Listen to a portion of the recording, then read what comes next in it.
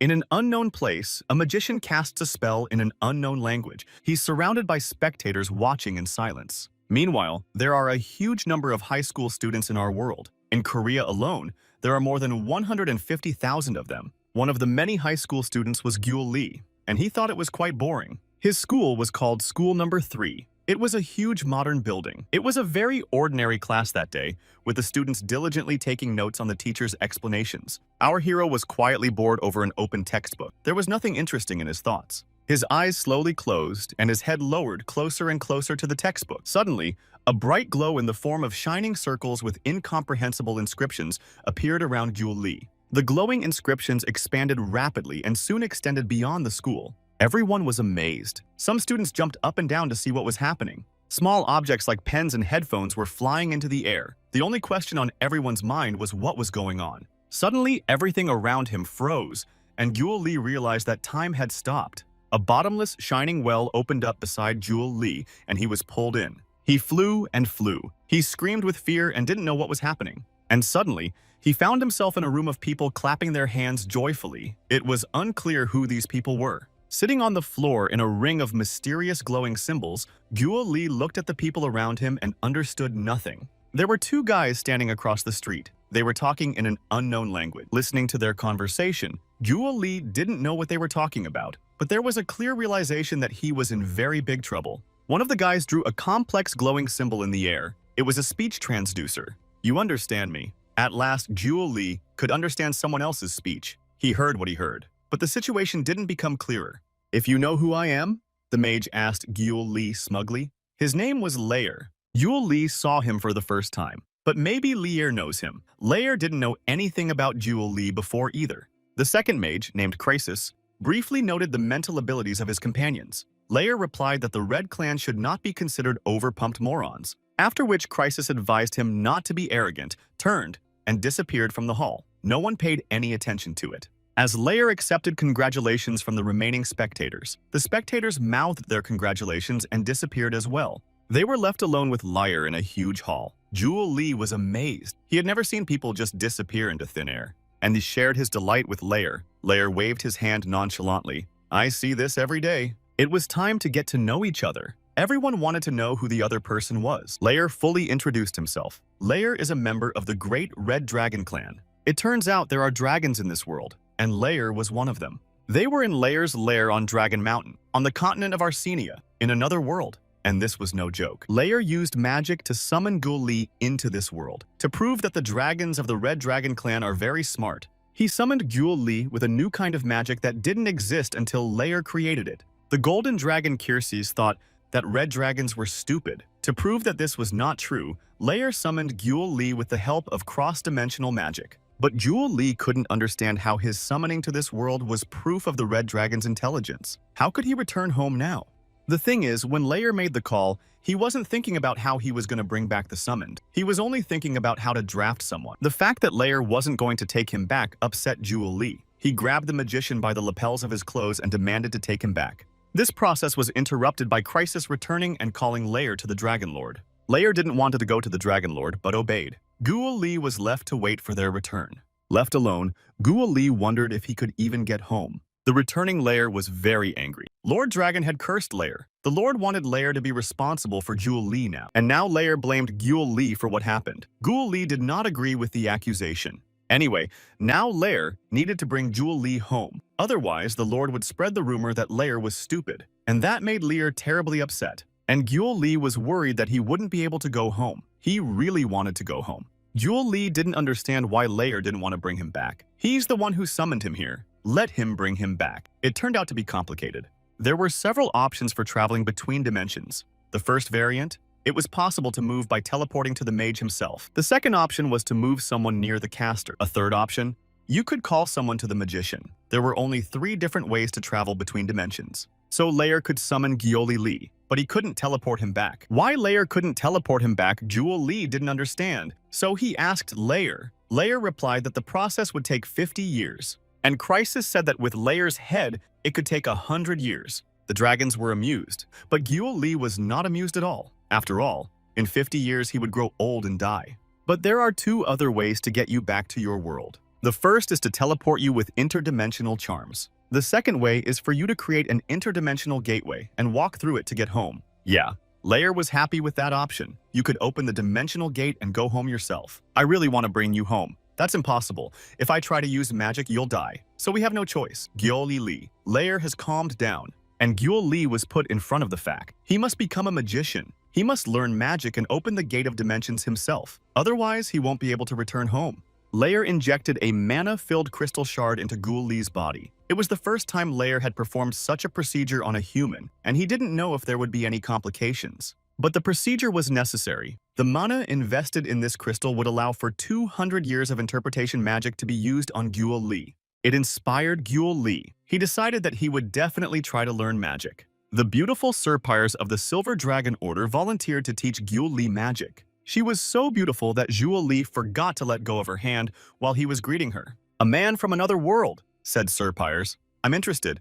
My classes are pretty strict. You don't mind, do you?" Gyul Lee happily agreed to work hard to get home. Serpires said, "Okay, so you'll have to keep up with your studies." Layer entered the conversation. "Gyul Lee, you definitely want to study magic. Think about it. For spatial magic, you have to reach class 9. It's a long time. Maybe it would be better to wait until I create new magic," Layer asked. But Gyul Lee replied that it would be better for him to learn magic from Serpires. "I only called her because you said you needed a teacher. You're pathetic. Try not to die." Layer told Gyul Lee to go on his way.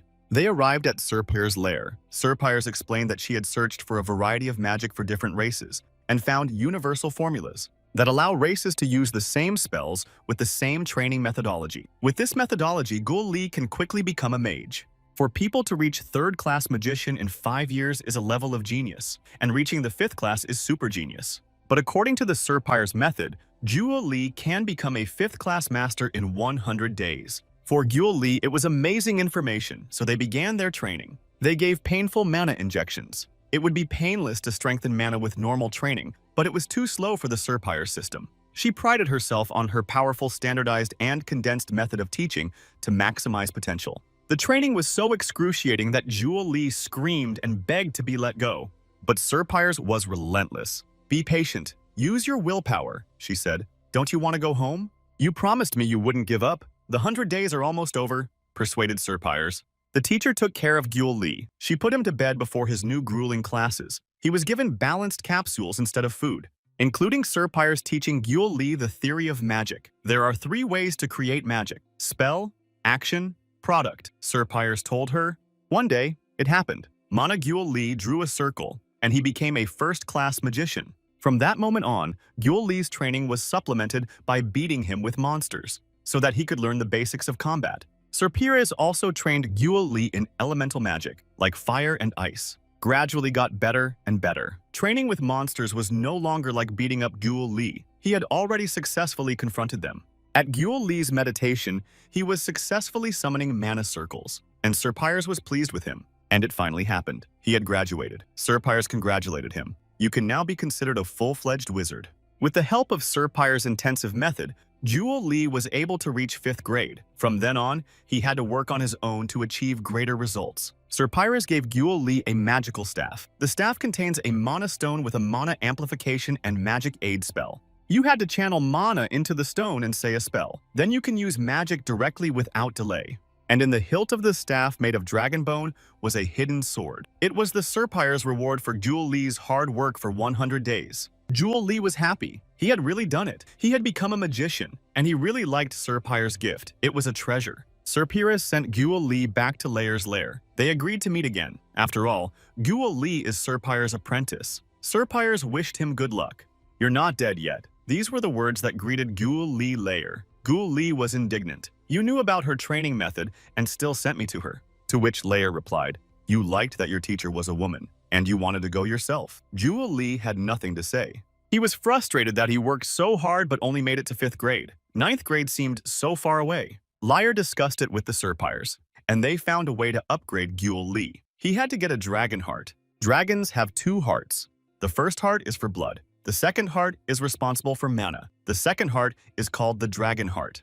And Layer told Gyul Lee that 1,000 years ago, an old dragon named Acreon passed away. He was called the Dragon of Light. He belonged to a clan of green dragons. Usually when a dragon goes to the other world, the mana of its heart is returned to the great nature. But the Dragon of Light cut his dragon heart into 4 pieces before he left this world, and sent them to different places on the continent of Arsenia. These parts are called the Dragon's Tears. Lair finished his story. Gyul Li didn't understand why Lair was telling him this. It turns out that if Gyul Li can collect these 4 pieces, he can reach 9th grade. But Lair didn't know the exact location of the dragon heart pieces. He only knew they were somewhere on the continent. This upset Gyul Li, and he offered to give Lair his heart. He didn't agree. But Lair had created a dragon heart mana detection device to aid in the search. At this point, Lair sent Gyul Li to find parts of the dragon heart. He teleported him to a place unknown to Gyul Li. Upon landing, Gyul Li was angry at Lair, who had summoned him and made him suffer. At that moment, Lair, who had forgotten to give Gyul Li the insignia of a nobleman, the coat of arms of the Marquis of Delphine. 150 years ago, Lair had served as a knight in the Eluan kingdom. He made a great contribution to the kingdom. Lair was given the title of Marquis. With the ring, Gyul Li was to be recognized as one of the Marquis of Delphine's family. But Lair didn't know if the Delphine family still existed, since he hadn't been there since. But Gyul Li must go there. That's where Lair left a great sword called the Black Stream. There should be a piece of the dragon heart in its hilt. But why he left it there, Gyul Li didn't understand. Then the Black Stream sword was of no use to Lair. Lair said goodbye again, and teleported Gyul Li away without further explanation. The last thing Gyul Li heard was that he needn't worry, because someone would help him.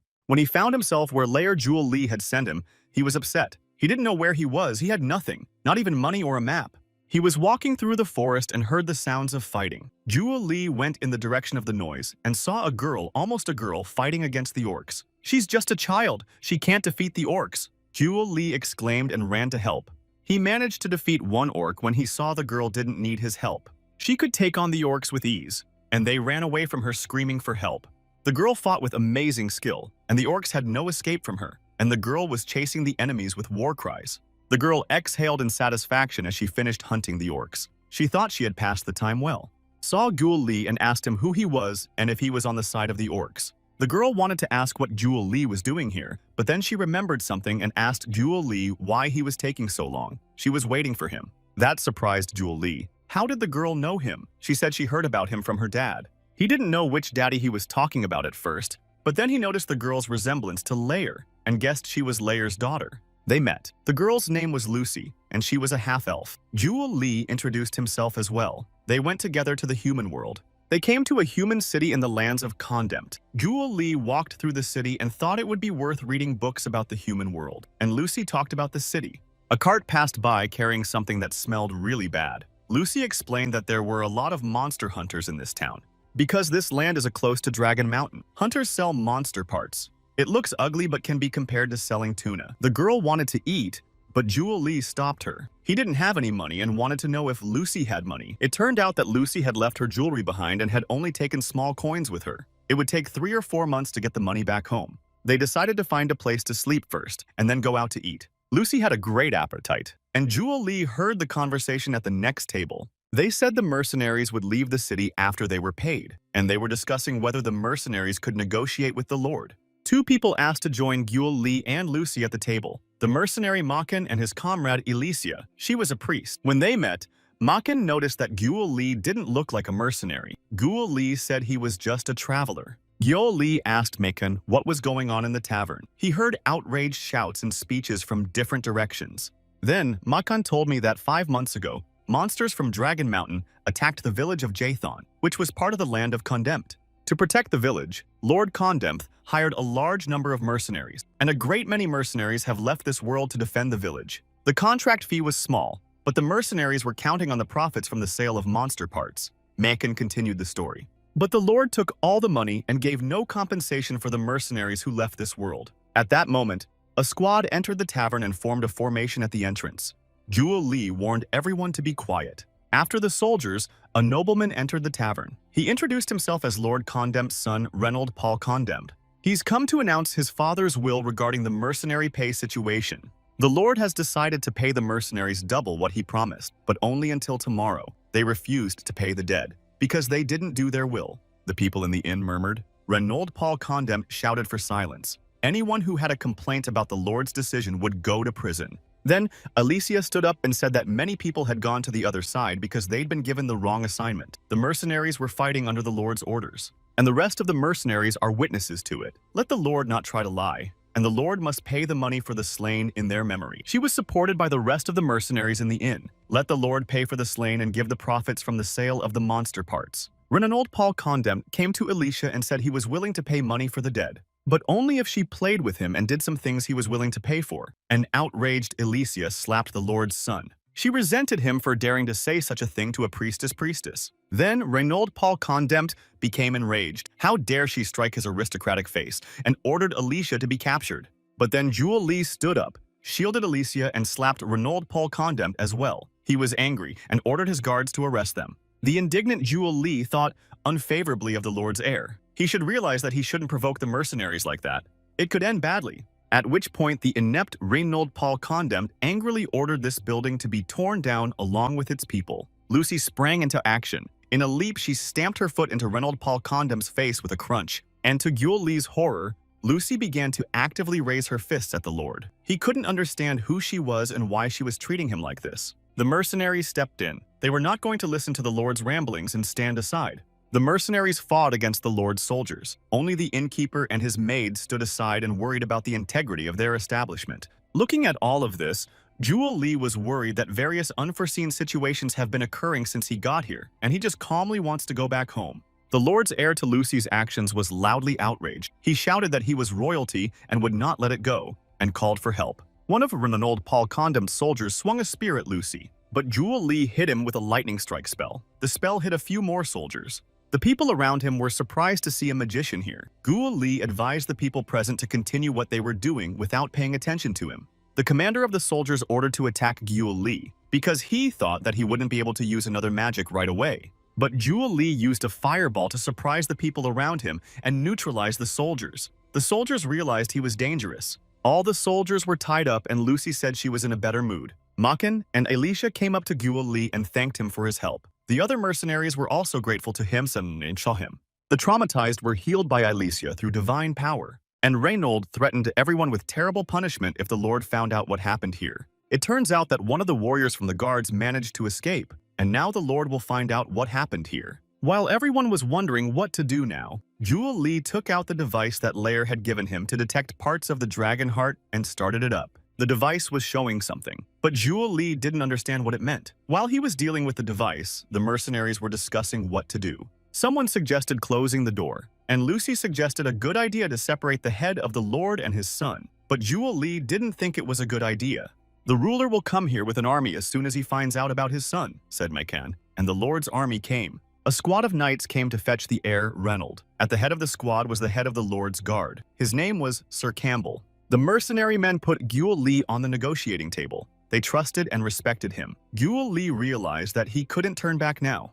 The Lord's chief of security immediately started accusing Jewel Lee and the mercenaries of attacking the crown prince and his guards. Even though Jewel Lee tried to explain that Renald provoked the mercenaries first, but the security chief didn't want to listen to him. Then Jewel Lee began to say that Renald had insulted the priestess. At that moment, he felt something wrong behind him and activated his night vision. On the roof of the building, he saw soldiers ready to attack. Jewel Lee hit them with magic missiles. It was a cunning plan to rescue Renald, distract the mercenaries with conversation while the soldiers used the roof to get into the inn and free him. Knight Campbell was not deterred by the setback. He ordered the soldiers to attack the tavern and the mercenaries. Jewel Lee used the firewall to stop the soldiers from breaking into the hotel. When Renald heard help arriving, he screamed to be rescued. Lucy put a blade to his throat and commanded him to be quiet, and told him to withdraw his knights. Renald had to order his knights to stop the attack. Makan appeared carrying a man on his shoulder and announced that he had brought the Lord. It was time to negotiate. Jewel Lee explained to Knight Campbell that they should have just talked from the beginning, and now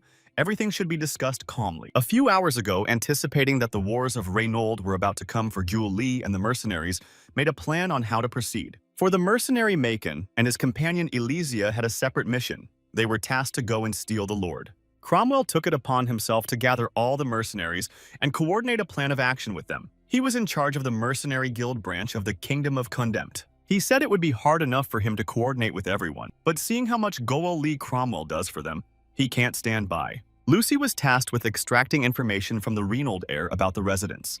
Lucy gladly accepted. and partners Macon and Elijah were tasked with kidnapping the ruler. There were many mercenaries gathered outside the inn. The ruler was also at Jewel Lee and the mercenaries. Knight Campbell couldn't do anything with all his will. Began negotiations with the governor. They made conditions. One was to pay the money for the work. The second was to compensate the families of those who had left this world. The third condition was to forget about today's incident. That's how Reynolds started it. But the governor flatly refused to fulfill all three conditions. Alicia contradicted him. As a result of his command, more than 100 people have left this world. She couldn't save the wounded. She couldn't even save her close friend Kael. Then the Lord began to make his own conditions. For example, he agreed to forget about today's incident. He absolutely refused to pay with money. Jewel Lee didn't understand why this Lord was so greedy. The mercenaries began to stir. There were outcries of outrage everywhere, including some suggesting that the Lord should be sent to the afterlife. Lucy yawned loudly. She was bored and wanted to sleep. She drew her sword and offered to separate the Lord's head from his torso if he didn't comply. And Renaud confirmed to his father that this elf woman had the courage to separate her head. Then the Lord offered his own suggestion. The Lord has offered to settle the dispute in a duel. If he loses, he will honor their demands. And if they lost, the Lord would not pay a penny. Jewel Lee was indignant at this suggestion. After all, the Lord had promised to pay the mercenaries long ago. Then the Lord suggested this solution. If he loses the duel, he pays double. And if the mercenaries lose, he pays nothing. For today's events, he agrees not to be punished. But if the mercenaries lose, he will have to work for a year as a mage for Jewel Lee. The mercenaries enthusiastically accepted the proposal despite Jewel Lee's protests. They had already begun to discuss the terms of the duel with the Lord. No one listened to Jewel Lee's protests. He didn't understand how everything had been reduced to a duel and why he would have to pay the price if he lost. He suspected that there was something to the dueling idea, but they wouldn't listen to him. Even Lucy was pleased. She thought dueling was so much fun. And Jewel Lee was also embarrassed by the Lord's very satisfied look. He looked like a man who was up to something. And he also resented the fact that, according to the rules, a mage can't take part in a duel. What angered him most was that the outcome of the negotiation was that he should sit back and see whether or not he would become a slave for a year. The list of duelists was as follows. Knight Rowell fought against Cromwell. Knight Campbell against Kyle. Knight Romsplay against Macon. Against Lucy was placed Lily. And against Rocky Osborne. No one's heard of Lily and Osborne, who they are, if they can win. Jewel Lee was wondering, but it was time to go.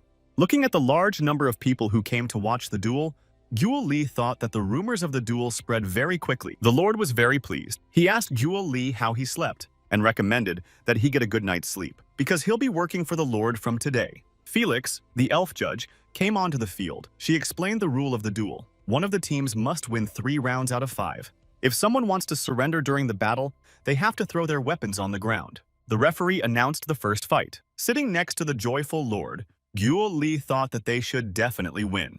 The first round has been announced. Knight Rowell versus Cromwell. Cromwell entered the ring and waited for his opponent. His opponent was delayed. Finally, the gate on the opposite side of the arena opened, and out rode a knight in full armor on a horse shod in armor. Knight easily took Cromwell out of the arena and said he would have taken his life if not for the rules of the duel. To Jewel Lee's outrage that the fight should be one-on-one without a horse, the Lord replied that the knight should be mounted and the mercenary could also mount a horse. Then Jewel Lee went to the referee. The judge explained that the only rule in this fight was to win 3 rounds out of 5. She gave the victory to Lord.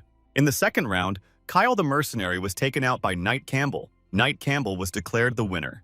With 2 victories, the Lord rejoiced. He ordered Lily to be released to finish the contest and win for good. Jewel Lee was outraged, since Lily should be in the 4th round and Lord changed the order of fights.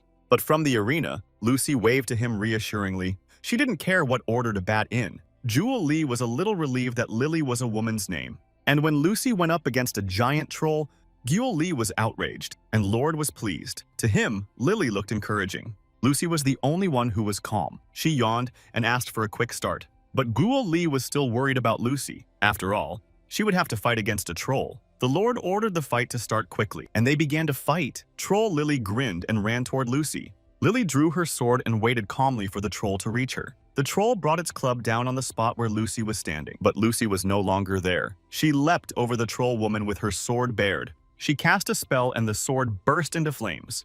There were cheers in the stands. A sword of fire. The magic sword.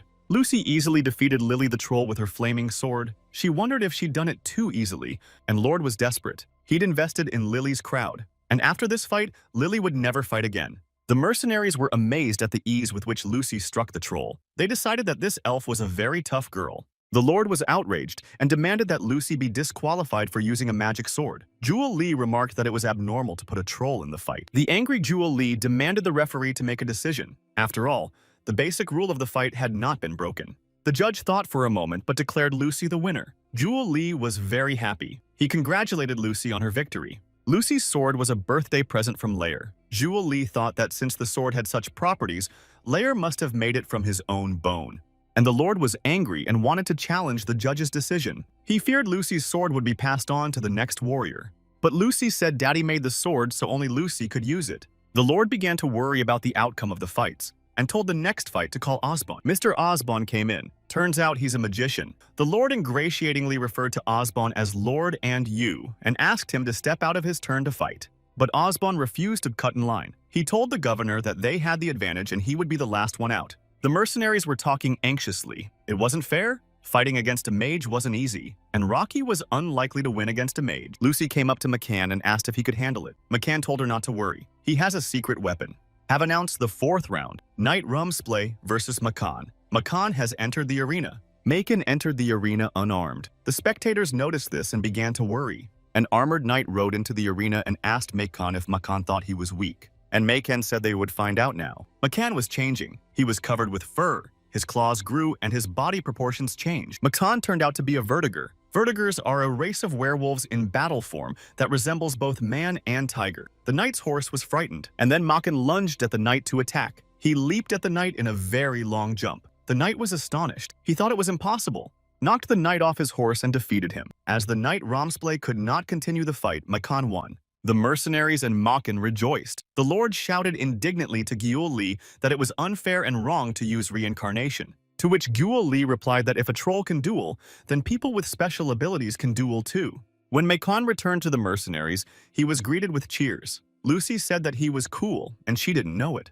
And the Lord was furious. He called the mercenaries crooks and shouted that his team must win, ordered the final duel to begin now. The referee announces the final round, Osborn versus Rocky. Osborn the magician entered the arena. That has angered Gyul Lee. He thought that the Lord had broken the rule. If Gyul Lee can't participate, then no other magician can participate. But the Lord said he changed the rule. Since the rules had changed and a mage was allowed to perform, there was nothing stopping Gyul Lee from participating in the duel. And he jumped into the arena. To Lord's indignation that the application form listed a man named Rocky, Gyul Lee said that his full name was Rocky. But the Lord wouldn't stop resenting him. He pointed at the mercenary and said that Rocky was that mercenary and that he should duel according to the list. To which Gyul Lee replied that his name is Rocky more likely than the troll's name is Lily, and added whether the Lord was worried that the mage speaking for him would lose. The signal to start of the round sounded. Gyul Lee and the magician named Osborn stood opposite each other in the arena.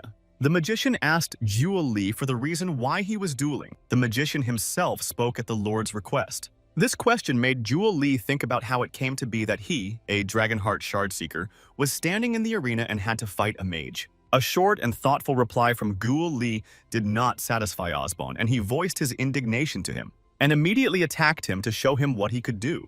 A magical duel began. Osborn sent magic arrows at Gyul Lee. Gyul Lee took out his magic wand and put up a shield. A bright glow appeared around Gyul Lee from Osborn's attack. The boy's silhouette was vaguely visible through the glow. Under the protection of the magic sphere, Gyul Lee successfully survived Osborn's attack. The magician Osborn thought respectfully of his rival, that he could not only talk the talk, so he sent a fire arrow spell at him. But Gyul Lee didn't just stand there and sent an ice harpoon towards the fire arrow. The two spells met and there was a huge explosion.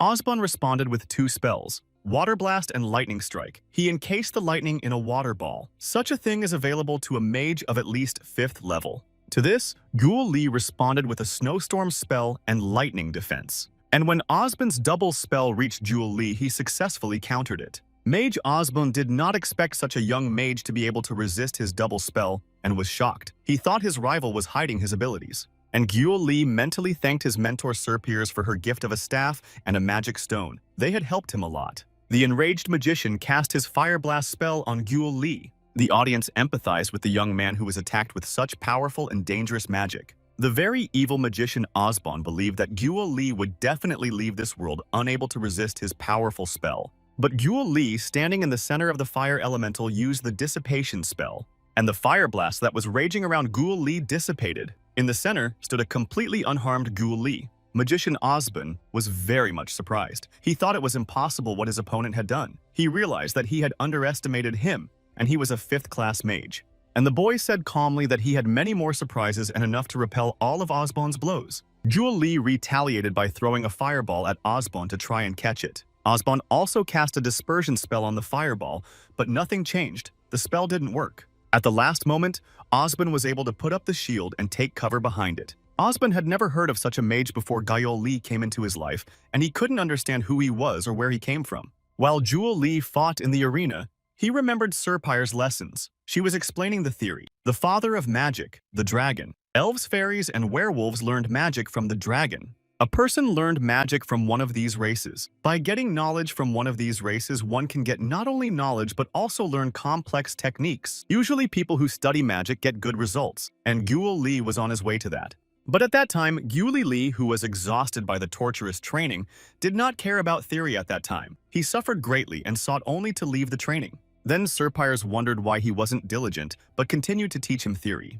Thinking back to the moments of training, Guo Li wondered why he was studying all this. While Osban was thinking, he had not seen such a technique in other mages and thought that a mage could have an abnormal technique, but it was difficult to develop it. But Osban's thoughts were interrupted by Guo Li. He told him that someone was talking too much. He must be nervous. Osban then decided to hit the insolent opponent with a special technique of elemental magic and directed ice magic at Guo Li. Since Osban was a 5th-level wizard, he created a powerful spell. But this spell was not the ultimate in power. So in response to his opponent's attack, Guo Li created a similar technique, but fire magic. Ice magic and fire magic met in the middle of the arena. It was a grand spectacle. In the stands, the spectators were frantic.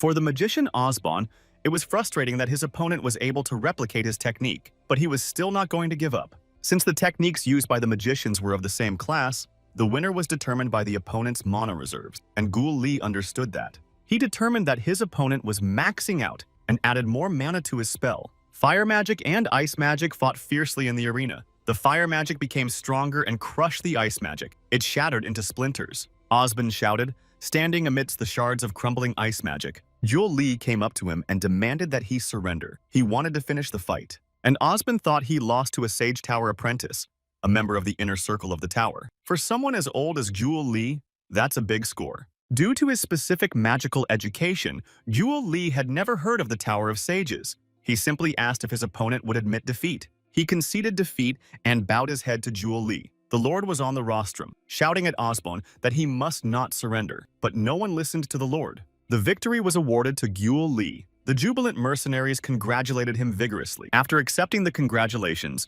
Guo Li turned to the Lord and demanded that he fulfill the terms of the agreement, since the mercenary side had won, and repeated the terms of compensation. 60 coins for those who have left this world. Payment for monsters, 20 coins. It was unbearable for the Lord. He felt very bad about losing the duel, and the mercenaries were going to celebrate the victory at the inn. Meanwhile, Guo Li had lost Lucy. He looked for her and found her in the room under the bleachers. She was sleeping peacefully. He gently woke her up and told her that they had won and it was over. The boys took their share of the winnings and went on their way. They walked quietly down the road and talked. Lucy was a little worried that they had left without saying goodbye. On the way, Lucy told me what she'd read in books about duels, and Guo Li listened to her attentively. They heard someone catching up, horses stamping and the sound of a wagon moving.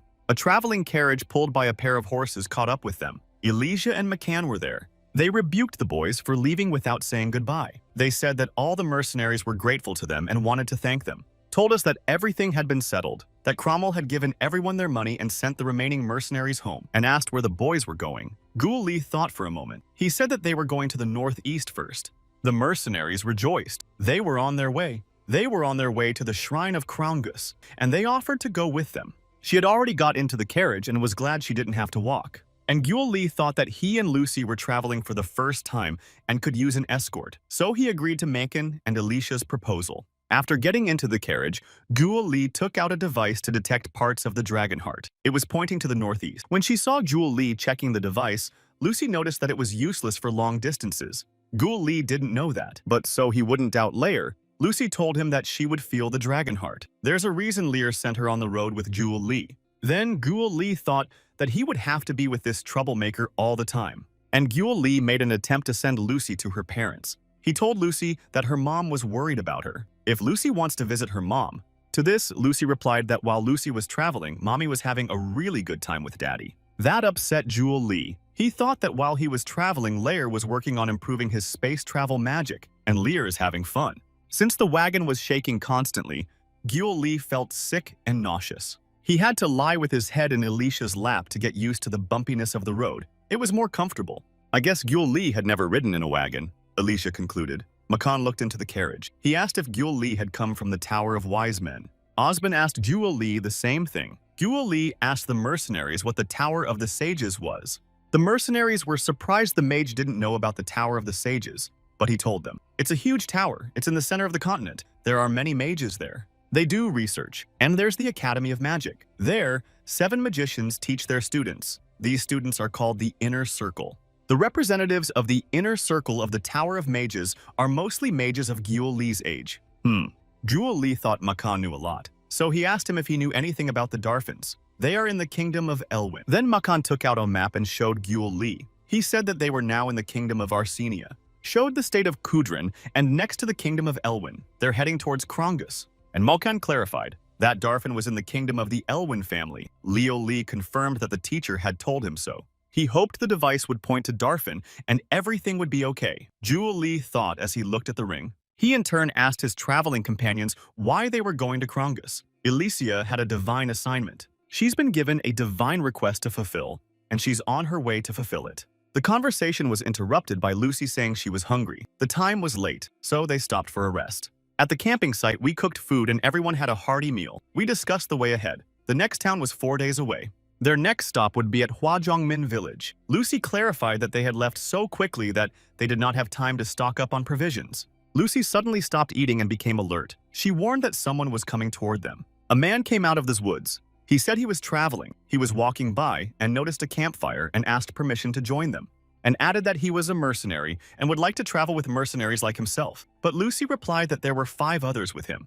The traveler replied that they must have been too noisy and suddenly threw a knife at Guo Li. He didn't even have time to react, but Lucy wrestled the knife away. She called Guo Li a sheep and drew her sword. Guo Li put up his shield. The rest of the bandits came running out of the forest. They shouted that they should be the first to take the wizard's life and not leave the women alive. The angry Guo Li fired first defense missiles and then death cloud at the bandits. The bandits were surprised by Guo Li's skill and fled into the forest. The travelers remained standing in a protective formation. Guo Li asked who could see well in the dark. Lucy could see well, and Mankin could see well too. Guo Li used the water balloon spell to put out the fire. They stayed in the dark and went to catch up with the bandits. Some of the brigands were hit by the poison cloud spell and felt bad. One of the bandits was struck by Guo Li with a magic arrow. At this time, he was attacked from behind by another bandit. This bandit was blown away by Guo Li's wind gust spell. One bandit tried to run away but was caught by Lucy. They gathered the defeated bandits in a clearing and began to wonder who they were. They decided that the king of Comdent could not have sent such weak opponents. Decided to ask the bandits themselves. The bandit leader immediately started threatening, saying that they dared to touch the Black Brotherhood and would regret it. Lily intervened and explained to the brigand that she needed to elaborate. It turns out the brigands were working for the Black Magicians. They kidnapped people and forced them to work in the mines. They came across Guo Li's company and decided to rob them. And Meikan remembered they'd missed one bandit. Perhaps the Black Magicians might come. This was the first time Guo Li had heard of Black Mages. It turns out that Lucy hated Black Magicians. She thought they did unforgivable things.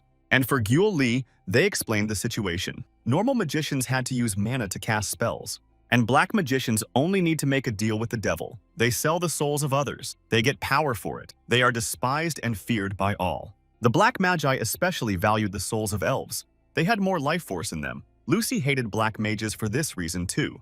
That's when Guo Li finally realized that Lucy was an elf. He thought she was a dragon who pretended to be more than an elf. He thought so hard about who she was that Lucy herself came up to him and told him to think less. Because she already had to be rescued by Guo Li today, Guo Li thanked the puzzled Lucy gratefully. They were deciding what to do next. Alicia had to report the Black Magicians to the temple. Makan suggested that they go to the village first. He had an acquaintance there. But Lucy wanted to sleep. She suggested to sleep first and then think about what to do next. They went to bed and Meikan stayed behind to watch. As Guo Li fell asleep, He thought about how he would have handled the situation if he hadn't studied magic, about wanting to go home and whether he can adapt to his school again, and if there's a school for mages. In the morning, Jewel Lee had a hard time getting up. He was not used to sleeping on the ground and his back hurt. They set off. The carriage was followed by the bound robbers. They reached the village. The village was protected. The wagon was stopped by the guards and asked who they were. Maken answered to whom. The head of the village came down to them. His name was Craig. He pleased Maken and Alicia. It was their former mercenary comrade. He was especially excited about Alicia. He needed her help. They had a badly wounded comrade they could not help themselves. And Alicia, as a clergyman, had a chance to heal the sick man. Craig led the way to the sick man. Alicia busied herself with examining the wounded man. The wounded man was in serious condition. There were two people at the patient's bedside, a girl and a boy. In order not to disturb Alicia, they left the room and continued their acquaintance. The girl's name was Jenny. She was also a mercenary. Guo Li thought the girl was very pretty, especially when she smiled. The young magician's name was Luki. He was able to use healing magic. Guo Li had identified him as a 4th grade mage. Jewel. Li himself couldn't use healing magic. Luki said that healing magic could only be used by experienced mages. But Jewel Li remembered what Sir Pyres said. The type of magic is chosen according to the mage's preferences and abilities. If a mage chooses healing magic, other types of magic will be weak and ineffective. This is why it is mostly chosen by priests. And Gyul Li told Luki so, that if you chose healing magic, the power of the other types would be insignificant. Luki replied that he knew a lot for a beginner, and Gyul Li asked Luke why he thought he was a beginner. Luki replied that at Gyul Li's age, he could hardly be a mid-level mage. Gyul Li was indignant because Luki didn't look any older than him. The young mages stood across from each other and actively thought how much they disliked each other. Alicia, meanwhile, was using divine magic to heal the wounded man. His wounds were gradually healing. And Jenny told me that black magicians had been discovered near the village. Luki has been assigned to investigate the area. Jenny and Leo, who was wounded, accompany Luki. They told McCann what they learned yesterday. It had to do with a stone mine in Bane Mountain, and they had 3 other mercenaries. They were captured. This information surprised McCann. He knew the stone mines were government property. He thought the black magicians were up to something. Very importantly, the stone mine was very close to the village, and it was expected that the black magicians would come here again. Craig came over to Macon, and they discussed where they could get fighters to defend the village. Jewel Li had a headache and decided to rest. He had a hard time adjusting to the new world with its black magicians and other problems. He wanted to give up and go home. He was thinking about how much he missed ramen and black sauce noodles when he heard a noise in the bushes, and he yelled for the one hiding there to come out. A girl timidly came out of the bushes. Jewel Li was surprised that it was a lonely child. The girl's name was Marie.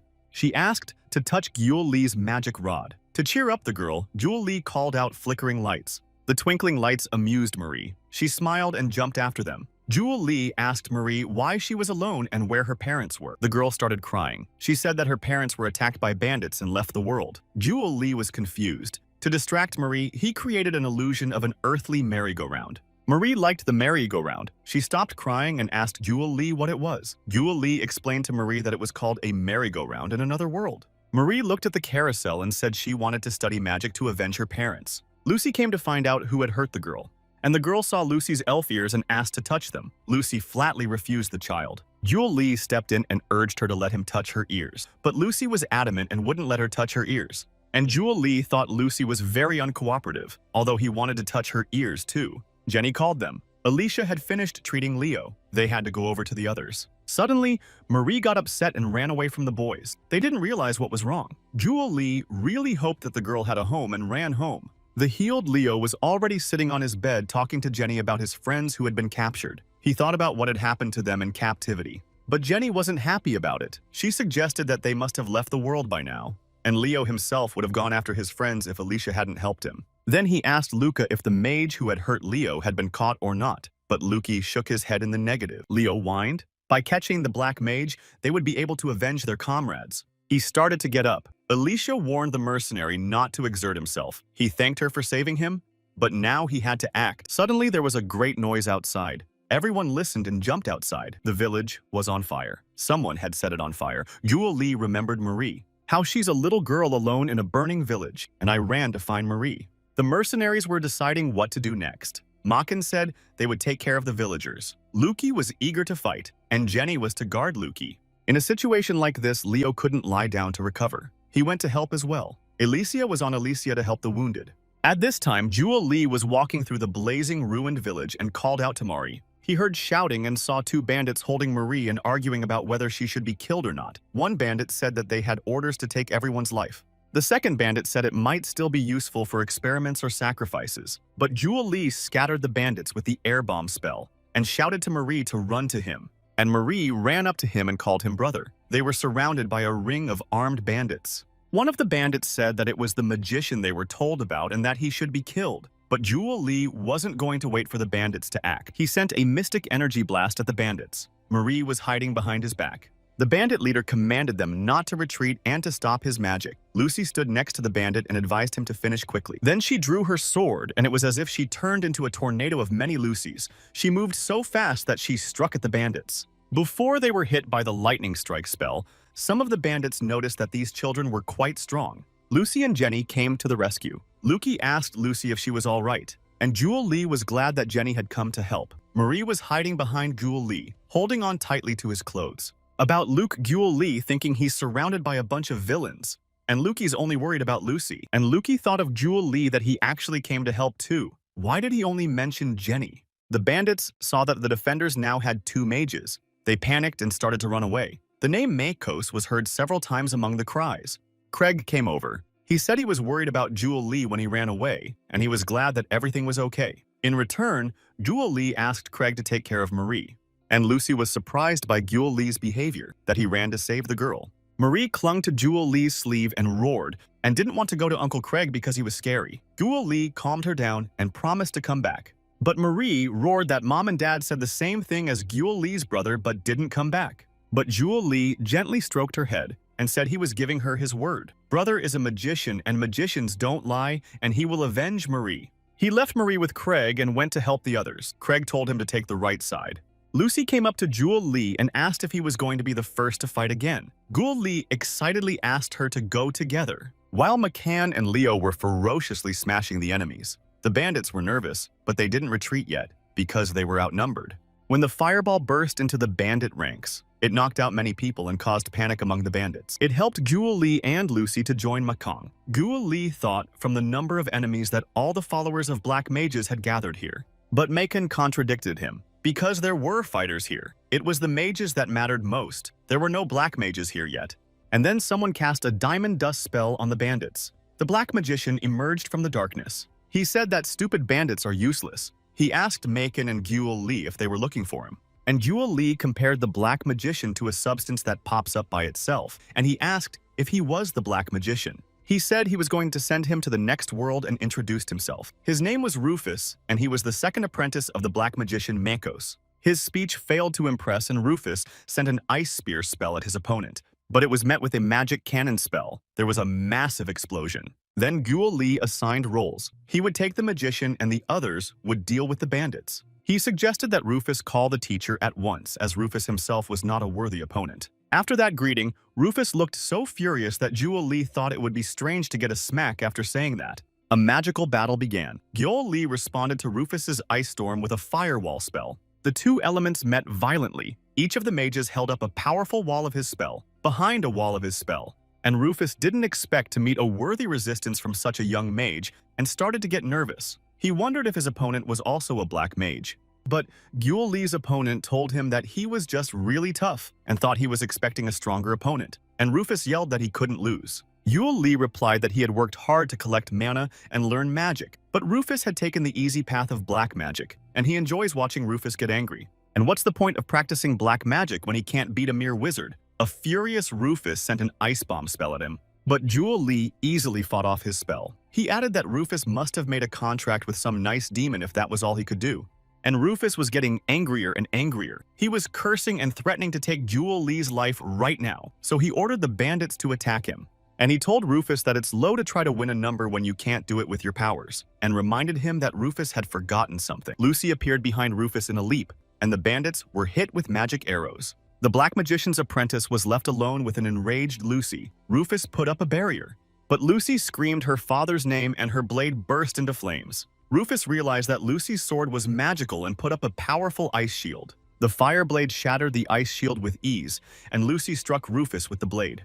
The bandits who were with him saw him leave the light and ran away. and Lucy saw that Zhuo Li wasn't feeling well, and she realized that he had used up too much magic energy today. The mage's path is like a labyrinth. As the level increases, the amount of mana decreases, and its replenishment becomes more difficult. How much effort it will take in the future to overcome difficulties. There are those who take the hard way and those who take the easy way. But the most important thing is to know how to use that power. Guo Li thought while Lucy helped him walk. He wasn't feeling very well, but there was no time to rest. After all, there was also the Black Magician who had sent his disciple to meet Guo Li and took the easy way out.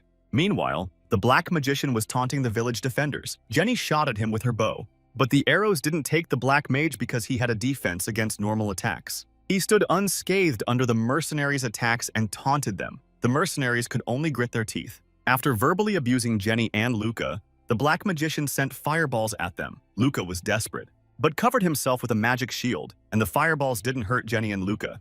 The Black Mage sent fireballs almost continuously. Luca's strength melted and he could barely hold the magic shield. Suddenly, before another fireball, the mercenaries were protected by an ice shield. It was Guo Li and Lucy who came up. When they connected with Luki and Jenny, Guo Li asked who the mage was. It was Glowin, and he was a level 5 mage, but Guo Li said he was a level 5 mage too. Luki couldn't believe it. Black Magician Glowin saw Lucy and recognized her sword as magic, told her to give him the sword. Then Lucy clarified what would happen if she did not want to give him the sword, and the magician replied that he would send her to the other world and take the sword himself. Glowin has been asked if he's a henchman of Makos like Rufus. He replied that he was the first apprentice of the Black Magician Makos. He asked where Rufus was. He was informed that he had already left this world. That made Glowin happy. He thought he was the only one left and the strongest. But he felt it was necessary to avenge Rufus, so he cast a flamethrower spell on them. He wanted to hit Lucy very hard. She stopped Guo Li and rushed into battle with her flaming sword. When he saw that the flamethrower spell had no effect on Lucy running at him, he cast Fire Barrier. But Lucy shattered the fire barrier with her flaming sword and ended up near Glowin. Guo Li was amazed by the power of the magic sword created by Lair, and Lucy, who inherited the dragon blood, was very strong. The magic Glowin used smelled of elf blood, and Lucy could smell it. She asked Glowin how many elves he had sacrificed. He said that he didn't understand why it bothered her so much. After all, she's only half-elf. He was answered by Guo Li that Glowin himself is a half-blood mage, as he can only use one type of magic. While Guo Li was arguing with Glowin, the Black Magician was watching them from his hiding place. He was thinking about how he had never seen this magician before. Over and over again, Lucy tried to attack Glowin, but he'd close in with a wall of fire, throw fireballs at her. He used hellfire. Lucy couldn't get through this barrier to the Black Magician. Guo Li advised her to take her time. Soon, the magic of Glowin would be over. He has powerful magic, but at a safe distance, it's harmless. And he only uses one kind of magic. His mana is running out. And when he's tired, then you can attack. That's what Lucy Guo Li explained. And he gave Glowin the advice to use his flicker magic when he's exhausted. Luki was indignant at this. He didn't understand why Guo Li had given the clue to the enemy. Then Guo Li shared his observation with Luki. He suspected that Glowin didn't know how to use shimmer magic, because once they gained power the easy way, they immediately mastered powerful spells, ignoring less powerful magic. Luki said that mages who came from nowhere and mastered magic the easy way, instead of studying hard, should be burned. Guo Li had the thought that Luki was alluding to him, to Serpace and her teaching methods. Glowin ran out of energy. He could no longer maintain the spell and the flames around him went out. And Lucy, with the battle cry of "Let's go," rushed into action. Glowin screamed in fear. Suddenly, Lucy was thrown backwards by a slashing gust of wind, and the old Black Magician came out of hiding. He was walking and he was telling Glowin that he was overconfident. He was immediately recognized by Luki. It was the same black mage named Makos he had seen. He kept saying he thought he and Rufus could handle it. He fell to his knees and apologized to his teacher, and told him that Rufus seemed to have left the world, and pointed to Guo Li to tell him exactly who sent him to Rufus's grave. And Makos suggested that Guo Li might be a witch finder and asked why he was fighting on the other side. The definition of witch doctor was new to Guo Li. He asked what it meant. Luki explained that black magicians called each other that. In response, Guo Li had already asked Makos why they were attacking ordinary people, but he wouldn't answer the question and said he was asking unnecessary questions.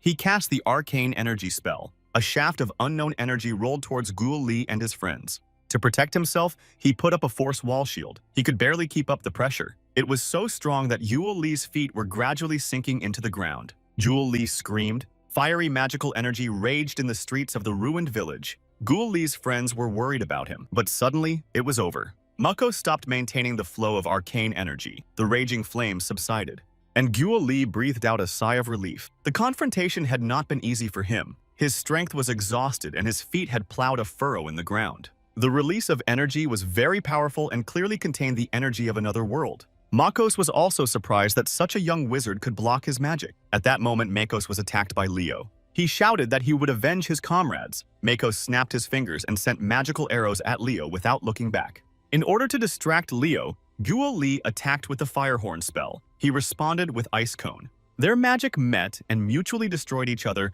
by digging a deep ditch. There was a stalemate. Each side realized it had a strong opponent, and Makos couldn't figure out where his opponent was trained. He had a special technique and it was unclear what to expect from him. Sitting in the ditch dug by the clash of their magics, Guo Li thought it didn't matter if someone was a tower mage or self-taught. It's all meaningless. They were exchanging remarks. Luki stepped into their conversation and asked Makos if he was surrendering. Guo Li asked Luki not to interfere with their conversation, and Makos said he thinks tower mages are idiots who don't improve their skills from generation to generation. Turns out Makos had once studied in the Tower of the Sages and had even entered the Inner Circle. But when asked why he became a black magician, he said he was tired of being degraded. He believed that his skill knew no bounds, but he had been training in the tower for over 10 years and couldn't make any progress. All mages, even those much weaker than him, have reached great heights, but not him. Guo Li told him that if you don't have talent, it's hard to succeed, even if you work hard. He went on to say that there were persistent students who in their endeavor even left this world, trying to finish their studies. And there were other students who graduated without lifting a finger. A magician named Makos became disillusioned and left the tower to become a black magician. And Guo Li gave him an example. He believed that in this world, effort is not equal to results. He himself studied hard to get into a good university. But the students who have talent in their studies were always ahead of him without putting in as much effort as Guo Li. And the black magician continued. He said that he could not overcome the 4th grade of the Inner Circle no matter how much effort he put into it.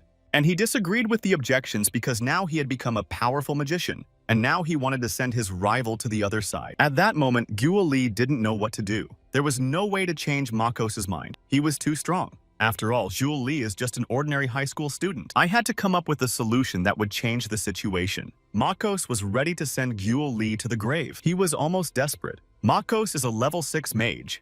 If they attacked at the same time, Guo Li's mana would run out faster. He didn't know how to turn the situation to his advantage. Makos attacked with a secret energy burst. It was a very powerful attack. Guo Li was literally swept away. He held on with all his might and realized that he wouldn't be able to hold on much longer. But then small hands pressed into his back, helping and supporting him. It was Lucy. She was giving him encouragement and telling him not to give up. And Luki was helping too. And Makan offered to put his strength behind helping him. In addition to Luki's existing shield, he put up a force wall. And they were all together holding back the pressure of Makos' arcane energy surge. Jenny and Leo were with them. They said that they should fight together because they couldn't do it alone. The help of his friends made Guo Li happy and he had a decision to make. He realized that everything was right and he had to put his strength together. And Guo Li told his friends to attack Makos when his magic runs out, and they should all do it at the same time. And Guo Li felt that Makos' magic was running out, so he gave the order to attack. The mercenaries and Lucy rushed to attack Makos. Lucy was struck by Makos' lightning strike spell. She dropped her sword in pain. The black mage sent a fire spear spell at Leo and Maken. Then an arrow sent by Jenny scratched him in the face. "How dare she?" Makos raged. Luki stood next to Jenny and cast a spell, sending ice arrows at Makos. Makos responded with powerful fire arrows. And here I am. Lucy got to Makos. But he turned the ground under Lucy's feet into slime and Lucy slipped and fell.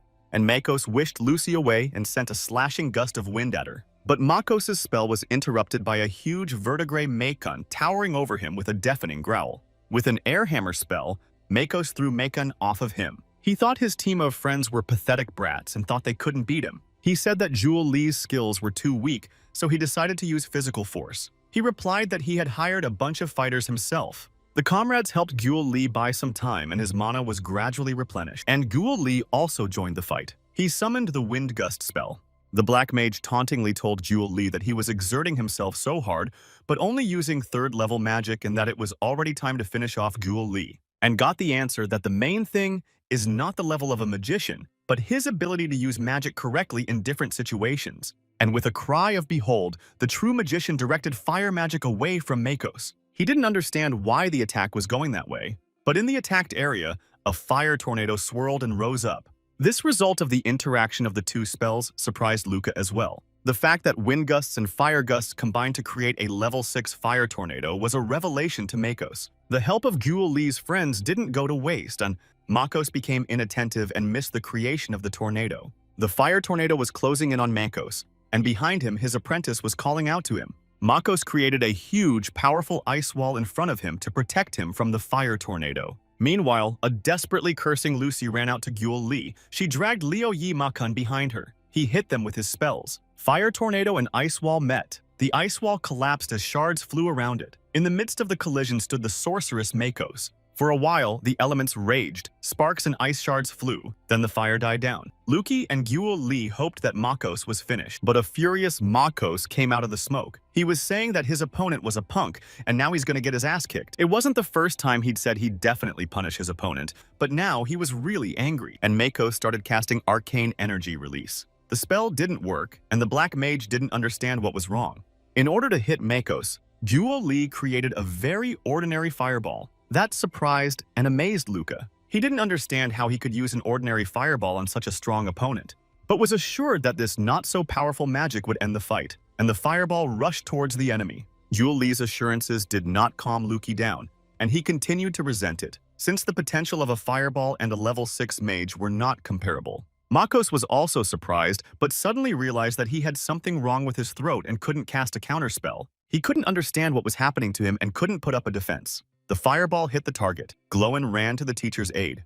Guo Li's plan worked. He was happy, and Luki still didn't understand what happened to Makos. While Glowin was huddled around Makos, he got up with the help of his apprentice, and the Black Magicians walked away. Towards Guo Li, he said that he would never forget what happened today. Lucy rushed after the Black Magicians, but she was stopped by Guo Li. It was dangerous for even Lucy to attack the two Black Mages alone, and her strength and mana were already gone.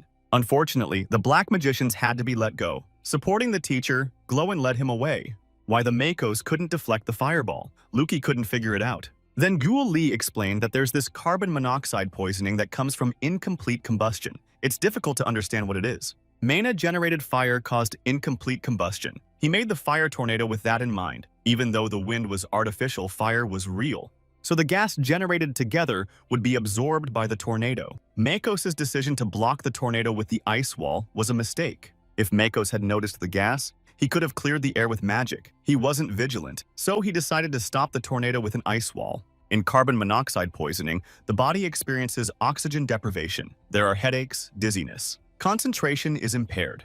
After all the explanations, Lucy and Luki sadly said they didn't understand anything. Guo Li had the feeling that kids in this world were stupid. The sun rose over the forest. The group of friends stood silently looking at the rising sun. Then Lucy asked the question, "We won," and she answered herself with a deafening shout that we had indeed won. Clamping his ears from Lucy's scream, Guo Li thought that Makos would suffer from carbon monoxide poisoning for a long time, and now all the Black Magicians would turn against them. He remembered Makos' hateful look. Makos would surely try to send Guo Li to the next world. He was sure that he and Makos would definitely meet again. But in any case, Guo Li was alive today. Outside the village, Makos was angry. He promised to spare no one and send everyone to the other world. He promised to take revenge on Guo Li first. He told Glowin to inform all the Black Magicians that Guo Li and all his friends are declared sworn enemies of the Black Magicians. This time, they were on the verge of going to the afterlife, but in a way, they were just lucky. Guo Li analyzed it.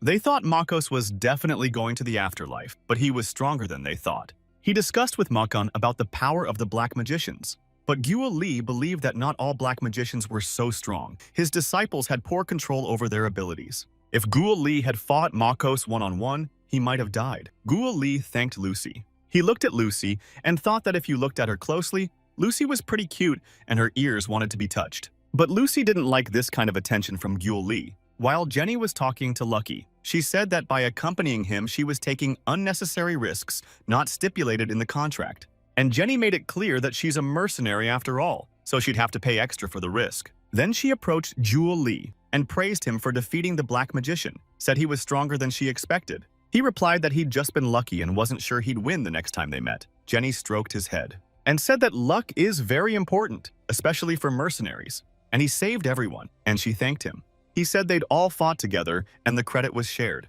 and he was embarrassed because he liked Jenny as a girl. He thought Jenny was more in line with his ideal than little Lucy. Craig came up to them and asked how they were feeling. He too was glad they had survived the night attack. And Guo Li said that Makan was injured with a broken rib and Leo had broken stitches. He asked where Alicia is. Jenny came up to him and asked him to help her with something. He was pleased and agreed. But Lucy stepped in between him and Jenny with an offer of help. She said she'd help Jenny herself. And leaving with Jenny, Lucy casually told him to grab the magic wand that's over there. And there on the ground was Makos's forgotten staff. Guo Li realized that Makos was in even more trouble than he had previously thought.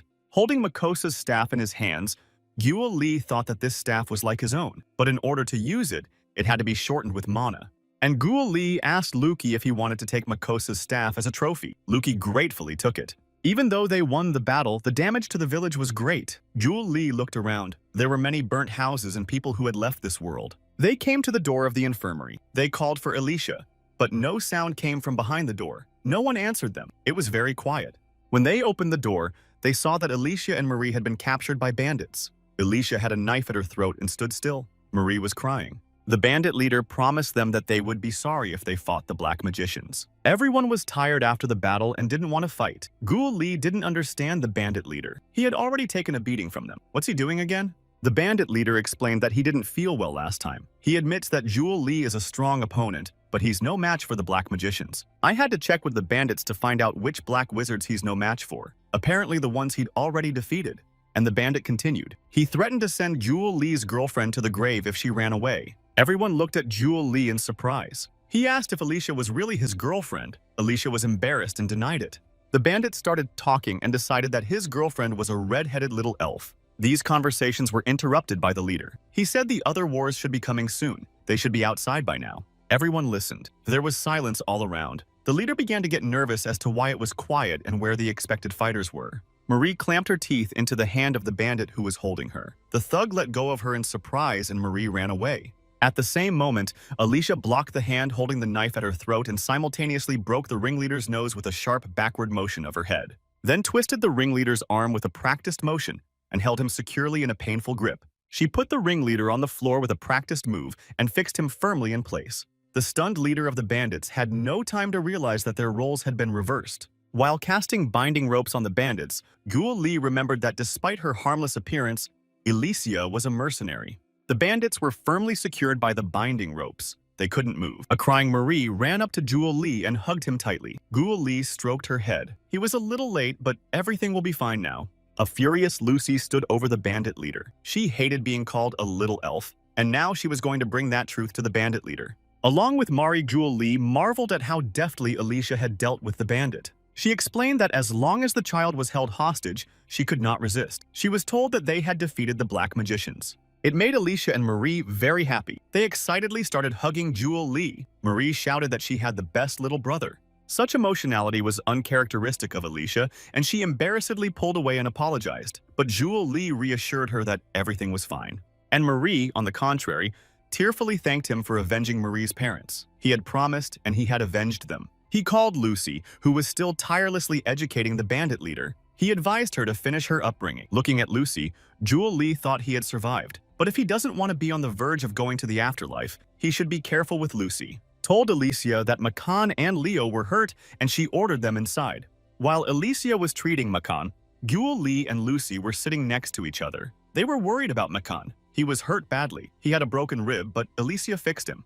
When Alicia was treating Leo, she reprimanded him that she warned him to be careful, but when he saw the black wizard, he lost control. The injured residents were numerous. Alicia sorted the wounded by severity. She was going to treat the most seriously injured first. She had help from the locals. They helped those who could be helped without magic. They prepared hot water and towels. There was a long line of civilians who needed help. Looking at the victims, Leo said Makos got off easy. Leo, should have taken him down personally. Looking at all of this, Luki asked Guo Li what they were going to do now. He didn't know what to do and didn't understand why Luki was asking him. If the Black Magi didn't come here originally for the stone mines, there should still be mercenaries guarding the mines. Maybe Makos will be there too. But Makos is probably not there. He's badly wounded and he's lost his staff. No matter how important the mines are to him, he probably won't go there. The question of whether there are any black magicians left. But Luki checked with the captured bandits about the mages, and they said there were only 3 black magicians.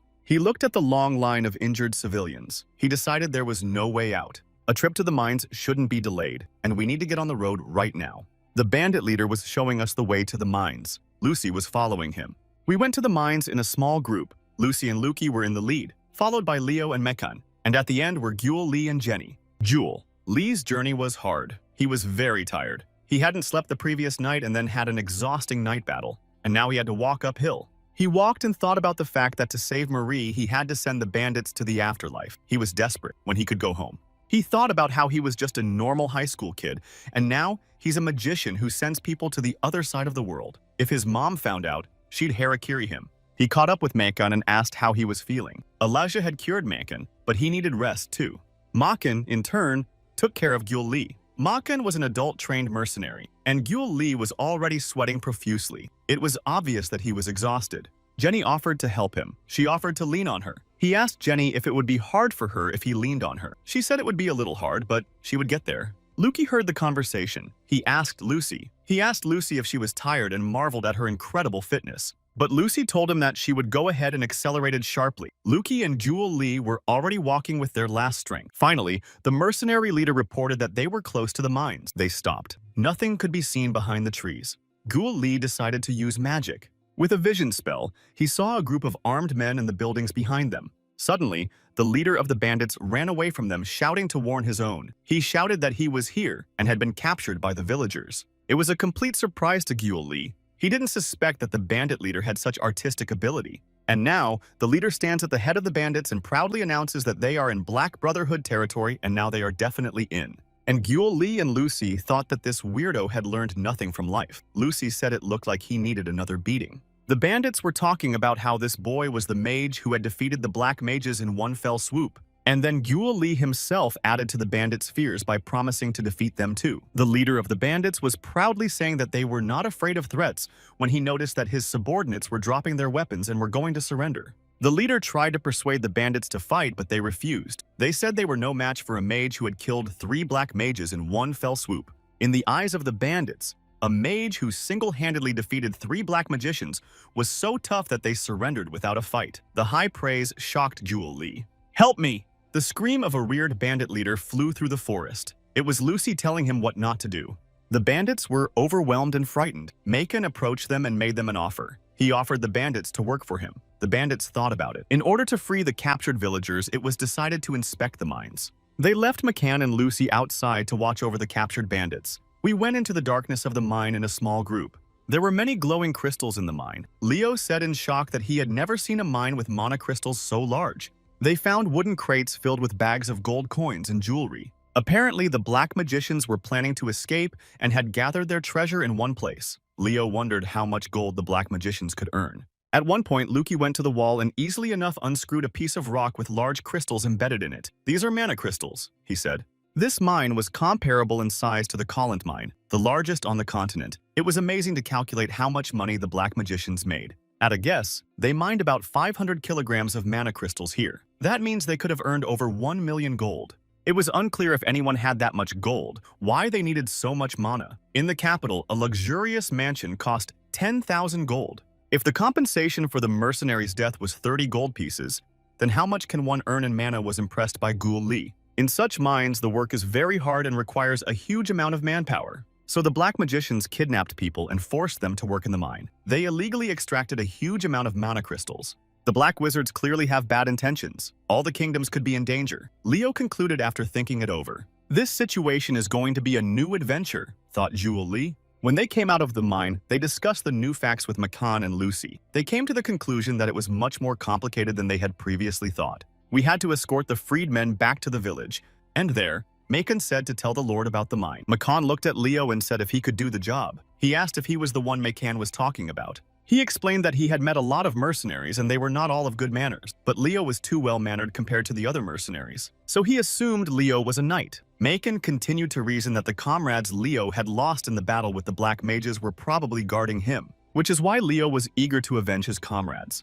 It was Mekan who reasoned next. Listening to this reasoning, Gyul Lee realized why Leo was acting like this. Gyul Lee thought he was too aggressive and he had a reason to be. It looks like Leo was trying to hide who he was, but he should have done a better job of keeping Mekan from suspecting him. But Leo expected a seasoned mercenary like McCann to have a hard time hiding who he was. It turns out that a mine like this is an important government facility, and there is a reward for finding such a place. You must meet with the Lord in person to receive the award. The process will take about 2 months, and you must come to the capital to collect the award. Such a long procedure to get a reward for discovering a mine disappointed Jewel Lee. Then Makan offered to take the reward and give it to the villagers. Since the village had been seriously damaged and winter was coming, it would be hard for the villagers. This idea was supported by Leo. He gave his word to the knight that he would donate the reward he received to the benefit of the residents. They decided to return to the village. Jewel Lee felt completely tired. He had to go out again. On behalf of the villagers, Craig thanked them warmly for all they had done. Although Jewel Lee was still worried that the black magicians might come back here again, but he was reassured by Leo saying that he would try to inform the Lord as soon as possible. The villagers had prepared food and a clean bed for the boys. They guessed that their defenders would be exhausted and hungry. A richly laid table awaited them in the house. Lucy was very hungry and ate with great appetite. While eating, Jewel Lee asked Luca how he learned to calculate so quickly. In the mine, he did the math in a couple of minutes. He dismissed it. The calculations were easy for him to understand, and he was curious about how Jewel Lee had reached the 5th level. It took Luki himself several years to reach level 4, and there was no more progress. Luki was stumped and didn't know what to do. Before he thought he could easily learn magic, he asked if Jewel Lee had any secrets to get to the next level. Jewel Lee was annoyed by the ending of that sentence. It seemed like Luki started to say good things, but then the meaning of the sentence became offensive. He wanted to punch Luca good and scream, "What the hell are secrets? Just hard work. How dare he ask for easy ways? He's a magician." But he didn't, and he pretty much thought he'd make a great actor. Means you have to work hard, and that's why you were able to overcome several grades at a time and so reach the 5th grade. I couldn't believe Luki. And then asked Jewel Lee if he could call Jewel Lee brother. He was surprised, but allowed it as an exception. And as a brother, Luca asked Jewel Lee what his relationship with Lucy was like. He didn't expect such an answer and was confused. But he made a joke and said he was thinking of getting married. This horrified Luca. With a laugh, Jewel Lee admitted that he was joking and calmed down the frightened Luca. Jenny came up to them and asked where they were going to go next. Since the village was already in order, he told her that they were going towards Krongus, and Luca had to go to the Academy of Light and tell them what happened. Since Jenny had been assigned to protect the baby, she would go with him. This information made Jewel Lee a little upset, since it was more fun together. Luca's teacher had reached the 5th level at the age of 20. Impressed by the success of Jewel Lee and the teacher, Luca was also going to reach the 5th level. Jewel Lee himself, this story made him think that this world is big and many people are strong in it. In order for him to protect people, he needs to become stronger. He may meet other black magicians in the future. It is necessary to find the dragon heart and go to the 6th level as soon as possible. Craig thanked McCann profusely when he said goodbye. McCann replied that Craig had also helped him many times on the battlefield. And Alicia gave Leo final instructions on how to care for his wound. Leo was grateful to her and said he would never forget Alicia. Knelt down in front of her and kissed her hand. He uttered the ritual phrase, "May your path be full of blessed light." An embarrassed Alicia thanked Leo and blessed him in turn. After that, Leo jumped on his horse and rode off to inform the Lord about the discovered mine with mana stones. Everyone waved at Leo, and Lucky and Jenny were leaving too. In parting, Luki said that he was grateful to everyone, and Jewel Lee was jealous that Luki was riding with Jenny on the same horse and holding her by the waist. Meanwhile, Luki waved to Lucy and said that they would meet.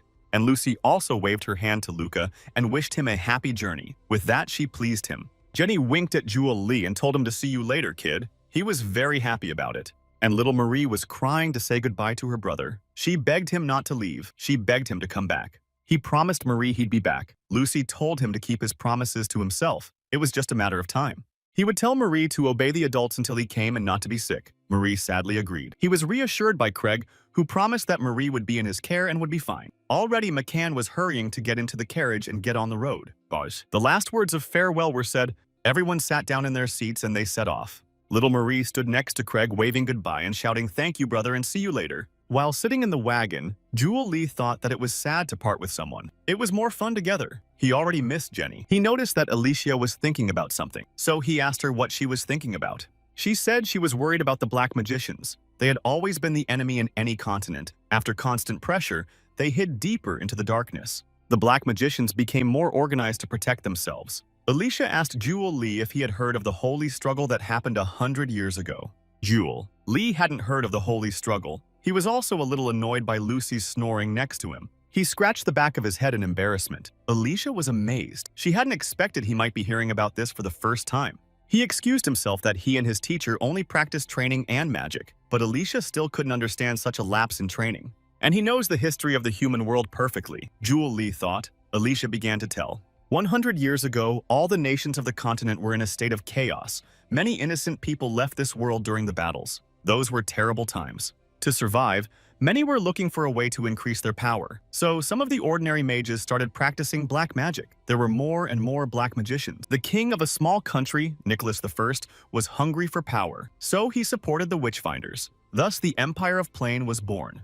This information got me thinking. Such an alliance was surely not a lasting one. He shared his thought with Ilithia. She confirmed it. After uniting the lands, Nicholas I wanted to get rid of the black magicians. He began to fear their growing power. Ragdam, the leader and mentor of the sorcerers, guessed Nicholas I's plans and decided to strike first. He set up 3 magic circles around the state. Tens of hundreds of thousands of souls of the kingdom's inhabitants were required to activate the magic. Many black magicians spent even the mana they needed to live. They turned to ash. So the black magicians could open the Devil's Dimension Gate. It's also called the Gates of Hell. Various demons and monsters began to emerge. This was how the Holy Struggle began. This story impressed Jewel Lee. He realized that these were serious events. He was thinking, to open the gate from the demon world to this place, one must have great power. Black Mage Ragdoom's skills were no joke. Whether the Holy Struggle was a battle between demons and humans only, he decided to check with Alicia. She explained, it wasn't simple. All the races united to defeat the Dark Empire. It took 7 years to defeat their enemies. In any case, it was a terrible struggle. During it, the world gave 5 heroes, and the Kingdom of Plain was completely destroyed.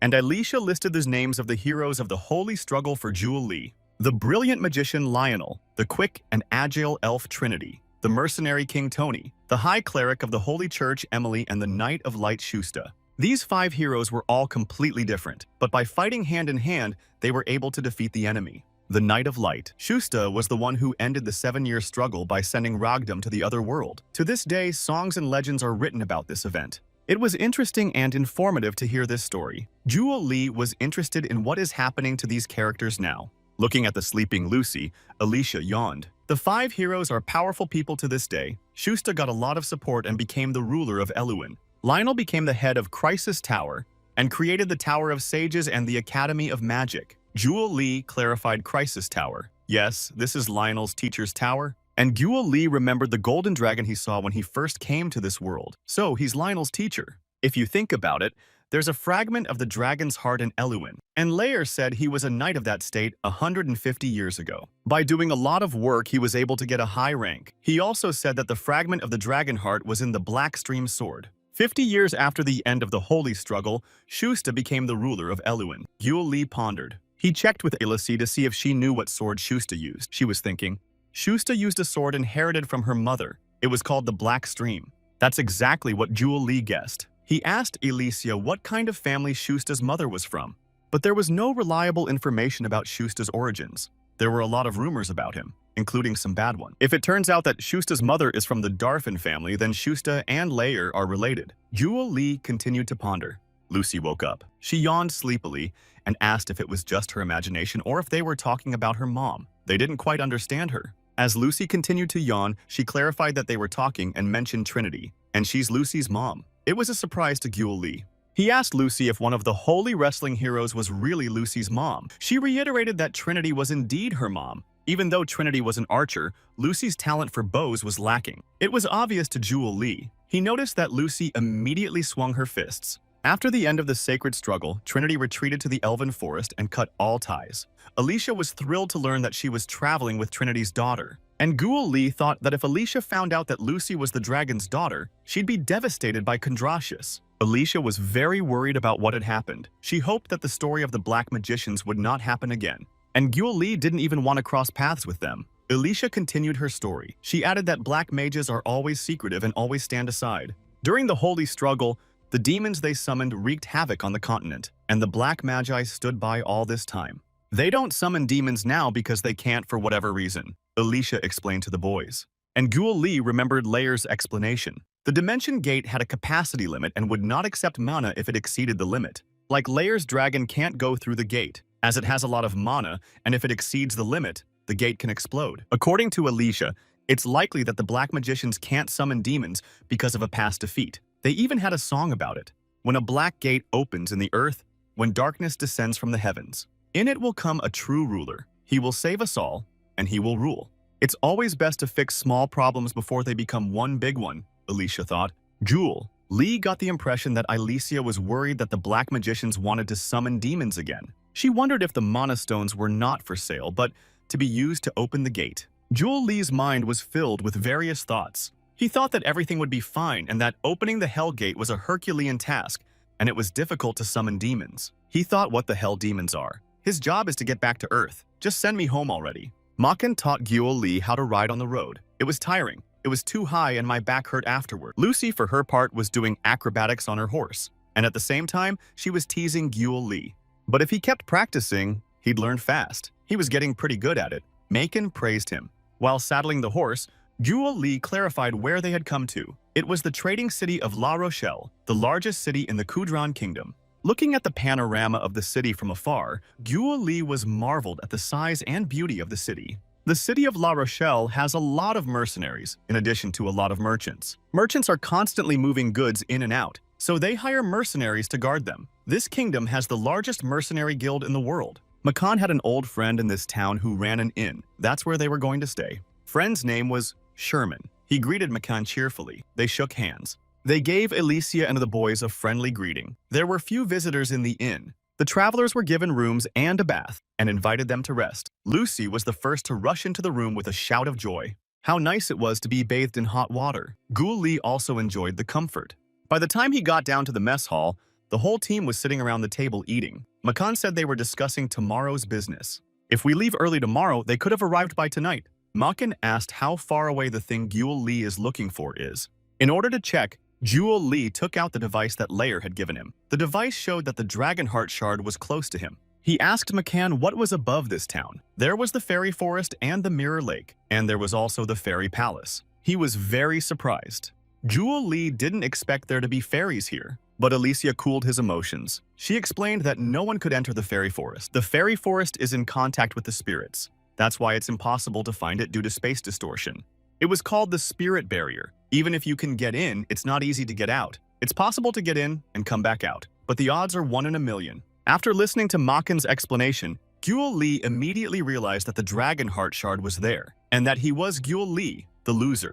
Lucy calmed him down. She told him not to worry because she would be there for him. Alicia reiterated that it was almost impossible to get in and out. Makan tried to talk him out of it too. He thought the teacher would understand if Jewel Lee couldn't get the important thing he was looking for. But Jewel Lee replied that he has a reason why he must find the object. He can't give up. There was silence at the table. Jewel Lee reassured the people present that he and Lucy would go into the forest together. Let them not worry about them and go to Krongus. He was surprised by Alicia's reaction. She jumped up from the table and began to resent his words. But Jewel Lee couldn't jeopardize them for what only he needs. The indignant Alicia couldn't find the words. She snatched the beer from Makan's hands and drank it down. This time the friends couldn't find words. They only looked at her in surprise. She finished her beer, burped loudly, and wiped her mouth with her sleeve. She put her hands to her sides and began to speak. It was the first time they'd ever seen Alicia so flustered. She was angered by Jewel Lee's words. Since he didn't understand what exactly caused such a reaction, she was disappointed with him. She firmly said she would go with them. She objected to Jewel Lee's protest that it was dangerous, that the two of them were just about to go there together. She spoke very firmly and decisively. She said she thought of him as her comrade, even though they haven't known each other that long. And if her friend is going to a dangerous place, does he really think she can just stay away? She was backed up by Makan. He, too, thought they couldn't leave the boys alone in such a dangerous endeavor. Then Lucy summarized, they all go to the fairy forest together. For Jewel Lee, it was unexpected. He was touched and grateful. He felt more at ease to continue traveling together with Makan and Alicia. As an experienced traveler, Makan advised not to rush but to rest for a day before setting off. And look for a guide. Maybe there's one here. Sherman the innkeeper knew just who to recommend. His wife was a member of the Thieves Guild. She was talented and her name was Little Cat. She said that one of her comrades was able to return from the fairy forest. Looking at her, Jewel Lee wondered how he didn't hear her stand behind him. Jewel Lee associated it with a giant bear. It's just as big and moves silently. He asked Little Cat where they could find her mate. She wondered. She assumed the comrade was in town. More precisely, she'd suggested finding out at the Thieves Guild and offered to escort them there. It was already late in the evening, and it was surprising to Guo Li that they were going right now, but she smiled. The work of the Thieves Guild was just beginning. The city of La Rochelle did not sleep even at night. Little Cat led the whole company to the Thieves Guild. It was called the Treasure Hunters Guild. They were met by a man named Voodoo All. He and Little Cat greeted each other. Little Cat said they were going to see the master. They went to the library. There, Little Cat counted out a certain book and took it out. The bookcases slid open and a passage opened. She invited me in, but only 2 people were allowed in, and they were unarmed. Jewel Li decided to take Lucy with him. They disarmed and went with Little Cat. Beyond the passage, there was a staircase leading down. As they walked, Jewel Li asked Little Pussycat a few questions. She was eager to tell me. In the Thieves Guild, nicknames were given based on appearance. Looking at Little Cat, Jewel Li didn't understand how it happened. The clan of thieves was underground. It wasn't secret information and they could see its location. It had many exits, but only one entrance. They are connected to the underground waterways. Jewel Li figured it out to make it easier to escape. They reached a closed door. Little Cat said that the information they were looking for could be in here. They went into the room. There were several people in the room. The main one of them greeted Little Cat. He knew her well. She said hello too and called him Master, but he was ready for her to call him Camel like in the good old days. She told him right away what she was here for. She said they were looking for Palm Civetta and asked if he knew where she was. The Master usually filed information, but the whereabouts of Palm Civetta was no secret. Out of old friendship, he was willing to tell for nothing. Palm Civetta was now in the custody of the Royal Guard. 3 days ago, she had broken into Gabriel's tower and been caught. She said she was lost, but it didn't work with the guards. Little Cat exclaimed that she hadn't changed. And the Master asked to remind Palm Civetta that she had not paid her guild membership dues in 6 months, and turned to Jewel Li and told him that he had important information for him, worth 30 gold pieces. This surprised Jewel Li. If the information was useless, Master was prepared to give him his money back. Little Cat recommended to listen. Since Jewel Li trusted Little Cat, he bought the information from Master 30 gold pieces. He said they were wanted, and they're connected to the Black Wizard organization, and they promised an unimaginable reward for their capture, and they were surrounded by armed thieves. They thought that Jewel Li couldn't use magic without the staff, so he prepared to attack with fire magic. He told the thieves he'd easily blow the place to hell if they attacked. Little Pussycat began to quiet the rivals. And Master confirmed that he saw that Jewel Li is strong and doesn't want to be buried here and now, and told his men not to get involved in such a dangerous business. He doesn't want anyone to leave this world because he's blinded by money. So Master apologized to Jewel Li and said he was just checking on him, and hoped that his information would be useful to him. The information for Jewel Li was useful. They said goodbye, and Master invited them to come back anytime if they needed any information. He found out where Palm Civetta was and even almost blew up their guild. It was something to be proud of. They summarized their visit to the guild. To get into the Royal Security Agency, Palm Civetta had a talent for making people's lives difficult, Little Cat lamented. She really didn't want to go there, but she led her friends to the right place. At the Royal Security Agency, Little Puss successfully negotiated with Inspector Ruddock. He warned them to behave themselves. She easily negotiated with the inspector and Jewel Li was surprised. Little Cat said that she used to work for the inspector as an informant. Thanks to her information, the inspector was able to catch a serial killer and was promoted for it. They went to the prison. Little Cat said that she promised herself after leaving the guild that she would never come back here again. But she's here again because of Palm Civetta. And Jewel Li thanked her, because without her they couldn't have gotten here. One of the prisoners called out to Jewel Li, but Little Cat warned Jewel Li not to talk to the local prisoners. Palm Civetta, sitting in her cell, met them incredulously. Little Cat came forward. She said there was a case from Jewel Li and his team. They were interested in Palm Civetta. They even had a half-elf, although Palm Civetta herself was not a pureblood. To cooperate, Palm Civetta agreed only if she was released. Jewel Li cried out in greed as he paid the bail of 100 gold coins. Even though he had the money he had received from Baron Condemned, he was sorry to spend the money. When Palm Civetta was released, she scolded the security agency for imprisoning her and promised to return. Palm Civetta refused to meet Jewel Li. She was hungry and didn't want to socialize on an empty stomach. They went to the inn to have dinner and talk. Everyone was tired and Jewel Li was angry at Palm Civetta's behavior. Palm Civetta had a great appetite. She ate meat greedily, drinking beer. Lucy was sitting across from her, eating an equally greedy dinner. Jewel Li sat between the two girls eating vigorously and thought that they were very much alike. Finally, Palm Civetta ate and asked what Jewel Li wanted to talk to her about. He said it was about the magic forest. She was silent for a moment, thanked him, and went on her way. Jewel Li reminded her that if she left, she should pay him the 100 gold pieces he had paid as collateral. Palm Civetta didn't like it. But Jewel Lee offered to tell her the information she needed, then he would forget about the money. On those terms, she was willing to give them the information they needed. They were interested in whether she actually went into the woods and was able to get out and where she was going, and when it was. She went to the forest about 10 years ago. She had been there 3 times and reached the Fey Palace. That made Jewel Lee happy, so she went to the center of the forest. They asked for more details. Palm Savetta refused, but was reminded of the 100 gold pieces. A lot of people from this town went to that forest. No one ever came back. Palm Savetta's father was a mercenary. One day, he was hired to find people who couldn't get out of the forest. No one had ever been able to find their way back out of the forest until now. Palm Savetta's father was the first to do it. He said the fairies helped him. After that, he left Palm Savetta's mother and started going to the forest. He regularly went to the forest. Each time, he brought back rare herbs and sold them. Palm Savetta told them. And he never gave her and Mama any money. But one day, he took Palm Savetta with him into the forest. She went with her father to that place about 3 times. Palm Savetta hated remembering her father. Her mother had waited for him until she left this world. She wondered why they were asking her about less. It's not like they're going to go there. They were just about to go there. They even thought they were sane. Then Palm Savetta bombarded Jewel Lee with a hail of questions. She didn't understand how a person could voluntarily go to such a place. But Jewel Lee explained to her that he needed to find something there. Palm Savetta wondered if they were looking for a unicorn horn, but they were not in favor of poaching and explained to Palm Savetta that it was a magic item. Palm Savetta guessed he was a magician. Looking around at their company, Palm Savetta listed the boy mage and half-elf as well as the big guy and the holy maiden. In Palm Savetta's opinion, it was a strange lineup for a trek into the magic forest. That was why they needed the help of an experienced person. She reiterated that it was almost impossible to get out. She was told by Jewel Lee that she could come back, but Palm Savetta refused to go into the damn forest. Their argument was interrupted by Lucy. She said one word, money, and explained that Palm Savetta seemed to need money, since she was trying to break into the tower. This decision pleased Jewel Lee. He took out a bag of money and asked Palm Savetta if she was interested. She said that if you can't get out of the forest, there's no point in money. But Jewel Lee told her that's why they hired her to get out of the forest. Began to haggle. She asked how much she would be paid and gave the sum of 1,000 gold coins.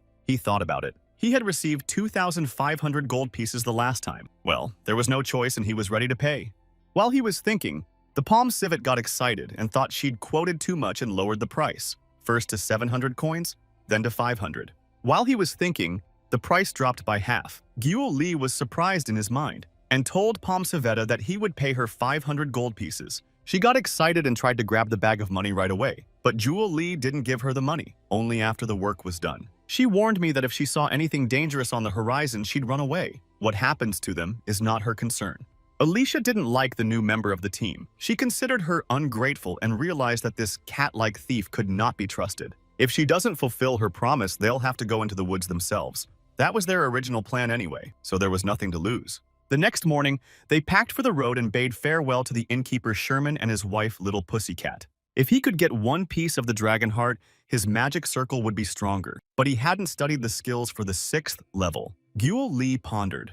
When he had time to study, he continued to ponder. In his world, he was too damn busy studying. Same here. He wanted to enjoy life in this world, but because of the black mages, he couldn't even see the city of La Rochelle properly. His thoughts were interrupted by Lucy. She noticed that he was in the clouds again. He asked Lucy if she was worried about Les. She didn't share his concern. It's the forest, so why worry? She's half-elf, Jewel Lee guessed. They were waiting for Palm Savetta, who was late. They were beginning to think she wouldn't come and were about to leave. But she came. She came because she needed the money badly. So much so that she was willing to move past unpleasant childhood memories. The girls all rode together in the carriage. Palm Savetta sat in the carriage opposite Lucy and Alicia. They rode in silence. And Jewel Lee sat next to Makong, and they drove off. It took half a day to get to the forest. After a while, they reached a fork in the road. Palm Savetta said it was for the forest. They should have just gone straight ahead. There have been attempts to destroy the magic forest. They tried burning and cutting down trees, but all were unsuccessful. They were already driving through the forest. It was surprising that the forest looked completely normal. Palm Savetta explained that when they went deeper into the forest, it would change. Realizing that he was getting nervous, Jewel Lee decided to check the location of the Dragon Heart Shard on the device. The device indicated that the Dragon Heart Shard was very close. It was definitely in the forest. Gradually, something changed around them. Macon noticed that the atmosphere around them had changed. They stopped, noticed the rays of light coming through the trees, and Lucy noticed that the mana flow had changed. Palm Savetta approached Jewel Lee and carelessly tossed him a small box. He opened it. Inside was a compass. And Palm Savetta stood up and looked around and said, "I'm here again, after all." It was time to use the diary. Palm Savetta took out an old book. It was a travel book left by her father. She thought for a long time that her father had thrown them away, but later she found the book under her bed. Out of curiosity, Guo Li looked at the records but couldn't read anything. Palm Savetta explained to him that it was okay if he couldn't read. A lot of kids can't read. He justified that he could read, but he couldn't read handwriting, and he added to himself that he was a big boy. He tried to rush Palm Civet, but she slowed him down, told him to wait. She took out a pouch containing a white glowing powder. She dipped her finger in the powder and licked it off. At that moment, Jewel Li suspected that she was using drugs, but Palm Savetta resented it. It turned out to be Faye's powder. At some point, Jewel Li imagined that the powder he was made from ground up Faye. He was outraged at the cruelty, but Alicia calmed him down. Turns out this powder comes from the wings of fairies. In other words, it's pollen. Jewel Li calmed down and asked how this pollen is used. Just this information was looking at the Palm Civet diary. Just tried it just now, though. She asked Jewel Li to shut up and filled the lamp with pollen. The pollen in the lamp was supposed to point them in the right direction, and how it worked, Macken couldn't understand. Guo Li assumed that since fairies were magical creatures, their pollen also had magical powers, and Palm Savetta appreciated Guo Li. She couldn't understand whether he was smart or stupid. She realized how wayfinding worked and ordered us to move out. Everyone loaded back into the carriage. They rode through this forest for a long time, and when it began to get dark, Macken ordered them to take a break. After the long journey, Guo Li was worried about the horses. Macken reassured him. This breed of these horses is from the Flav mountain area. They are very hardy. Flav is a very beautiful place with endless meadows. It's Macken's homeland, where he hasn't been since he was 20, since he became a mercenary. He dreamed of going back to his homeland and building a ranch when he retired. So he invited Jewel Li to visit. He promised to leave him the best horse, and Lucy too.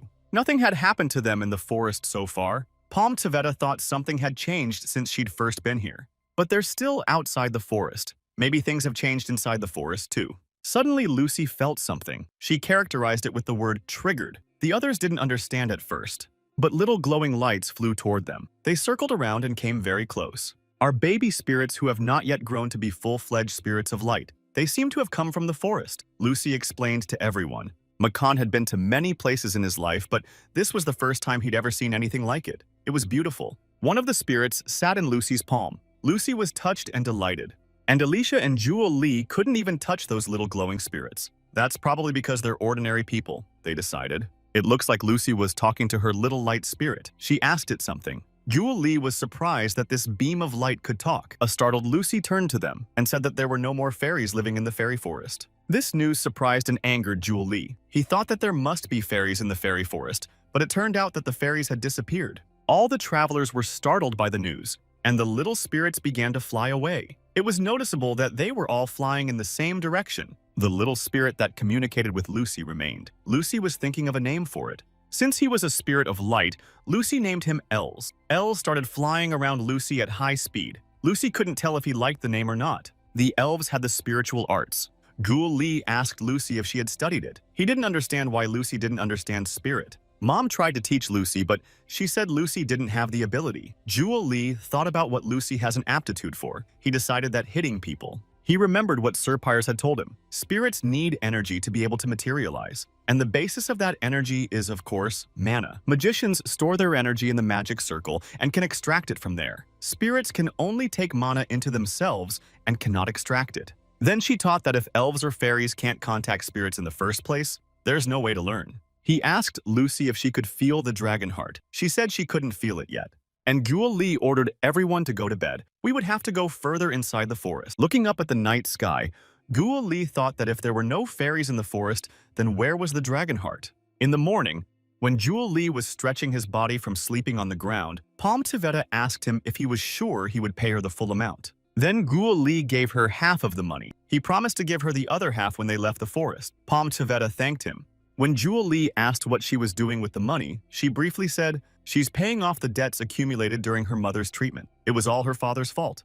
And added that she didn't even want to think about him, but she had to come here again for the money. Money is the root of all evil. When Palm Savetta got in the carriage, she said it was 3 days to Mirror Lake, but that's on foot. He watched Palm Savetta get into the wagon and thought he seemed to be asking about something too personal. As they moved further into the forest, they noticed that their surroundings were changing. Even the color of the trees had changed. Now, Jewel Lee understood why people couldn't get out of the forest. From afar, it seemed to him that this place was an optical illusion, which meant they were getting deeper into the forest. Alicia watched the surrounding scenery carefully through the window. They were blinded by a bright glow. When they blinked, they saw that they were on the shore of a lake with clear water. It wasn't Mirror Lake yet. That was a long way off, and this was an ordinary lake. On the shore of the lake, we decided to make a break. They were admiring the beautiful lake. Alicia was looking around when she suddenly shrieked, pointing her finger. Everyone looked in that direction. There stood a beautiful, muscular unicorn. They stood quietly admiring the beautiful unicorn. The unicorn calmed down and began to graze peacefully in front of them.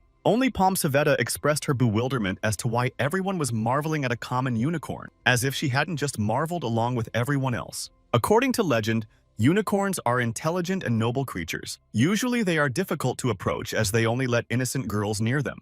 And Gyul Lee was curious to know how unicorns treat innocent boys. He and Makan laughed at the joke. Makan suggested they try it. Jewel Lee was afraid to touch the unicorn, but he wanted to. He hoped it wouldn't kick him.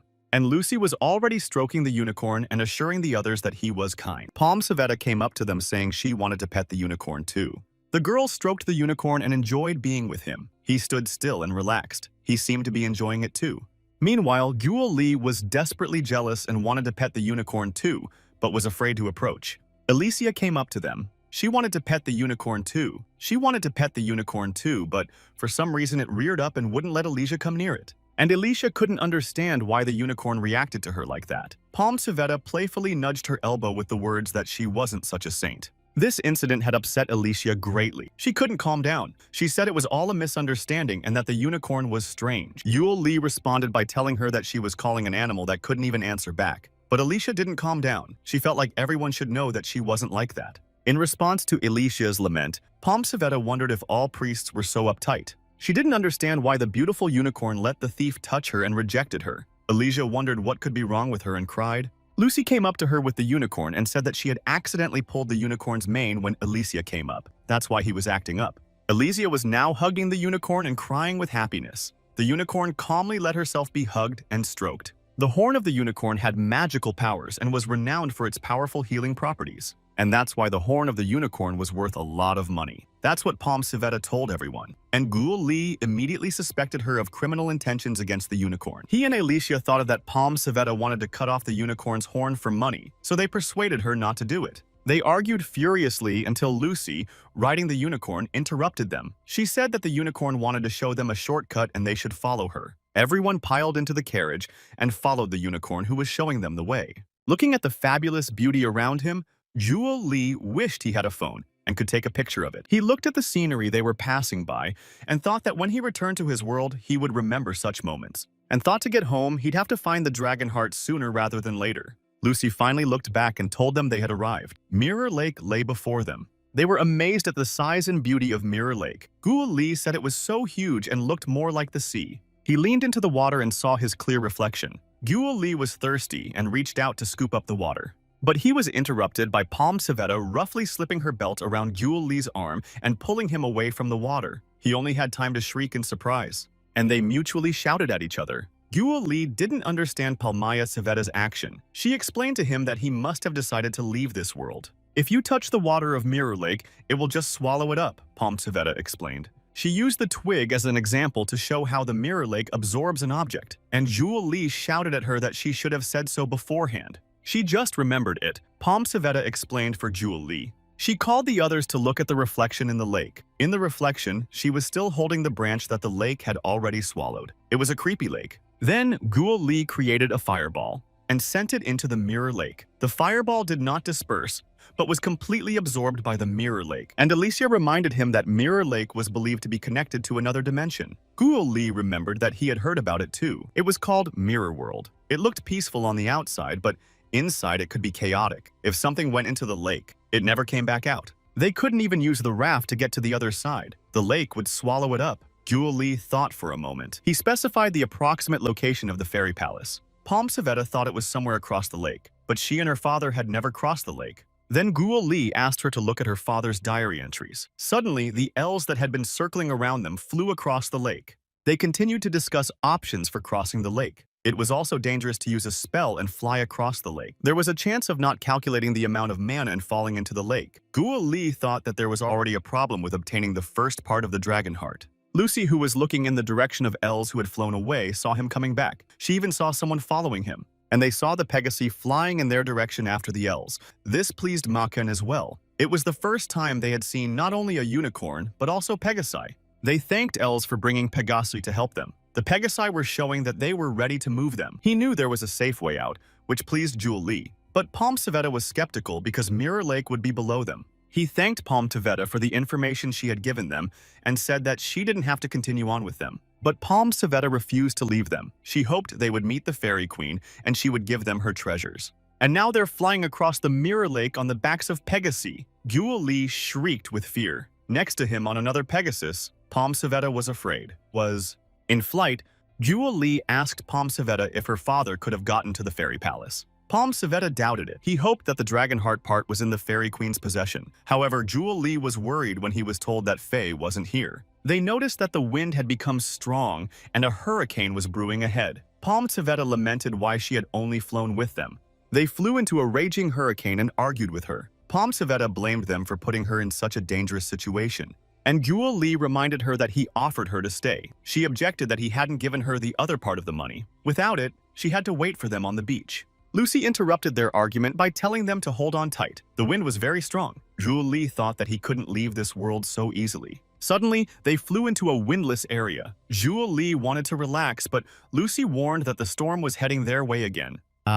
Together with the Pegasi, they were whirled and blown away by the hurricane wind. And suddenly, it was over. They were on the opposite shore of Mirror Lake, and they were alive. This time, Jewel Li was sure they would die. Elysia thanked God that they had gotten there safely. She was angrily hissed at by Palm Savetta, who thought they were on the verge of leaving this world. The instrument indicated their target was close by. They were on the right track. Jewel Li checked the gauge. Lucy called out to them. She saw a beautiful castle and pointed to it. She could feel a shard of Dragonheart from there and suspected it was the Fairy Palace. They set off in the direction of the Fairy Palace. Soon they reached beautiful flowers. They were medicinal herbs used in elixirs. As a mage, Jewel Li should have known them. But since his training was too fast, he didn't study herbs and elixirs. And Palm Savetta began to collect these valuable plants. Jewel Li was outraged and thought that these herbs were the property of the Fae and should not be touched. Elysia joined him in his opinion. She felt that the Palm Civet was desecrating the garden of flowers and herbs planted by the fairies, and she was against it. They entered the palace. Everything was overgrown with various plants, but there were no inhabitants to be seen. They walked inside this palace. Lucy reached a door braided with plants and said she could feel the dragon heart behind the door. Then the door opened by itself and they stepped inside. "Welcome," they heard. Inside, they were greeted by a fairy. She introduced herself as the Fairy Queen Lillian, the mistress of the fairy forest, the last of her kind. They were surprised. They thought fairies were a different size. She was no different. The Fairy Queen explained that it was because of the magic of the palace. The palace was created for the interaction of different races. Therefore, in order to talk to a representative of another race, it is desirable to be the same size. "You have to be respectful of guests who come from far away," she added, and offered to escort them to the reception area. She hadn't had visitors for a long time, so she apologized in advance for any awkwardness. Jewel Li replied that they had visited her suddenly without warning. And Jewel Li asked how the Fairy Queen knew they were coming today. She said that elves had told her, and the wind spirits were also worried about the visit.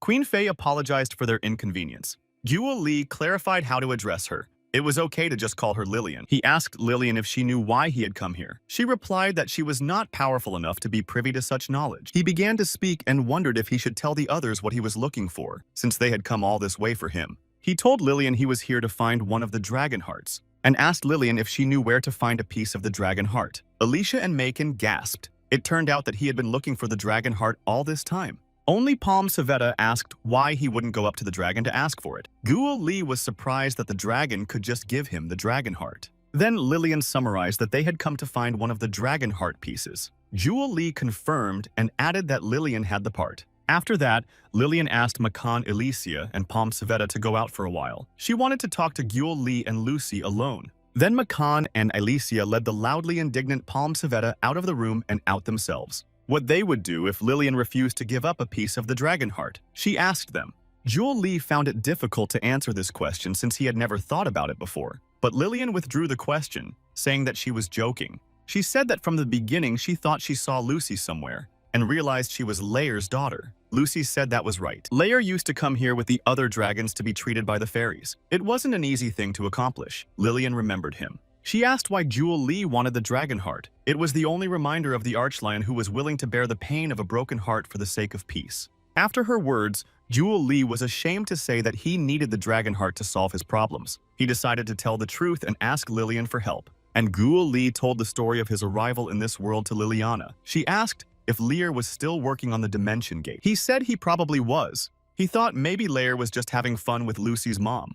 Then Lillian thoughtfully took off the pendant from her neck and gave it to Jewel Lee. This pendant contained a part of the dragon heart. She said that if Lair asked him to find the pieces of the dragon heart, there was a good reason, and added that she didn't need it anymore. Jewel Lee asked Lillian what she was talking about. At that moment, Palm Savetta entered the room. He asked if Palm Savetta had heard their conversation, but nothing could be heard outside and she was tired of waiting, so she went in. What they were talking about, whether he was able to get the dragon heart. Palm Savetta started questioning Jewel Lee. He said she didn't need to know. He asked Lillian to explain why she said she no longer needed the dragon heart and why she was the last fairy. What happened to the other fairies, and if they even existed? She warned me it would be a long story, and she began to tell it. There were different races in the world: humans, half-humans, elves, fairies, and dragons. When the Dimension Gates were first created, there was a malfunction. The malfunction created a passage between the material world of humans and half-humans and the astral world and the dragon world. Then the fairies were able to sneak from the fairy world into the material world. Fortunately, most of them were able to successfully relocate. But it was very difficult for the fairies to adapt to the material world. They tried very hard, but everything did not go according to plan. Most likely due to the influence of the material world, some individuals began to increase in size and became like humans. Wings disappeared and physical strength developed more compared to other fairies. They left the forest where they lived and began to mingle with other races, so they changed faster. So the fairies split into two races. The changed fairies became known as elves. This information delighted Alicia. She knew that elves were fairy creatures, but she hadn't even considered that they might be mutated fairies. Unlike the elves who quickly adapted to the material world, the fairies tried to change their environment, to customize it for them. But it took a while for them to realize that this idea was impossible from the beginning. The half-humans cleared the ruins especially for Fae. Humans made bricks. Elves created gardens. And the dragons built this palace using magic. This palace is a gift from the other races as a symbol of alliance. They gave the fairies hope and strength when they were ready to give up. Yet the fairies didn't change. They could only watch as other races evolved, created civilizations, sang and danced at festivals. After some time, the witch doctor Ragdam began the sacred battle. He became an enemy to all races. Humans, elves, and half-humans united and fought against black mages and monsters. The dragons were too strong to interfere in the war, although they supported the forces of light in every possible way. And the fairies decided to avoid the war and hide in the fairy forest. They thought the war had nothing to do with them. They were afraid that the forest might be invaded, so they expanded the forest and used magic to prevent invasion. They didn't know the demonic energy was still on the continent. It spread epidemically through the fairy forest. Most of the fairies left the world. The surviving fairies were terrified that they too might die, and they couldn't produce new fairies. The world rejected them because they turned their backs on it. They got what they deserved. The fairies who survived left this world through the Dimension Gate that Lillian opened. They returned to their world and became spirits again. Apparently, Fae had no desire to change. They didn't make the effort because they didn't see the need. They were excluded from the race for survival, and they escaped again. That's the story Lillian told the travelers. The fairy forest will no longer be home to fairy creatures, Macon said sadly. At this story, Lillian wanted to end the conversation and was grateful that they were able to listen to what she had to say. Then Palm Savetta also dared to ask about her missing father. Lillian remembered her when she came with her father, even though she was just a child. Queen Fae was already a queen then. When the energy runs out, the fairy simply falls asleep forever, and the queen appoints her successor in advance. Liliana asked Palm Savetta if she wanted to know her father's whereabouts. She said she came for the money, but Liliana didn't believe her and said that Palm Savetta still missed her father, even though she denied it. The fairy forest has the barrier. Anyone who tries to enter without permission must be punished. But didn't Palm Savetta's father get out of here with the help of the fairy? Jewel Lee asked her. That's the problem, Lillian replied. The barrier was originally created to protect the Fae from invasion by other races, but then the barrier was strengthened to protect other races from the Fae. With the exception of Lillian, who was protected by the powers of the Fairy Queen, all the other fairies were infected with a disease of demonic energy. So it's because of the pollen falling from the Fae's wings. Palm Civet jumped up and there was a commotion. Everyone remembered that she had tasted the pollen, but Lillian reassured everyone, unless there's a direct hit from the fairy's wings, it's fine. You can be infected within 3 minutes of pollen exposure. And the one at the Palm Civet is already safe. She's over 10 years old. The Palm Civet glanced at the huddled company and clearly asked Lillian what she wanted to know why her father had come to the fairy forest. And Lillian answered that he had been infected. He didn't look sick, but he was a carrier. Palm Civeta's father, Camille, infected another man with her mom. And Camille himself was accidentally infected by the fairy Lolelia. The queen found out too late, but Palm Civeta herself didn't know what her mom was sick with. She was told her mother had pneumonia. Alicia entered the conversation and explained that disease caused by demonic energy is very difficult to cure, even with divine power. Many do not survive the treatment. And Lillian continued that if she had known immediately that Palm Civeta's father had been infected, he would have been quarantined. And then he came to the fairy forest to find a cure for his wife. He asked for Lolelia's help because the usual herbs had stopped working. He believed that the magical power in the unicorn's horn would cure his wife. But the horn was almost impossible to obtain. When the unicorn leaves this world, the magic power of the horn immediately disappears. The only way is to cut off the horn while the unicorn sleeps. But they can only sleep when they're near an innocent girl. Then, why didn't the fairy they were supposed to meet come? Asked Palm Civeta. She thought her father had deceived her. And he just stood silent with a sad expression on his face. Lillian replied quietly that Fairy Lolelia had already left the world because of illness, and continued to tell her story. Other people, having learned that Camille was bringing various rare plants from the fairy forest, wanted to get rich from it. He refused. But later, he was forced to agree when they threatened him, left his journal and fairy dust at home, promised it would be his last trip. Camille watched the men plunder the forest they had reached and told them not to be so greedy. They gathered what they could. While we have the chance, we have to take out anything of value, they said. When the fairy called out to him, she apologized for what his family had suffered. She held out to him the rare healing flower of Eunesia. They were spotted by one of the pickers. He shouted loudly to attract attention. The chief shouted that the fairy was very rare, and if they sold it, they would be rich. All the pickers ran to catch Fairy. Camille blocked their way and shouted that Fairy should fly away faster. He stood in the way of the greedy mob and tried to convince them that Fae shouldn't be hurt. They didn't want to hear or listen to him and only thought about money. Camille prevented them from earning money and they went wild. They were outnumbered and stronger. They pushed him away and ran to catch Fairy, and one of them sent Camille to the other world in front of Fairy. The chief of the collectors was cursing a lot. Why did they send a man who could be useful for the exploration and robbery of the fairy forest to the grave? The senior ordered a search of Camille, see if there were any notes, but he left his notes at home. They also found Faye's powder. At this, Palm Civeta cried out that if she had a Eunesia flower, her mother might be well. Quite possibly. Eunesia is one of the best medicinal plants in the fairy forest. It is not effective for spirits and fairies, but it is excellent for humans. So Palm Civeta's mom could be cured, but Palm Civeta couldn't believe it. She'd spent all the past years believing that her father had abandoned them.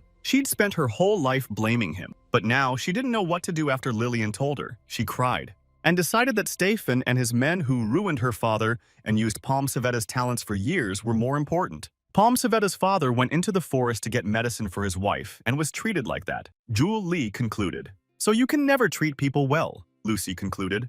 And Jewel Lee thought she was overdoing it. And Palm Civeta didn't know the truth and went to Stefan for help. She did everything she was asked to do to pay off her debts. That she borrowed from Stefan at a high interest rate to cure her mom. She decided she was going to get revenge on him for everything. She thanked Lillian for telling the truth about her father, and now Palm Civeta knew how things really were. Lillian said that in the future they would face difficulties at every turn, but they would be able to overcome them all, because their strength lies in the uniqueness of each of them. She asked Jewel Lee if she would return to the spirit world. She shook her head negatively. She is the queen of the fairies. Queens never leave the palace. Then she added that if they had a chance they could stop by anytime, because they're all friends of Faye's. They were heading back. Jewel Lee turned around and looked at the fairy palace one last time. There was no telling if he would be able to return here. Palm Civeta came up to him and started asking him if he had been given any treasure besides the dragon heart. She kept on demanding to see the dragon heart. Jewel Lee didn't understand her. She was just crying and now she's excited about the treasure. Finally, Palm Civeta said he was petty and she didn't want anything from him and left Jewel Lee alone. The Pegasi were waiting for them at the same place. Palm Tveta was anxious to get out of the forest as she was fed up with it. And Lucy, on the other hand, loved the forest. Maybe it was because she was half-elf. And Jewel Lee thought he had the first part of the dragon heart shard in his hand. He thought that he didn't know how to absorb the dragon heart. A dragon named Archlion broke his dragon heart into 4 shards. Each race called them by a different name. People dubbed them Philosopher's Stones. Elves, the Tree of Life. Fairies called the shards Wings of the Soul. And the halflings called them Tears of the Earth. One of the dragon heart pieces was taken by Lair and placed in the hilt of the black sword. One of the dragon heart pieces was lying in Jewel Lee's hand, and he didn't know what to do with it next. The Pegasi transported them back to the opposite shore of Mirror Lake and flew away. Alicia and Lucy waved goodbye and thanked them. If it's definitely the dragon heart, Jewel Lee showed Lucy's precious pendant. She replied that she was sure. Palm Sveta snuck up on them and got curious. She thought the bling was worth a lot of money and whined if she could just hold the bling. But Jewel Lee wouldn't give up the dragon heart to Palm Sveta's greedy hands, even though she thought it would look better on her. Alicia was even interested. She specified that it was a jewelry of the Fey Queen. Jewel Lee confirmed it. Alicia liked it too, but she didn't wear jewelry because clerics weren't allowed to. He felt sorry for it because he thought it would suit Alicia. She was surprised. She'd never thought about jewelry before. Wondered if I should try it once. She thought about it. Jewel Lee was surprised since she had just said it was forbidden. But Alicia calmed him down because there was no one here to complain about her, and she ignored Palm Tveta, who was jealous. Alicia had never worn jewelry before. She really enjoyed trying on the dragon heart necklace. She really liked the jewelry. Jewel Lee complimented Alicia, and Palm Sveta said that the jewelry wouldn't suit her. When Alicia returned the dragon heart to Jewel Lee, Lucy asked him why he didn't try to feel the dragon heart. It didn't occur to Jewel Lee, and Jewel Lee tried to feel the dragon heart. He was enveloped by the radiance and felt the energy emanating from this piece of jewelry. He remembered Lair's instruction. He would need mana to absorb the power of the dragon heart. Lair embedded the crystal inside his magic circle. He felt the crystal that Lair had placed in him start to react. Lucy told him that she was pretty sure it was the dragon heart. But Lucy didn't know how to absorb the power of the dragon heart, since she wasn't a wizard. Even Palm Sveta wondered what to absorb the power say. Jewel Lee confirmed. After that, his magic circle would increase. It turns out that he has completed the teacher's task of finding the artifact, and now he can go back. Macon and Alicia asked him. He told them that there were only 4 pieces of the dragon heart, so there were 3 more to find. Palm Sveta liked it, since there were 3 more shards of the same value. Jewel Lee realized that she was up to something. She said she was just curious, and a suspiciously pleased Palm Sveta stepped away from him. In the morning, Jewel Lee sat down to check the location of the nearest dragon heart shard on the device. Alicia asked him what the device was. He replied that it was a device that could locate parts of the dragon heart. Palm Sveta intervened in their conversation. She too was interested in the device and asked how it worked. He explained to her that she had to put mana into the device and then it would show her the nearest place that had a piece of the dragon heart. It takes a lot of mana. You have to be a level 4 wizard. She was disappointed. It turned out even if Palm Sveta stole the device from Jewel Lee, she wouldn't be able to use it. And Jewel Lee fed mana into the device, and the device showed that there was another part of the dragon heart nearby. Jewel Lee was overjoyed. His joy chilled Lucy. She questioned his mental capacity as the device pointed to the shard he had in his possession. So if it can't absorb this dragon heart shard, the device won't be able to detect the other pieces. They packed their things and set out on the road out of the fairy forest, and Jewel Lee shared his fear with Macon. In the wagon, Alicia was reading a book. Palm Tveta was lying on the seat, and Lucy was chatting with Els. Palm Sveta asked what Lucy was talking about. It turned out that Camille's grave was nearby. Els told Lucy about it. Lucy asked him to stop. The fairies buried Palm Sveta's father in accordance with all human customs. She and her mother had suffered so much for that man. Palm Tveta couldn't decide whether she wanted to visit his grave or not. Alicia tried to calm her down, but Palm Sveta didn't think Alicia couldn't give her advice. She believed that the clergy lived a life without care. They are alienated from worldly affairs and do not care about anything and make no effort to survive. If Palm Sveta doesn't want to go, no one's forcing her, Lucy told her. But Palm Sveta replied that she didn't say she didn't want to go. Lucy replied that she could just go silently. She wanted to go to her father's grave even though she didn't like it. Lucy told her that was a good place to start. And Jewel Lee thought that Palm Sveta showed weakness in front of Lucy, and she didn't like it either. They came to a clearing in the woods where the bodies of people who had left this world lay. On one of them, Palm Sveta recognized a medallion with the coat of arms of the Stefan clan. They couldn't get out of the forest and probably fought each other over hunger, Makan suggested.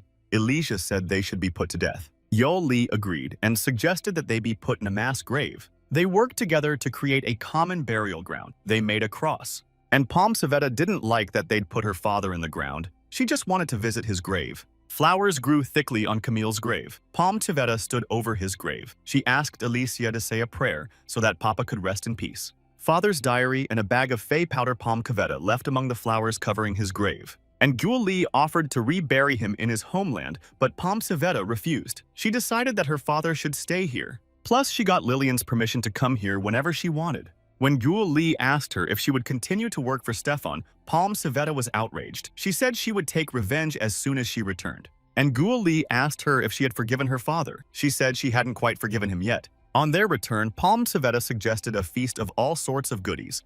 Lucy asked hopefully if it would be meat. McCann was also in agreement. On the way out of the forest, Els was heading back to Lillian. Lucy waved at him and told him to tell Lillian hello.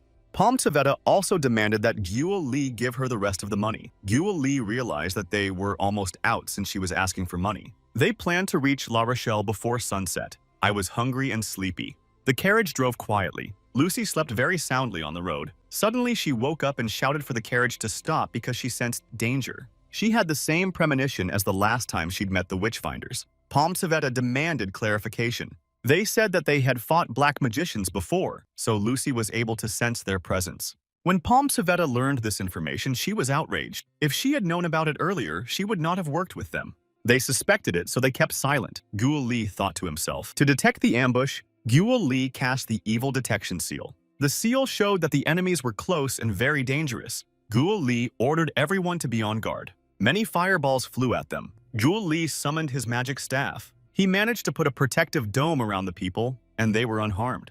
But one of the fireballs hit the wagon, damaged it, and spooked the horses. They decided the rest of us should hide behind the damaged wagon. Instead of hiding, Palm Savetta continued to swear, accusing Gul Li of cheating and withholding information. Here, several arrows almost hit Palm Savetta, and more arrows kept flying. But Gul Li used magic to shoot down all the arrows and shouted to the lurking enemies to show themselves. And Gul Li sent a slashing wind in the direction where the attacks were coming from. Lucy ran to the same place with a naked sword. Gul Li asked her to be careful. She told him not to worry. And Gul Li once again urged the attackers to show themselves. One of the attackers said that he had been told the truth. Gul Li felt a familiar sensation like the mysterious energy that Makos liked to summon. He quickly set up a force field. He could barely hold back the torrent of mysterious power that was attacking him. This flow did not weaken, but only intensified. At last, the attack was broken off. Puffs of smoke rose up and trees felled by the force lay fallen. The exhausted Gul Li realized that he was facing a level 6 mage. They came out of hiding. Before him stood some unfamiliar black magicians. The chief of them said that he was wondering who had done this to Makos.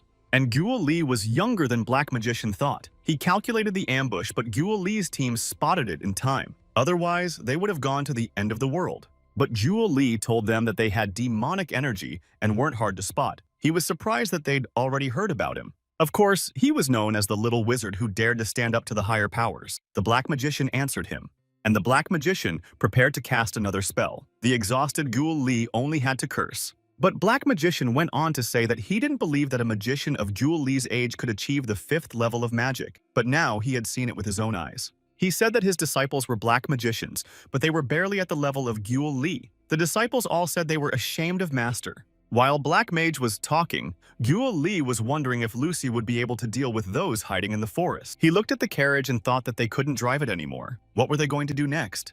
His thoughts were interrupted by the Black Mage and told him not to think about escaping as it was useless. He continued that no one would get out of here alive, and the Black Magician began to weave a new spell. He sent a stream of prismatic dispersion energy towards Gul Li. After the arcane skill, one should use the ray. Gul Li thought and started to create a dark matter barricade. The two spells met and dark matter began to rapidly absorb the energy of prismatic atomization. That surprised the Black Wizard. He hadn't expected his spell to be effectively countered. And Gul Li thought that light and dark are two opposites. If he hadn't practiced it, he'd be in the other world by now. He used prismatic spray, Gul Li thought. So he launched a huge boulder at the Black Magician. He destroyed him. "What is a 7th grade mage doing here?" Gul Li asked Black Wizard. He replied since the 6th grade mage Makos was defeated, he had to come. Then, Gul Li clarified that it turns out that the big shot decided to deal with him personally. The Black Mage was flattered, but declined the honor of being the big shot. said that even though he's a level 7 mage, he's not even close to him. The black mage listened and commanded one of his apprentices named Colin to get help and catch those hiding in the forest. And Colin ran off to do his errand while Jewel Lee worried about Lucy, who was just in the woods. At this moment, Jewel Lee directed a lightning charge spell towards the black mages. The black mage only laughed at this insignificant spell for him, and to the chain lightning that Jewel Lee created, the black magician only laughed in response. Then Jewel Lee shouted to his friends hiding behind the carriage to run into the forest. They ran away. With the thunderbolt spell, the black mage held back the lightning raging around him and shouted, "Catch your lightning bolts," and sent them back at Jewel Lee. The latter had a hard time parrying them. The friends ran as fast as they could from the place where the magicians were fighting. Lightning raged behind them. What kind of power it was? Jewel Lee thought. It knocked the staff out of his hands. He sat on the ground almost exhausted, and the black magician was just testing him. He originally thought that Jewel Lee had something to do with the Tower of Sages, but it wasn't.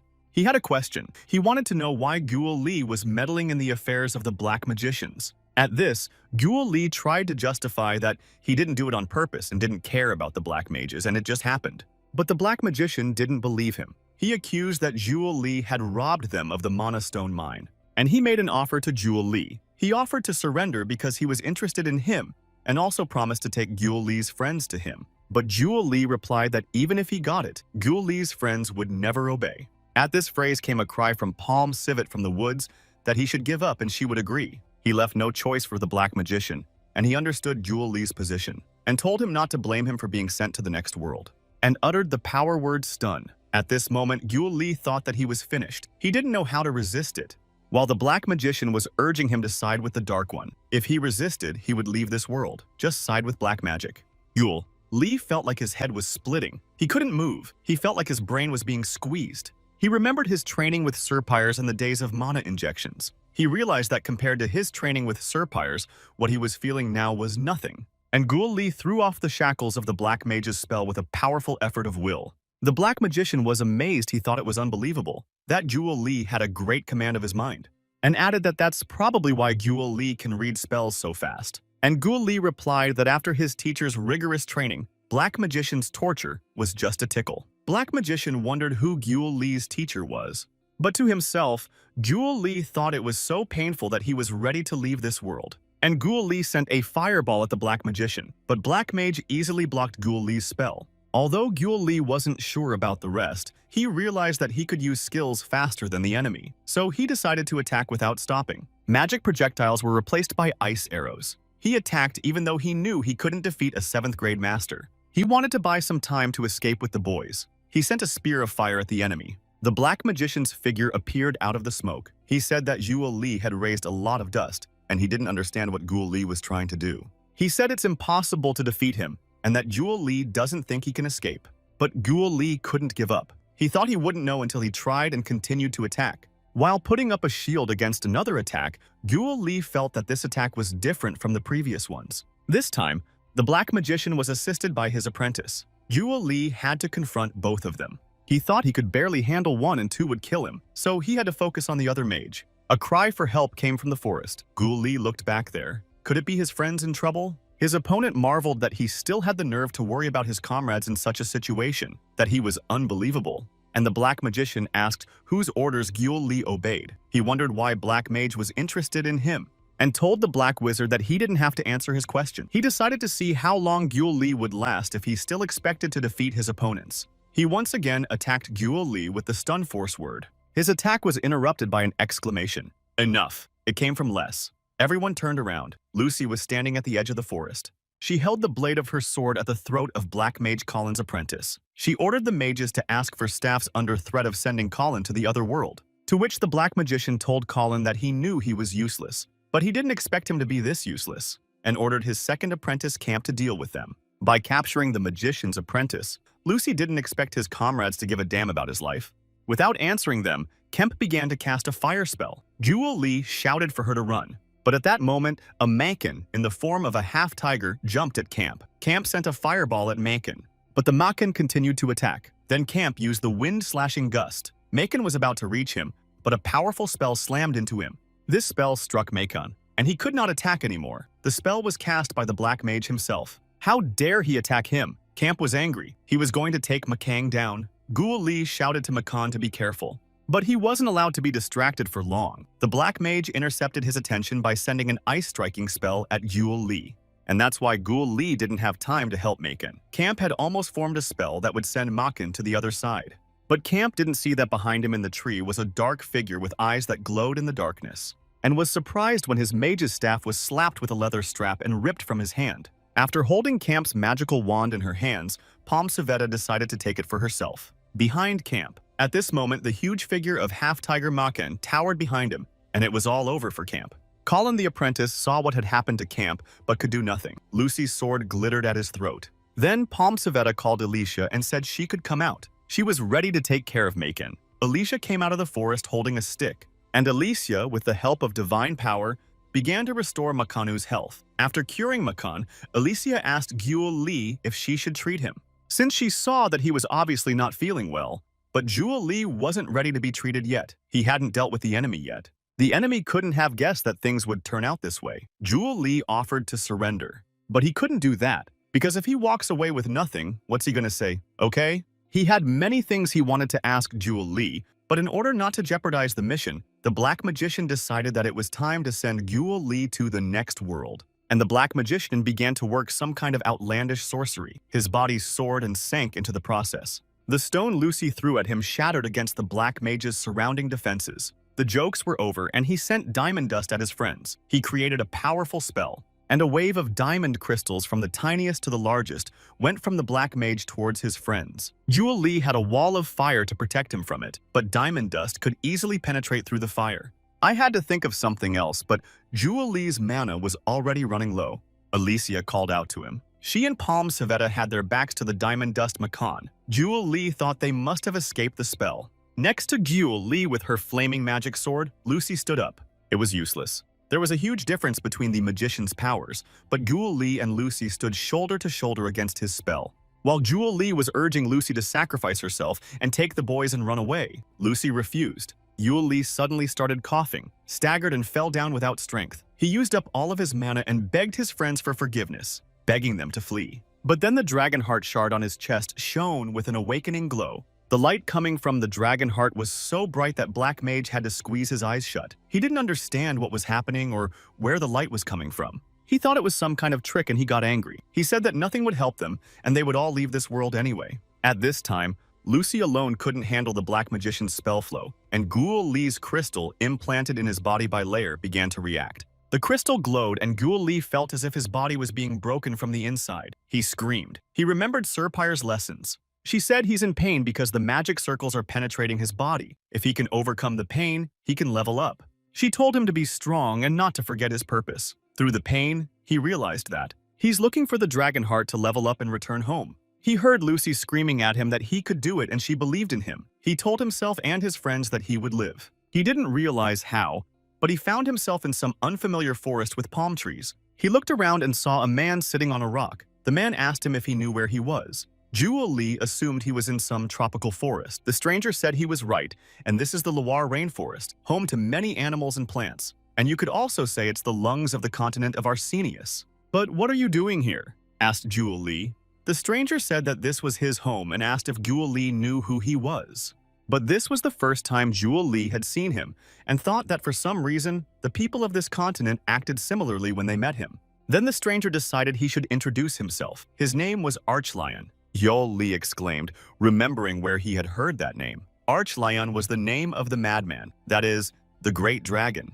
The dragon noticed the caveat and agreed that there was some truth to it. Guo Li decided to ask if he had left that world and entered the new one. But it turned out to be Archlion's dreams stored in the dragon's heart. Mana is the source of all life and matter. Everything that was born with mana must return to its original form. This is also where everything that couldn't convert to mana is. What must happen is bound to happen sooner or later. It's just not the right time and Guo Li has to go back. He asked where he should go back to. And the Archlion sent Guo Li back to where he was needed, back into his body. An exhausted Lucy collapsed next to her blade. She could no longer stand up to the Black Mage alone. The magician was triumphant. He thought they had a trump card stashed against him. But since his opponents didn't have a trump card, he was going to send them all to the grave. And in the meantime, Gyul Lee came to his senses and stirred, rising from the ground. Seeing that Gyul Lee was beginning to show signs of life, Lucy called out to him. She told him to get up quickly and didn't act like a fool. He was the only one who could stand up to the Black Mage, and he had to get up faster and do something. And Gyul Lee got up. It wasn't easy for him, but he got up from the ground. Seeing that Gyul Lee was getting up, the Black Magician couldn't contain his surprise. How could he stand up? "Hey kid, how could you survive?" Black Magician couldn't understand and turned to Gyul Lee. Getting to his feet, Gyul Lee laughed. Black Mage didn't understand why he was laughing. He assumed that Gyul Lee's mind was disturbed after being resurrected. And Gyul Lee was just happy. He turned to Lucy and told her that she had done a good job and now she could leave it to him. "What can a mage with a low mana level do?" said Black Mage, turning to Gyul Lee and making an inviting gesture with his hand. Gyul Lee replied that he doesn't even know, but he thinks he can do a lot of things. And to give you an example, he easily directed a powerful fire tornado at the Black Mage. What kind of power that is? How this boy on the verge of death and having used up all his mana could do such a thing, the Black Magician thought. Gyul Lee's friends were also shocked by what was happening. Even Lucy, who had forgotten her tiredness, looked on with her mouth open in surprise. But the Black Magician came to his senses. He began to threaten Gyul Lee again that he would leave this world prematurely. And with the new magic circle, Gyul Lee's mana had fully recovered and had more mana. Gyul Lee was serious about winning. He easily sent the next even more powerful spell at the Black Mage, and the Black Magician couldn't overcome it and went to the next world. Gyul Lee waited for a while for the cinders to clear to be sure. His friends were also happy about his victory. They immediately ran up to Gyul Lee and Lucy. They were very worried about Gyul Lee and Lucy. Alicia was especially worried. Gyul Lee confirmed that it was indeed quite dangerous. Palm Savetta approached Gyul Lee. She asked why he didn't immediately warn them that they were being pursued by the Black Magicians. "I could have left this world." After he apologized, she reminded him of the risk reward and offered to crack him to jog his memory. Elysia stood up for him and said they might have left this world if it weren't for him, and that Palm Savetta should be grateful to him.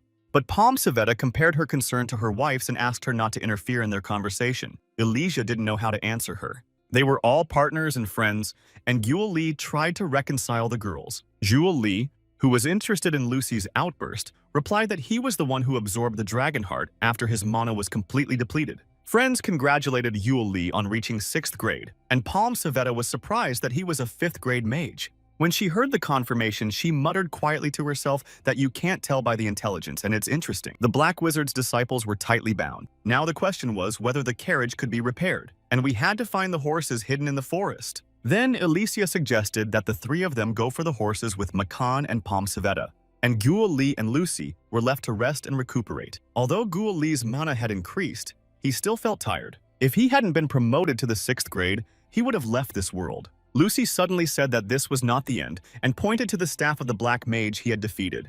There was still demonic energy in the staff. Gyul Lee took it in his hands to examine it. Lucy's warning shout rang out. A fireball flew at him. The explosion blew Gyul Lee to the side, but he managed to put up a shield.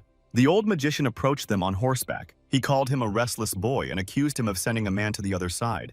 If there were any other Black Magicians, Gyul Lee was thinking. He asked Lucy to stay behind him as he suspected that this Black Mage might be even stronger. Lucy stared at the old wizard in astonishment and tried to explain something to Gyul Lee, but she was interrupted. The old mage gazed at Lucy, surprised by the elf's presence, and demanded that Gyul Lee hand Lucy over to him. But Gyul Lee could only betray Lucy through his lifeless body and told Magu. He expressed his doubts that he could win the battle and said that he would put an end to all his evil deeds. The old magician rode his horse and launched an energy arrow at Gyul Lee. Reflecting the charges of the energy arrow, Gyul Lee realized that this old mage was above 7th grade. In turn, the old magician thought that his opponent had the level of a court magician, and he didn't understand where these wizards came from and where they were produced. Magic arrows, ice spears. Gyul Lee attacked his opponent with more and more spells.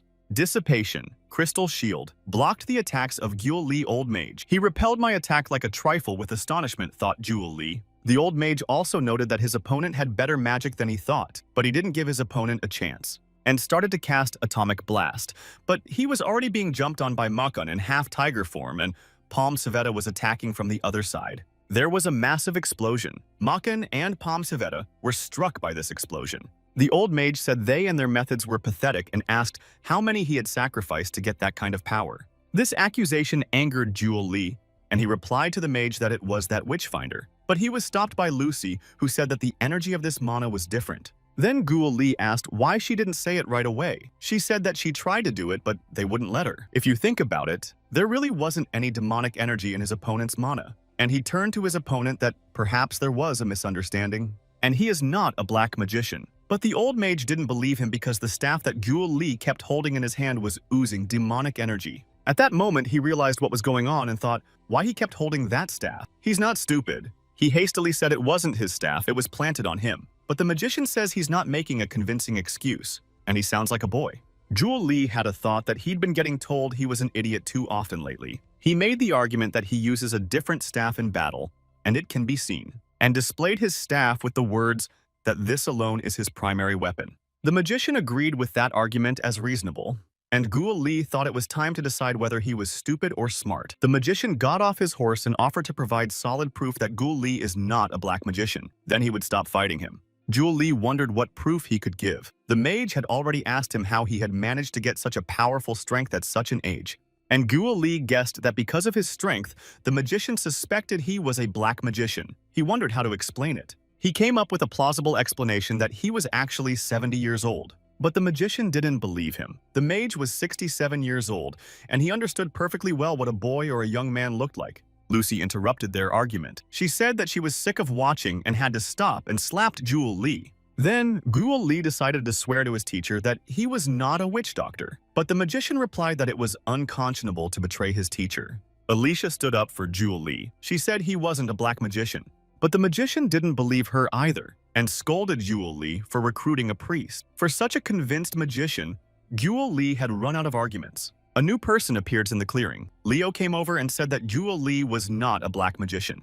Everyone cheered and greeted Leo. The magician was indignant that they were insolent and dared to address the prince without respect. They were surprised. It turned out that Leo was a prince. Guo Li asked Leo and Wizard what brought them here. One of the knights who had ridden into the clearing with Leo resented his interaction with the prince. He was indignant and demanded that Guo Li kneel down. But Leo calmed the knight down and said it was all right. His name was Sir Tomford. Sir Tomford understood and was silent. And Leo asked Guo Li to explain to him what's going on here. When Guo Li started to explain, Leo interrogated him to see if he understood correctly that they were returning from the fairy forest. And Leo explained his question that there were many brave men who entered the fairy forest, but they all went missing. And Guo Li's team got out. They said they just went there with a man who knew less in some way. The surprised magician was only now convinced that Guo Li was not a black magician. And Leo once again confirmed for Marcus Christopher that Guo Li is not the black magician. The magician turned out to be the court wizard of the kingdom of Kudrain, Marcus Carleo von Christopher. This magician was so strong because he was a 7th grade court magician, understood Guo Li, and Leo went on to introduce the people present. He reminded them that he had defeated the witch doctor Mankus in Huazhongmin village. Marcus Christopher asked if he was a 5th grader. Guo Li modestly clarified that he had recently risen to 6th grade. They started to find out where the demonic energy came from. Guo Li pointed his finger at the place where the defeated 7th grade black mage was lying. Marquis Christopher found it hard to believe that a young mage could reach a high level to destroy a 7th grade mage. It was the first time he had encountered such a thing. He thought it was impossible to do it alone and using some gypsy tricks and no luck. He asked Guo Li again what he was if he was not a black mage. Guo Li frankly asked what Marquis Christopher was listening to him. Meanwhile, Leo told Sir Tomford that they had to finish off the surviving black magicians and their minion. Then Guo Li pointed at the black magician's disciples and said that those tied-up guys over there are black wizards. They can be interrogated. He asked Leo again how they had gotten here. To answer briefly, Leo and the knights and the mage had followed Guo Li and company. They couldn't find this information on mana mines themselves, and so they bought it from the Thieves Guild. They heard that Guo Li's company was being pursued by the black magicians, and they went after Guo Li. And Guo Li didn't understand why the damned witch-finders were after him. Marquis Christopher thought he was hiding who he really was. This angered Guo Li. Since he had Leo in front of him, he didn't mention his royal ancestry either. He replied that the situation demanded it, and introduced himself. The knights who stood behind him are the knights of the kingdom of Kudrin, the Lion Guard, and he is the 2nd prince of the state of Kudrain, Leonard von Kudrain. It's a good thing he told me about it now, Guo Li remarked. Makan and Palm Savetta were badly hurt by the magical blow. Elijah tried to heal them with divine power. Looking at the senseless bodies of his friends, Guo Li asked Marquis Christopher, did he know that he could send innocent people to the grave? Marcus Christopher replied that he had only used a fraction of his power to only cripple and then interrogate them. This angered Jewel Lee because that old man almost sent him to the grave himself. Marquis Christopher shrugged his shoulders. He wanted to send Jewel Lee to the other world while he was still weak. Gyol Lee seemed too aggressive to him. Makan finally woke up. He asked what the black magician was doing here. Leo came up to him. He apologized and said there had been a misunderstanding. That Leo was the heir to the Lionheart surprised Makan too. And Leo suggested they socialize without ceremony and not to make a big deal out of it. Meanwhile, Gyol Lee woke up Palm Savetta. Kitty, kitty, kitty, get up. When Palm Savetta woke up, Gyol Lee was sitting next to her and warned her not to be surprised because there was a slight misunderstanding. But still seeing Marquis Christopher, Palm Savetta jumped up and ran away screaming that she didn't want compensation for the risk. Lucy found her, and Palm Savetta later explained that she wasn't running away, it was just a tactical retreat. I think they had everything sorted out and were ready to go. They were on their way back to La Rochelle. When everyone gathered, there wasn't enough horse for Gyol Lee. He was confused. He was invited to sit on the back of the horse by the Marquis Christopher. He was curious to ask Gyol Lee a lot of things. The squad moved on and Gyol Lee had to listen to many questions. Upon arrival in La Rochelle, the Black Magician's students were handed over to the Royal Security Agency, and Gyol Lee asked if they had time to question them. Leo replied that they would be questioned tomorrow. He asked where Gyol Lee and the team would be staying. Makan answered him. He told him the location of the hotel where they were staying. Leo apologized.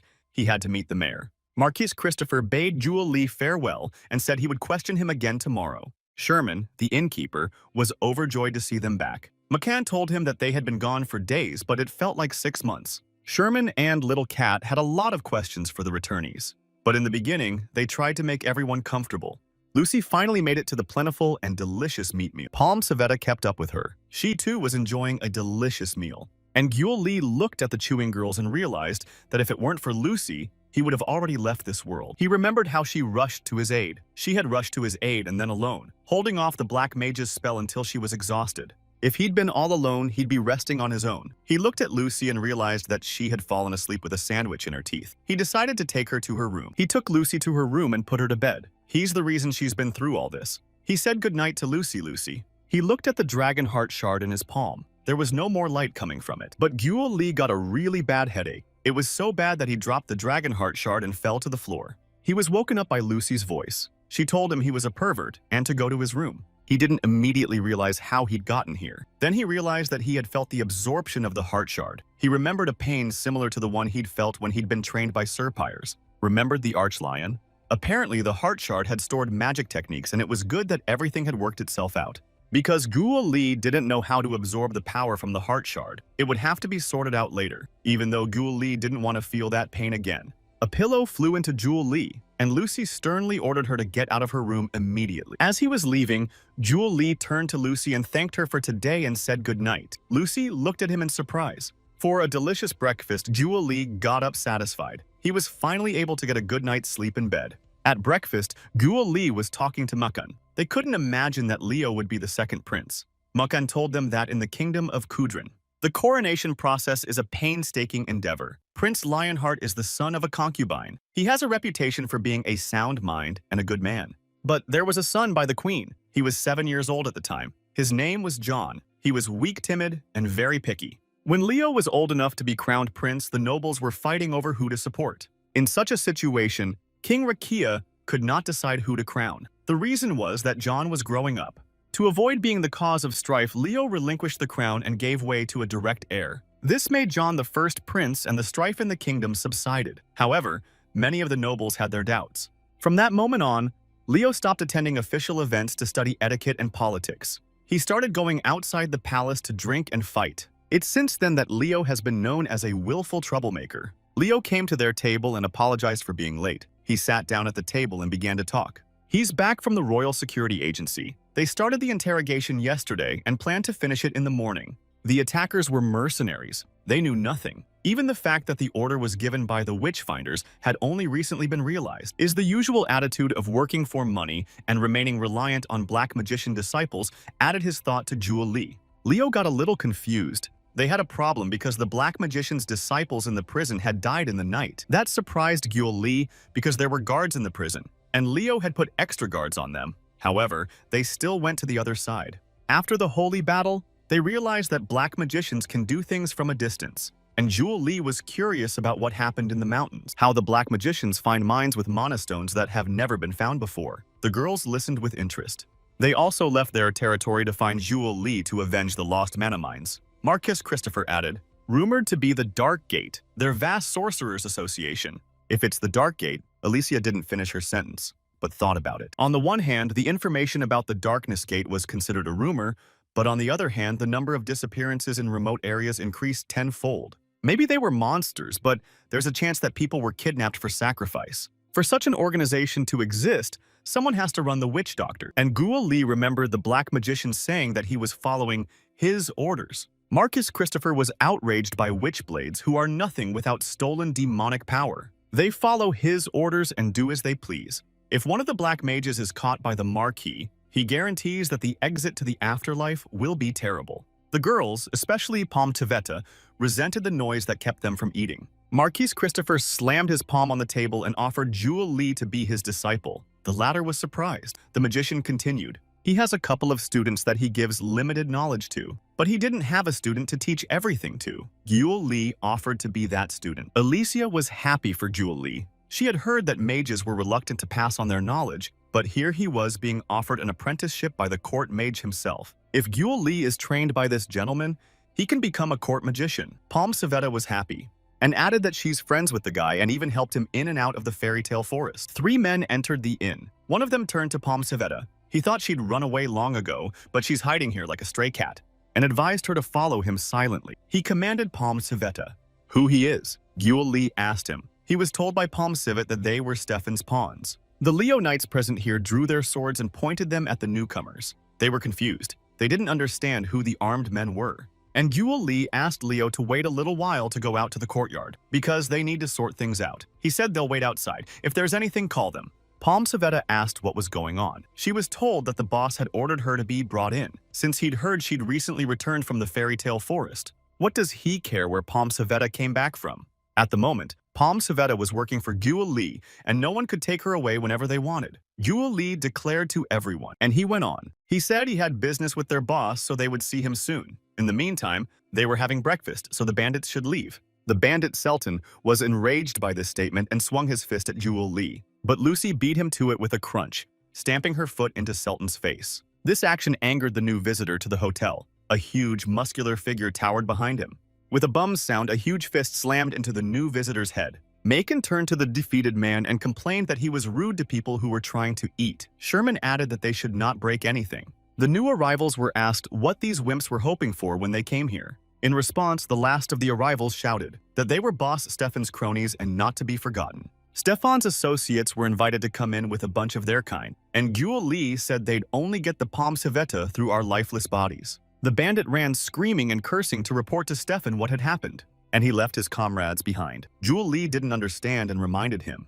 They were warned by Sherman that it was dangerous to fight Stefan and his men, since they're connected to the bloody mercenaries of the Hines family. They asked Palm Tveta what she thought. At first, she thought she would leave La Rochelle, and then it would be hard for them to find her. But it looks like an escape. She was duped, and she has to pay them, plus the situation with her father. She wasn't going to leave the bandits alone until she kicked their asses.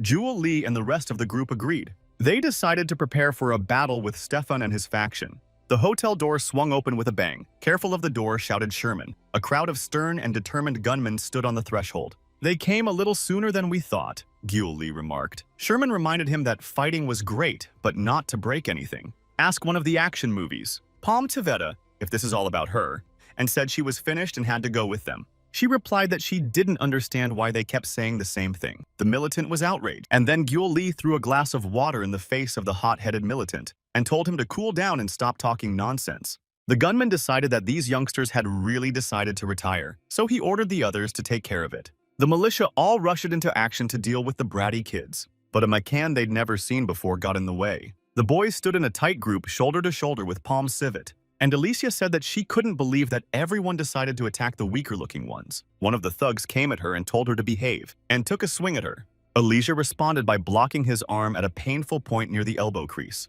The gunman didn't expect to meet resistance from the innocent-looking Alicia. Alicia kicked the gunman in the groin next. He was in a lot of pain. The militant leaders are surprised too. One was astonished that Alicia resisted. Another screamed, "Why can't they control the children?" Scattering the fighters, Lucy resented it. She didn't like being called a child. It's starting to dawn on some of the thugs that these kids are a lot stronger than they look. Standing over the defeated crawling militants, Palm Savetta shouted. What was wrong with them, and where had their fighting spirit gone? The gunman Makan was holding in the air was calling for help. Makan didn't advise him to ignore it. Another gunman swooped down on Macon with a stool in his hands and a shout from behind. He was neutralized by Sherman with a blow to the head, with a jug with a recommendation not to do any damage to the property. After watching Sherman's dashing assault on the militants, Jewel Lee thought to himself that it was okay for Sherman to break property. Or maybe it's his way of relieving the stress of running a business.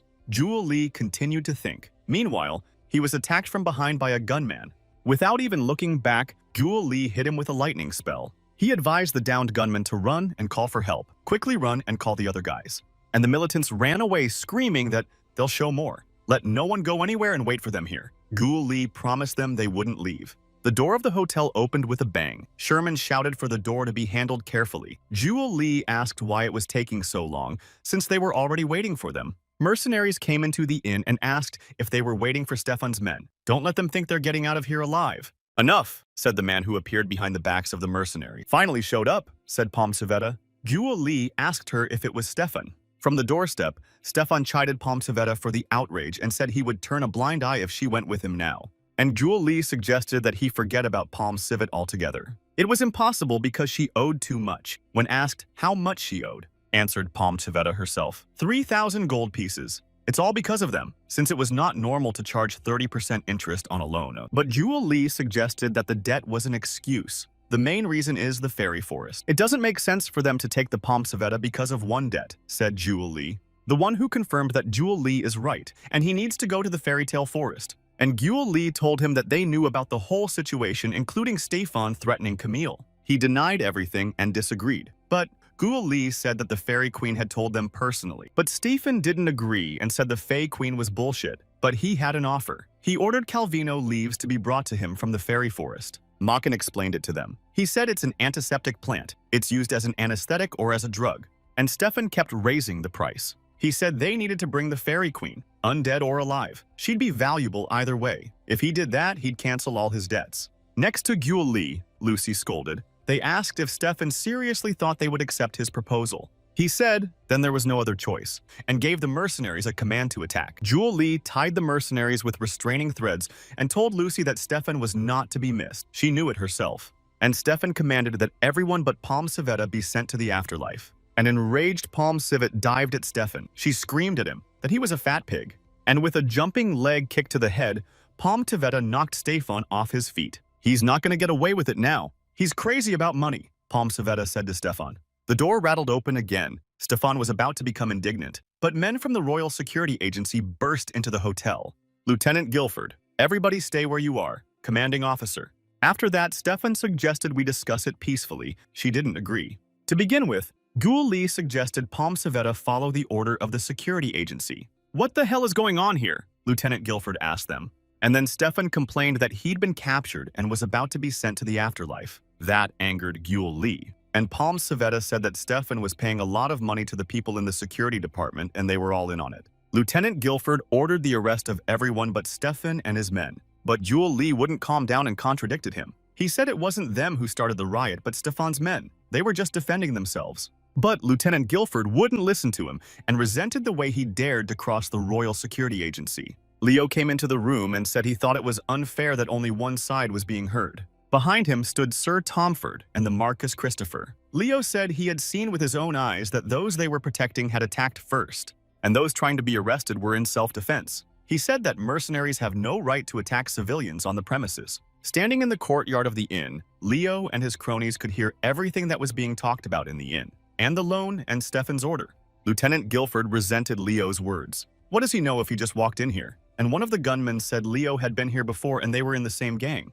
And then Lieutenant Guilford accused Jewel Lee of conspiring and ordered everyone arrested. Sir Tomford ordered everyone to stand, and turning to the lieutenant, he asked Guilford if he knew to whom he was speaking and whom he wished to arrest. Instead of Guilford, Stefan said Leo was the son of a bankrupt aristocrat, and Lieutenant Guilford said he had the right to arrest anyone. Then Leo asked him if this rule applied to the royal family. Stefan answered him again. He said there was no point in a member of the royal family coming here. Lieutenant Guilford was approached by a subordinate and informed that the situation outside required his intervention. Outside the inn, and his soldiers were surrounded by a detachment of the Lion Guard. They were commanded by Marshal Brown. When he saw the lieutenant, he said that Lieutenant Guilford must be out of his mind to raise a sword against the prince and want his head taken off. Lieutenant Guilford hastened to repent to Prince Leo, saying he had sinned and deserved to go to the next world. Prince Leonard accused Lieutenant Guilford and his men of trying to arrest innocent people just because of Stefan's false accusation. And it looks like Lieutenant Guilford was repeatedly bribed, and he's investigating Stefan's involvement in narcotics distribution. Leo also instructed us to go to Stefan's immediately to search and seize suspicious items. And Palm Civetta was enjoying the situation. She was enjoying watching Stefan's collapse. She's been through a lot working for this man. She thanked Leo when they took Stefan to jail. Even though they said they could handle it on their own, they couldn't have done it without Leo's help. Jewel Lee thanked Leo too. But Leo was pleased too, because they had been able to prevent the distribution of illegal substances. Marquis Christopher came up behind the talking Jewel Lee and Leo and sternly asked Jewel Lee when he would wait for Jewel Lee to answer. He refused, explaining that he was on a mission assigned by his teacher, and he must do what the teacher told him to do. However, he would have to practice hardening himself, thought Jewel Lee, remembering that he would have to master the knowledge for the 6th grade. Jewel Lee's refusal to become an apprentice upset Marcus Christopher. He thought he had finally met a worthy boy. They were planning to move on. Leo asked them where they were going next. Makan told him they were going to Krongus. They were thinking of leaving tomorrow. And Goa Lee told me that it was a city of the Holy Church and that Elysia had business there. Leo wished them to be careful and told them that the bad guys who had been arrested today were not to be feared. And then Jewel Lee remembered something. He explained his thought. If the Dark Gate organization really existed, then someone was mining mana stones. The Black Mages are after him because he robbed them of one of these mines. Then Leo summarized his thought. Jewel Lee wanted to tell them that in other kingdoms, Black Mages occupied similar mines. Maybe they really are going to summon demons with mana stones. Jewel Lee continued to speculate. His interlocutors were outraged. They said it was nonsense and that it was impossible to summon demons. Even Leo told him he went too far. Jewel Lee didn't insist on his theory. He just mentioned demons and got such a sharp reaction. Jewel Lee was thinking when Palm Civetta called out to him. She told him that her work was done. He asked what she was going to do next. She had no idea what she was going to do now. Then he asked if she had thought of leaving here. Palm Civetta thought for a moment. La Rochelle is her hometown. Even though everything was horrible, this is her home. The thought of leaving never crossed her mind. She said goodbye and wished them all good luck on their future travels. As she was leaving, Jewel Lee shouted after her that they were leaving tomorrow. They planned to leave the city through the East Gate, Makan added for her, and Alicia added that they would see each other. Looking at the perfectly repaired carriage, Jewel Lee was pleased. Alicia told him that they would arrive at Krongus before evening. As the innkeepers bade farewell, Makan regretted that they had caused them so much inconvenience. But he was reassured by Sherman because they had received a reward from the prince. They already thought Palm Civetta wouldn't come. Makan offered to wait a little longer, but Jewel Lee said to go. He mentally wished Palm Civetta good luck and wished her to finish her thievery and start her life anew. His thoughts were interrupted by the voice of Palm Civetta, who was hurrying the departure because she was bored. The voice came from the roof of the carriage. She explained her appearance. He had bailed her out of custody after paying her bail. She thought about it and remembered that she was due in court today. She was afraid of being captured and decided to leave. Lucy didn't fall for this story and said she just wanted to go with them. Well, now that they were all assembled, they got in the carriage and set off for Krongus. On the road, Lucy was glad to be able to visit Krongus, which she had read about in a book. It said it had one of the best buildings built by humans. How long it's been since he heard about this book, Jewel Lee thought. He noticed that Palm Civet was worried about something and told her not to worry because all the guards were probably busy with Stefan and his men. She said she didn't tell him anything. They found out that her father gave her the name Palm Civetta because she's half Miao, and Miao is such an ethnic group. They asked if Palm Civetta had ever been to Krongus. It was close to La Rochelle. She replied that she served Marinka, the goddess of dew and good luck, so she had no need to visit that place. The goddess Marinka was the goddess of thieves and treasure hunters. For Alicia, this goddess was not respected. The girls got into a heated argument, shouting over each other. Makan listened philosophically to the girls' clamor. Jewel Lee tried to calm them down by telling them that the gods they believed in were good. It didn't help. Then he decided to switch girls and asked what the meaning of the name of the town of Krongus was. That's the story Alicia started to tell. There was a village called Atlan. A terrible disease struck the locals. And then a girl named Elena climbed a nearby hill and began to pray to the sky. One day, a goose with a crown on his head appeared in the sky and said that her prayers had been answered, and from now on, she would be the messenger of his will on earth. Palm Savetta objected, saying that a goose with a crown on its head doesn't make sense. But Alicia argued that afterward, Helena taught the locals healing. It turns out Alicia was an orphan who was dropped off in a sack at the temple. She was raised and educated by nuns. That's why she knows so much. He didn't know that and apologized for his possibly tactless question. But Alicia reassured him that it was all right and assumed he was just like her. It was an awkward question for Jewel Lee, so he decided to keep it simple. He said that Lucy's father had taken care of him and that he had met a teacher because of that. He thought he'd be a little more likely to fail. If his parents heard that lie, their faces would turn pale. "We need to return home soon." A question came from the carriage as to what was wrong with Jewel Lee's facial expression. Jewel, Lee and Lucy looked at the temple with rapt attention. The great temple of God's Crowngus. It was very large. Now Lucy understood why they called it one of the 7 great buildings. They were met at the entrance to the temple by 2 novices. They apologized and said that the temple was closing and could the travelers come back tomorrow. Alicia came forward and gave her name. She said they had come to meet High Priest Hamel. The novices looked at each other and said they would inform him of her arrival, and he offered to escort Alicia to her chambers. Jewel Lee, who was watching the meeting, noticed the change in the novices' attitudes when they heard Alicia's name. They were served vegetarian dishes for dinner. Palm Savetta and Lucy were disappointed and hungry. There were no meat dishes on the table. A high-ranking priest entered the room and greeted Makan and Alicia cheerfully. His name was Hamel. Makan greeted him in a friendly manner, and Alicia called him Mr. Hamel. He said he remembered Alicia as a child and now she's grown up. And Jewel Lee looked at them and wondered why Makan is only friends with big guys who look like mob bosses. And Hamel continued to talk to Alicia and Makan. He asked Alicia if she had found a lover. He asked Makan if Hamel had read his letter. Hamel read the letter and regretted that their mutual friend had left this world. He asked about the donation. It turned out that Prince Kudrena had donated a large sum of money in Alicia's name. There were rumors that she was the illegitimate daughter of the royal family. Apparently, it was Leo's reward for saving Alicia's life. Apparently, that's why the 2 who met them changed their attitude when they recognized Alicia. And Hamel wanted to hear all about what the Makan and Alicia had been up to all this time. After listening to their story, Hamel summarized that they had escaped from the Black Mages and that was why they had come here. But Alicia objected that they had come for another reason. She thought she was having a vision. Hamel said that the Holy Father had warned that one day there would be one who would be visited by Providence. He immediately went to call the Holy Father. When Alicia objected to the lateness of the hour, he added that she should just wait. He went straight after the Holy Father, and Alicia was nervous that she might give a false prediction.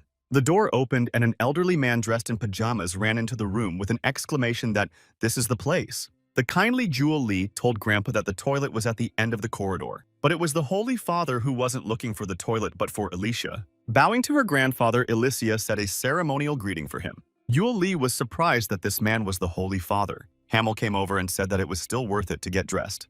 The Holy Father asked Alicia to give details about her visions. The visions were while she was on the Commandant's property. He was sure that Ilithia had real prophetic visions, asked her to recall the details of the prophecy she'd seen. Alicia plunged into the memory. Living creatures but no longer alive. They follow those who are no longer alive but are still alive. Those who are no longer alive do not exist in this world, but they want to. Those who don't exist in this world but want to exist are too many. Only one door can let them in. If it opens, the whole world will disappear. Jewel Lee didn't understand anything that was said. To him, it was a set of meaningless phrases. But the priest sat there looking like they understood what was being said. The Holy Father was sure it was a divination. He asked Alicia if she remembered when it came to her.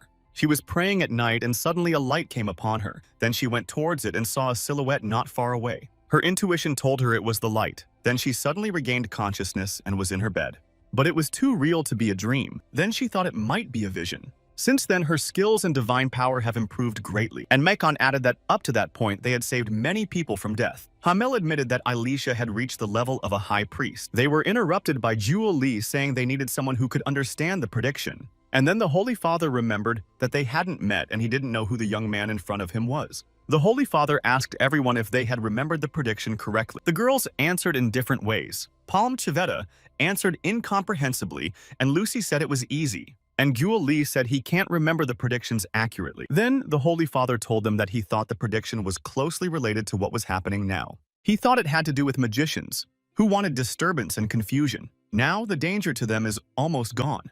But they say that Saint Amelia's credibility plummeted right after the holy battle. Kuni said darkness is born of light. The end of life is the beginning, not the end. But all who were happy to win the long war did not report the prophecy. The seer became a secret that was only told to the great emperor. Hence, the church has not yet ended the threat of the magicians. According to the Holy Father, they must prepare to fight the new darkness. A few years ago, a systematic movement of mages was discovered everywhere. Gyul Li asked him about the dark gate he was referring to.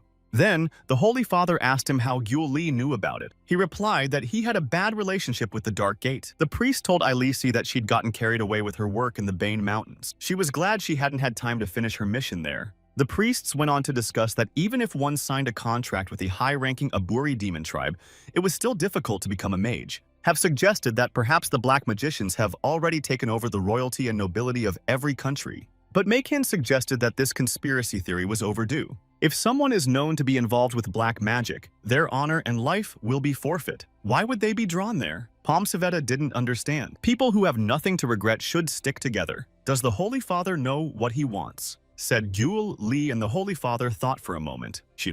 They didn't know what the black magicians had done to Kudrin's kingdom. The first time they've seen anything like this in the kingdom of Eluin, then the kingdom of Kudrin is also in danger. Sir Leo could help them, so they decided to tell him secretly that he was in danger. Those who are alive but not alive at the same time are probably witchcraft mages who have sold their souls to demons. The Holy Father pondered over the prophecy. Who's not alive and who's not? It's probably the undead. They went to the other world and then they came back. The riddle of the prophecy. They solved everything.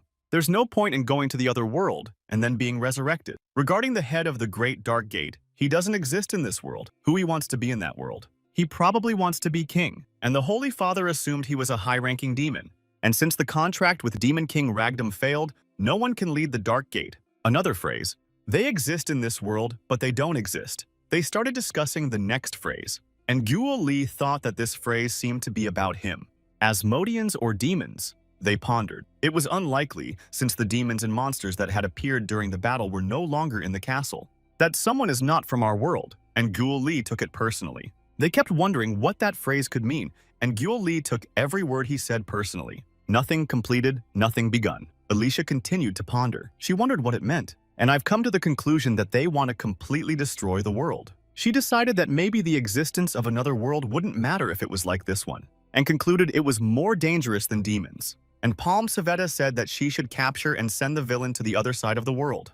At that moment, Gyul Li's throat was tight with fear. Makan asked him what he was mumbling to himself, but Gyul Li said he was hiccuping, and Gyul Li thought that for his safety he should return home soon. He suggested that maybe there's a nihilist who doesn't want to leave this world. But Alicia said it was even worse. If the summoned person had such intentions, it would be very bad. Then Gyul Li thought he was dead for sure, and for some reason, he imagined Layer. He told the Holy Father he was a good man and didn't let Lucy have his say, said she was hungry. The holy battle is over, but the magicians will not give up, the Holy Father told them. No matter what it means to have trust, nothing is more important than the human will. They were going to continue to play the role of the church. The Holy Father said they would continue to show the world the will of the Holy Virgin's radiance because he knew that even the unpredictable future could be changed. After thinking for a while, Gyul Li thought that he would have to travel separately from Ilisia now. The Holy Fathers wanted to hear Ilisia's opinion on the matter, whether she wanted to continue her journey or return. She said she wanted to go with them to the kingdom of Eluin. As she left Daishinjan and traveled, she saw and understood many things.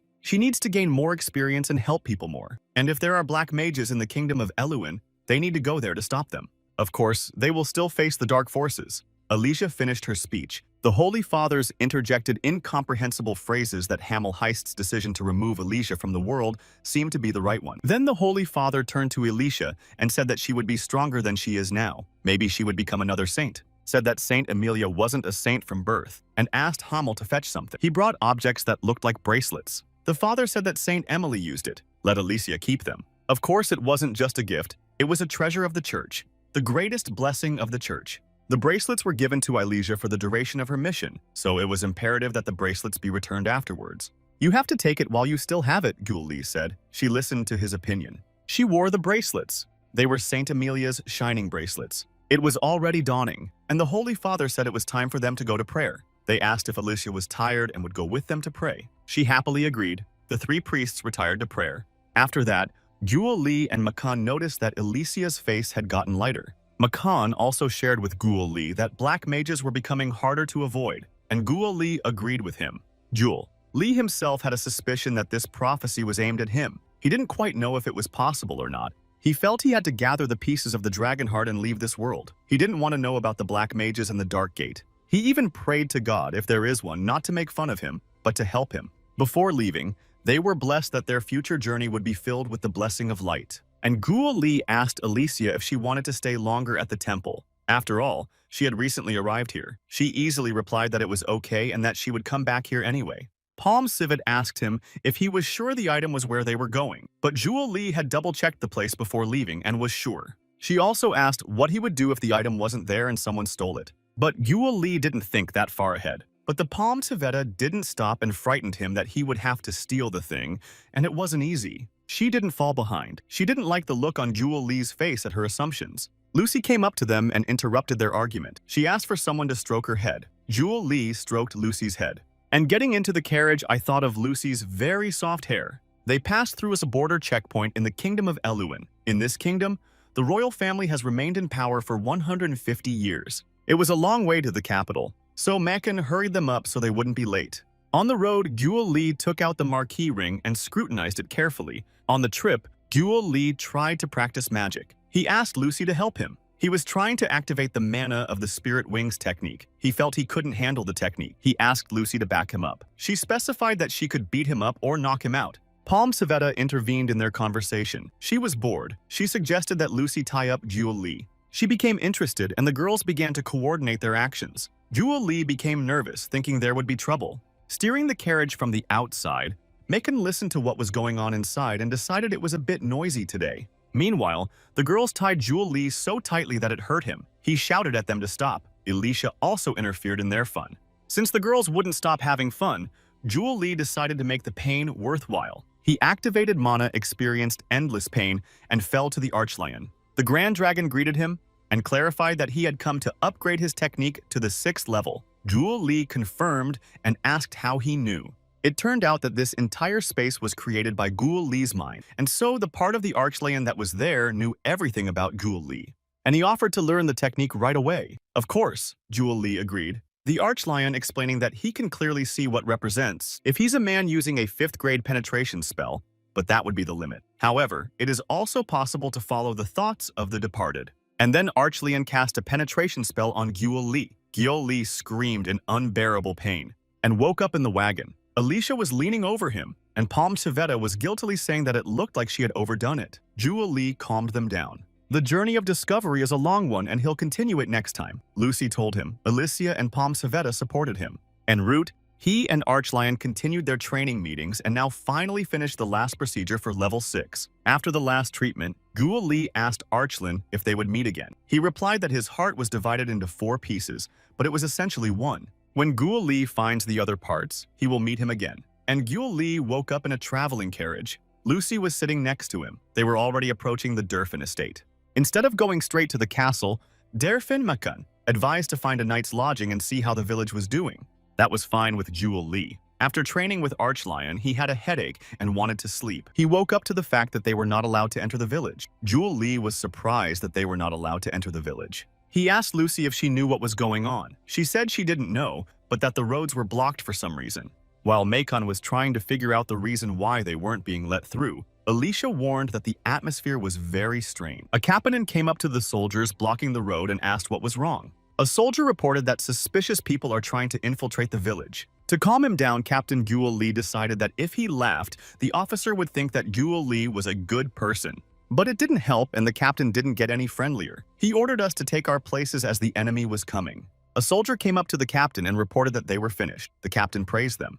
The sentries on the wall shouted that the Duke's army was coming and to be on the alert. The captain emotionally exclaimed that there were too many enemies. A well-armed army was approaching them. The leader's name was Duke Albert von Spielis. As he approached, he greeted the captain and called him Sir Jeffs. He asked the Duke why he had come here. He replied that he was offering Sir Jeffs to surrender and join the duchy. If he accepts the offer, Sir Jeffs has been promised the title of Spellies. Sir Jeffs replied that too much time had passed. He had devoted his life to the Marquis of Durfin, and a knight never has 2 masters. The Marquis of Durfin, who tried to arrest us, and Duke Spielis, who brought troops. Gyul Lee is beginning to understand. At which point Sir Jeffs demanded a duel of honor from Albert Spillis. He refused. He said he's here to warn you that he's going to destroy this town, and asked them all to surrender, or he would send them to the next world or take them as slaves. He added that they would regret rejecting his grace. Albert Spillis got called out. He saw a guy trying to tell him something, and he saw Lucy. For some reason, the sight of Lucy made a deep impression on him. Albert Spillis asked why she was here and ordered her to be seized. The entire Duke's army ran at the boys. Gyul Lee didn't understand the reason for this reaction and told Lucy to hide behind him. She calmly refused to hide and told him to conjure. Gyul Lee placed a fire barrier in front of the fleeing soldiers, and the soldiers stopped. His army commander asked Albert Spillis what the soldiers should do next when confronted by a mage. But Albert Spillis couldn't believe the boy could conjure at that level and thought it was an illusion, and ordered the soldiers to attack through this barrier. The soldiers lit up and shouted for help. Then he ordered the archers to shoot at Gyul Lee, but Gyul Lee put up a shield and all the arrows got stuck in it, and ordered his knight Sir Olmar to fetch the brazen man's head. And Sir Olmar rode on his war horse to retrieve Gyul Lee's head. He shouted that fire was no problem for him. Then Gyul Lee asked him how he felt about lightning and threw lightning at him. The knight didn't like lightning very much, after which Gyul Lee told Albert Spillis that his knights were not so good. It would be safer for him to cut off his head himself. But Albert Spillis did not give up and ordered his troops to come in from behind the mage and not be afraid of him. The commander of his squad offered to retreat. In order to finish quickly, Gyul Lee decided to defeat the army in one blow. He sent a mass attack spell at the army. The spell struck most of the soldiers of the army and knocked Albert Spillis out of his saddle. He shouted loudly in incomprehension of the situation. After defeating the enemy army, Gyul Lee turned to Sir Jeffs, who was standing there with his mouth open. He asked why he was standing there instead of leading. He came to his senses and shouted to the soldiers that the enemy's morale was broken and it was time to defeat the enemy. Albert von Spillis, for his part, hastily shouted to the remnants of his army to retreat. Those who could rushed to escape, and Lucy picked up a stone from the ground and threw it at the back of von Spillis's head. Most of the duchy's troops had escaped, but the defenders of the marquisate were still overjoyed. The girls were arguing over the unconscious Albert Spillis. Palmseveta feared that Lucy had thrown the stone too hard, but Lucy, as an experienced stone thrower, was confident in her skill. While they argued, Alicia healed Albert Spillis. Captain Sir Jeffs thanked Gyul Lee for his help. Gyul Lee asked him why the Dukes of von Spilissa were attacking the marquisate, who explained that Duke Spillis has a long-standing grudge against the Durfins and that Albert Spillis is his son, so they attacked. It is a conflict to conquer the land and get possession of it, explained Macon. It surprised Gyul Lee, so this conflict is recognized by the state. Captain Sir Jeffs asked Gyul Lee and Lucy what they had to do with the Marquis of Durfin. They were escorted to the reception room of the Chateau d'Urfin. They were asked to wait while they reported to the Marquis. Marcus Durfin's castle was magnificent. Gyul Lee was glad that they were able to enter the castle. At the entrance, he saw a flag with a red dragon on it. The ruler of the Durfin territories came out to them. The friends were surprised at how much she resembled Lucy. Her name was Reina von Durfin. Now they understood why Albert Spillis was after Lucy. The resemblance between the girls was very strong. Lucy's full name was Lucid Inia. It was Reina von Durfin who was the Marquis Durfin. She was the only one left in the family. She asked them to introduce themselves as well. They introduced themselves one by one. When everyone met, Reina thanked Gyul Lee for helping out today. She wanted to know what Lucy had to do with the Durfin clan. Red eyes and hair are unique to the Durfin clan, and she'd seen them on Lucy. When Lucy started to answer, she wanted to talk about her father, but Gyul Lee didn't let her say it. He wanted to introduce her differently. He said that Lucy had something to do with the First Lord, and he specified that Reina knew about the First Lord. She told me about Rein von Durfin. One day, he passed the title to his son and left. Perhaps he went to the Dragon Mountains in search of winged ones. Reina replied. He admired the strength and courage of the Red Dragon so much that he decided to use it as his family crest. Then, Gyul Lee explained their origins in this way. He said that Lucy was a distant descendant of the First Lord Rein von Durfin and that he himself was her father's apprentice. He showed Reina the ring Layer gave him as proof. She examined the ring and asked where Gyul Lee got it. He said that Lucy had inherited it from her father, to which Lucy whispered to him that the ring was all he had, implying that Layer gave the ring to him. Reina took the ring, examined it, and threw it into the fireplace. Not expecting this, Gyul Lee pulled the ring out of the fire with fireplace tongs. And then Reina scrutinized the ring again. It was unharmed because the Durpin ring was made of red dragon bone. No matter what you do to it, it won't break or change shape, and the heat of the fire certainly won't harm it. They say the founder of the family made two rings. One he gave to his son and the other he kept for himself. And it's really a proof of lineage ring. At this moment, Guo Li exhaled a sigh of relief. Reina was just checking whether the ring was authentic or not. She told Lucy that she knew at first sight that they were close relatives, but it seemed that the kinship was even closer than Reina had first thought. And that's when Guo Li figured it out. He shouted that Reina and Lucy were sisters, and Reina, that half-elves grow slower than humans. Lucy looks like Reina, but she's 10 years older. Lucy was proud to say she was a big sister now. Lucy was older than Guo Li, and he couldn't treat her like a child now. It would be weird if she was growing up as a human. After they met, Guo Li said that he and Lucy were looking for the Black Stream sword on Master's orders. Master said they would find out why when they found it. But Reina disappointed him. She said the Black Stream had been given to Duke Spillis. Why the sword was given to Reina is long enough to explain, but she'll tell you. His Majesty Floyd is very young and therefore has a regent. That regent is Duke Spillis. He has begun to send those he doesn't want to die. Reina's father, worried about Spillis' autocracy, told the young king the truth. The king's palace was gathering forces to fight the duke. But, unfortunately, Reina's father and brother were dastardly sent to the grave. On their way to His Majesty's house, they were attacked. The accompanying knights were also killed. It was a terrible massacre, but there were no witnesses. The investigation revealed that the accompanying knights were unable to resist. That was suspicious in Makon's opinion. It was hard to imagine who could send the knights to the other world so that they couldn't resist. Something strange happened there. Reina's wizard found traces of magic at the scene. It turns out that the incident was connected to the capital's Elua Tower, and all traces lead there. The palm tree Tveta couldn't stand the long narrative and asked for a shorter story, but Alicia elbowed her in the side to keep her quiet. But the investigation couldn't proceed because it was cancelled by order of Adrian von Spillis. He's the current head of the tower, by the way. Then Reina received an offer from Duke Spillis. The boys couldn't stand it and interrupted Reina out of surprise. They interrupted her.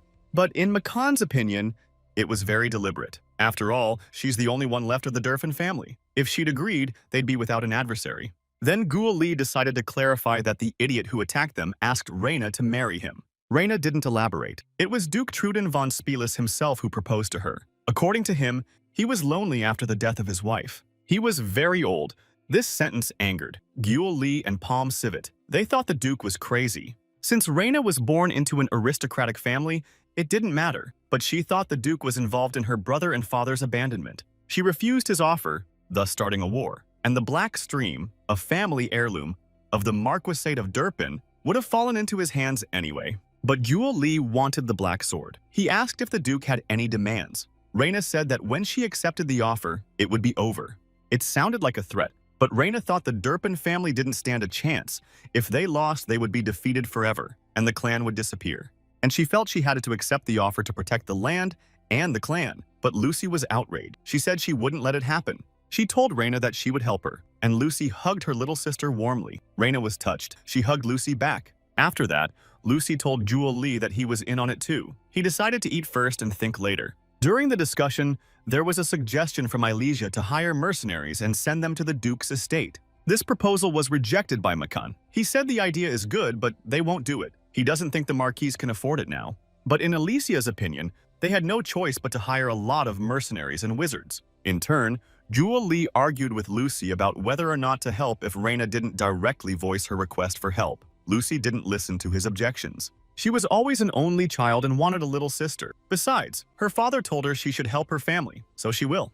As soon as they met, Lucy felt in her heart that Reina was her own person. Guo Li had some doubts, but Lucy was able to convince him that her sister needed help. During the discussion, Guo Li had a plan to capture the Duke while avoiding direct confrontations. He didn't think it would be easy, but he didn't see any other options. No matter how good the Duke's security, there would always be a loophole. In the middle of the night, Guo Li woke up to something happening. He couldn't understand what it was. He went out into the hallway. The girls ran up to him with the same question about what was going on. Reina came up to them and explained that Duke Spellis had attacked them. This made Guo Li angry because it was the middle of the night and he hadn't slept well. And Lucy told Reina that they would help. The sisters smiled warmly at each other. The Duke's army is standing in front of the city gates. Told me how Reina was doing. As usual, Elysia stayed behind to treat the wounded. The others went with Guo Li, even though Palm Tveta asked to be left with Elethia to treat the wounded. But Guo Li took her with him. The Duke's army stood at the city gates again, and the leader shouted that his name was Alan von Spillis, Duke of Spillis. He had come to restore his brother's honor. They told him to come in the afternoon and then talk to the lady. and asked Alan Spielis why he was making so much noise so late and why he couldn't sleep, and suggested that he go home. He told Jewel Lee to just daydream and ask where that girl was. But Jewel Lee said Alan Spielis is too stubborn and he won't report to him, and warned him that if he dared to enter the castle, he'd be a dead man. But he resented being threatened and ordered an attack on the castle.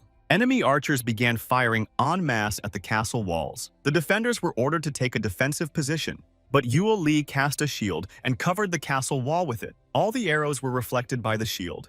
The attackers put long ladders against the walls and climbed the walls. A command was heard to stop them from climbing the wall. They were attacked from both sides. The soldiers next to Jewel Lee fell down as arrows struck them. Jewel Lee thought about what to do. He couldn't go to the other side.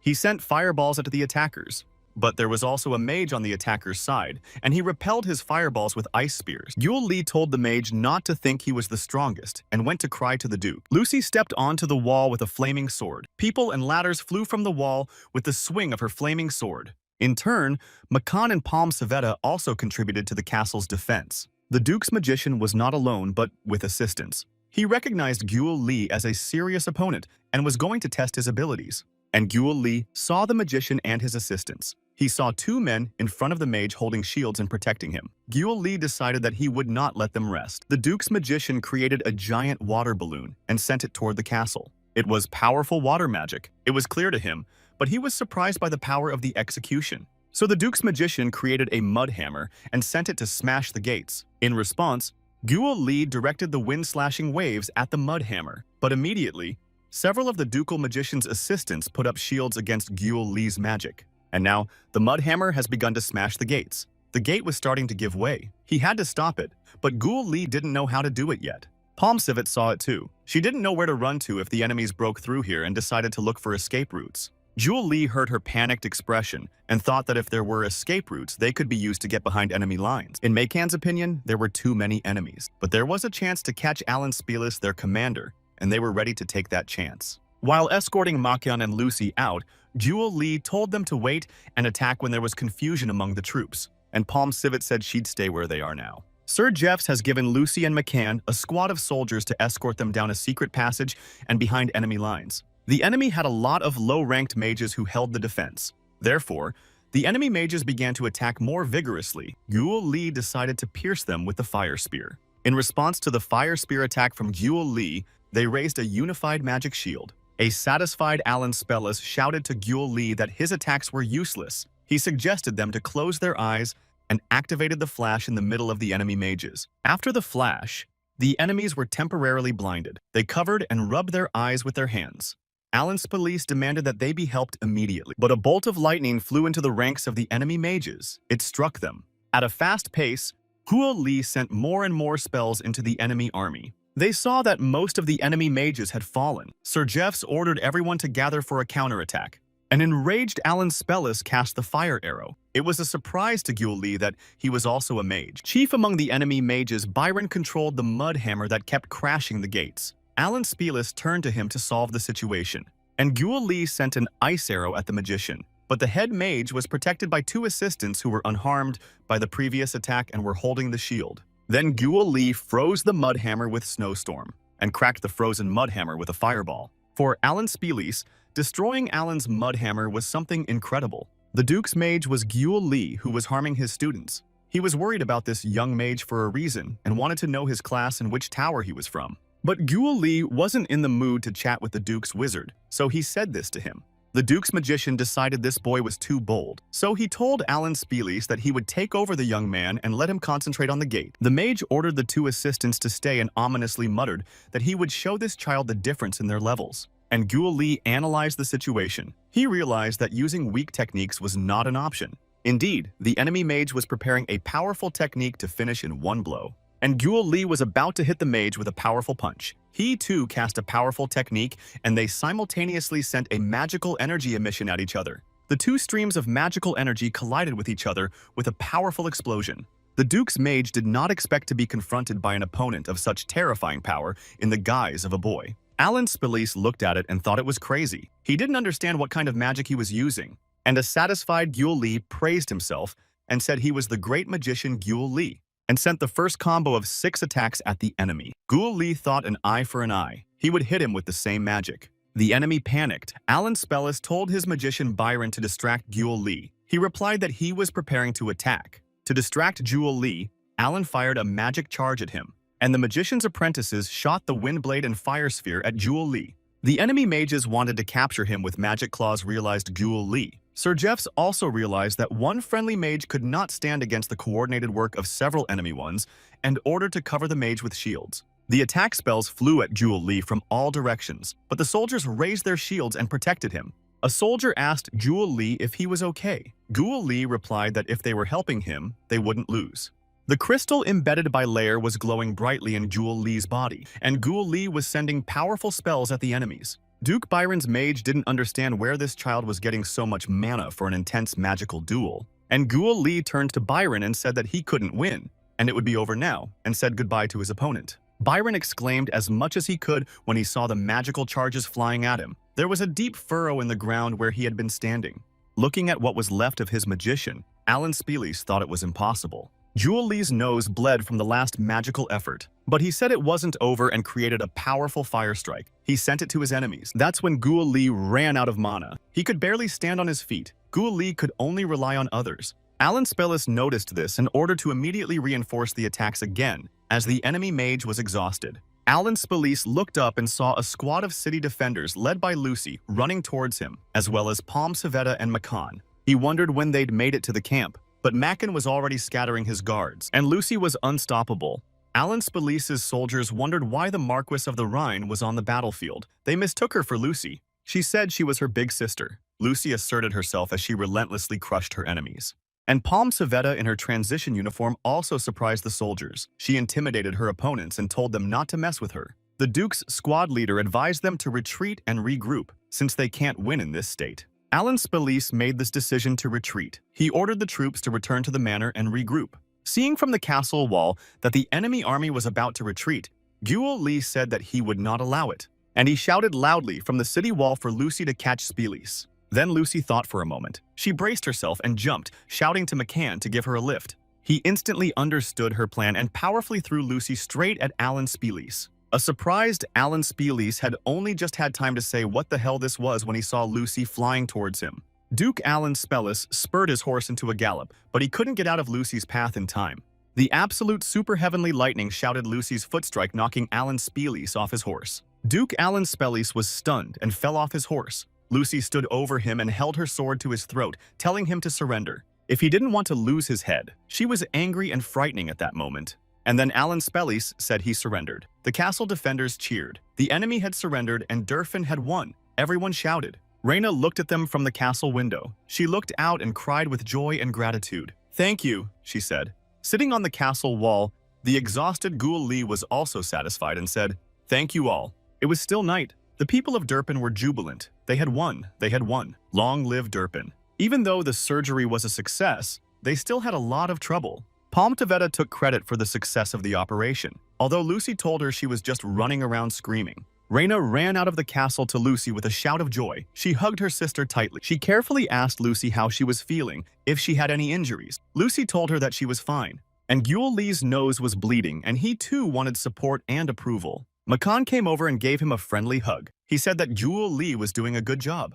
Jewel Lee was pleased with Makan's praise. He complimented Lucy. She did a great job, and she told him he did a great job too. Jewel Lee and Lucy's conversation was interrupted by Alan Spellis shouting. He shouted at them that they were scum, and they must have forgotten who he was. He was yelling that if his father found out what they'd done, he'd send them all to the afterlife, and said it was Alan who kept everyone awake. But Alan Spellis thought it was all their fault. After hearing his threats, Lucy offered to go catch the Duke right away. Jewel Lee was dizzy from overexertion, but Lucy reasoned that it was better to do the job and rest than to let things go. That was right, and he thought he should really go fishing right now. Palm Savetta contradicted him. She was tired too, but Jewel Lee explained to her that he was in the same situation, but it was better not to delay. If the Duke's army attacked at night, they wanted it over quickly. If the Duke's castle learns of the defeat, the Duke will lead the troops and they will come here. But if that happens, Jewel Lee's side won't be able to fight back. They can win unless the Duke is waiting for us to attack. Alan Spellis was offered help, but he actively resisted and refused to cooperate. But that's not what Jewel Lee had in mind. Alan Spellis's clothes were needed. The soldiers took him away to undress him. Guo Li ordered those who would go with them to put on the armor of the ducal soldiers. He hurried everyone as they had to get there before the escaped soldiers. He asked Lucy to change too. She was confused, but he advised her to ask her sister for help. They were looking at the Duke's castle. Luckily, it looked like they had gotten there before the escaped soldiers. And that's how they started. Guo Li cast a makeover on himself and turned into a copy of Alan Spellis. He asked Makan how it turned out. He approved the changes, but he still had to watch his voice. It must be said that his voice had become hoarse while he was shouting. Since the effect of the spell was not long, it was time to start. Under the guise of Alan Spellis, Guo Li ordered the guards to open the gate. He was asked where the rest of the soldiers and mages were. He replied that the others stayed in Durfin Castle, but they had captured Reina Durfin, and showed where Lucy was tied up on a horse, disguised as Reina Durfin. The commander of the guard shone his light on her and made sure it was true and ordered her through. A man met them at this castle and greeted them and expressed his joy that Alan had returned. He demanded to see his father immediately and said he had an urgent matter. The man said his father was busy. Since Guo Li had limited time to hurry up, he said it was urgent that there was a witch doctor in Durfin Castle. The man marveled and ordered the guard to call the lord. The guard left. The Duke came into the room and said he'd been told he had something important and that he was talking nonsense. Continuing to impersonate Alan Spellis, Guo Li said he wanted to tell him an important message in person. But the Duke immediately realized that this was not his son. He asked Guo Li who he was. Guo Li was sorry it didn't work. The Duke ordered the guards to catch them, and the guards immediately jumped on the friend. With flashing eyes, Lucy threw off the ropes and jumped to the Duke. He guessed that the prisoner was also a fake. But Lucy crossed the distance between them and put a dagger to the Duke's throat. He grunted that she'd done a good job. It looks like they won, Guo Li Lucy thought to himself as he sat above the captured Duke. He was swearing that they'd resorted to a sneaky trick and they'd forgotten where they were. Since he fell for the ruse, he was asked to follow them without tricks, to order the soldiers to lay down their weapons. Otherwise, Lucy could count to 5 and do whatever she wanted to his neck. He had just counted to 3 when the Duke shouted that enough was enough and ordered his soldiers to lay down their weapons and leave the room. The man who met them warned Guo Li that if anything happened to their master, he wouldn't leave alive. Lucy knocked the Duke out with a blow to the neck, and Makan threw him over his shoulder, and promised the servants that when the negotiations were over, the Duke would return safely, only if they behaved themselves.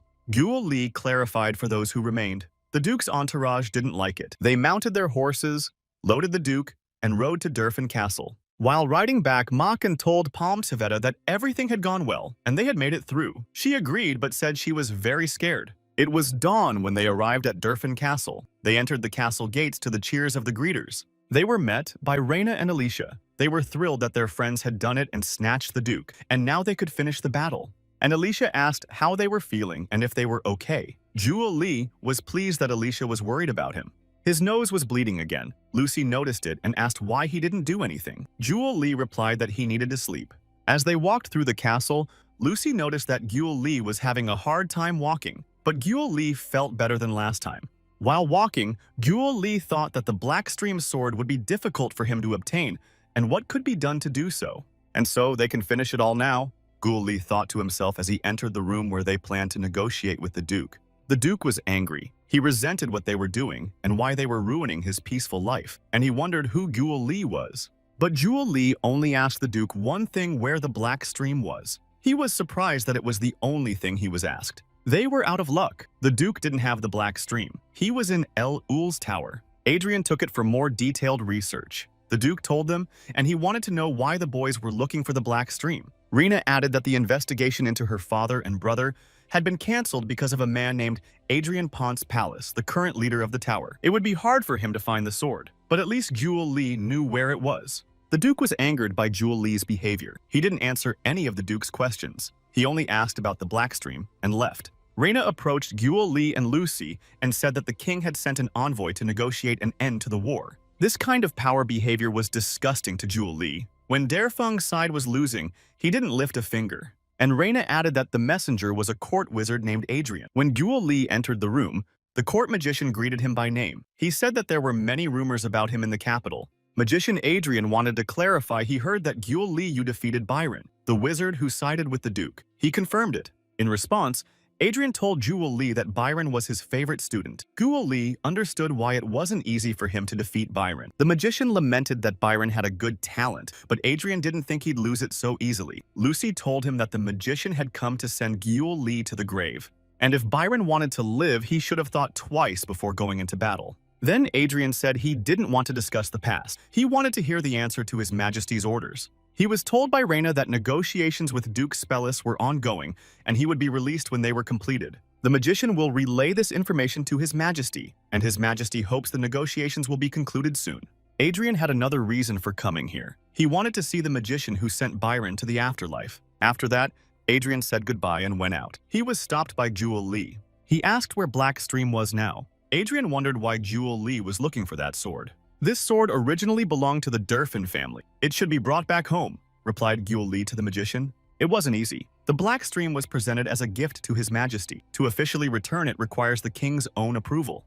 But Hadrian was willing to meet his conditions. It was necessary to finish the negotiations and return the Duke and his sons in 3 days, as well as help with magic research which will stall without Byron. The research is taking place in the Tower of El Lua. Jewel Lee realized he was walking into a trap.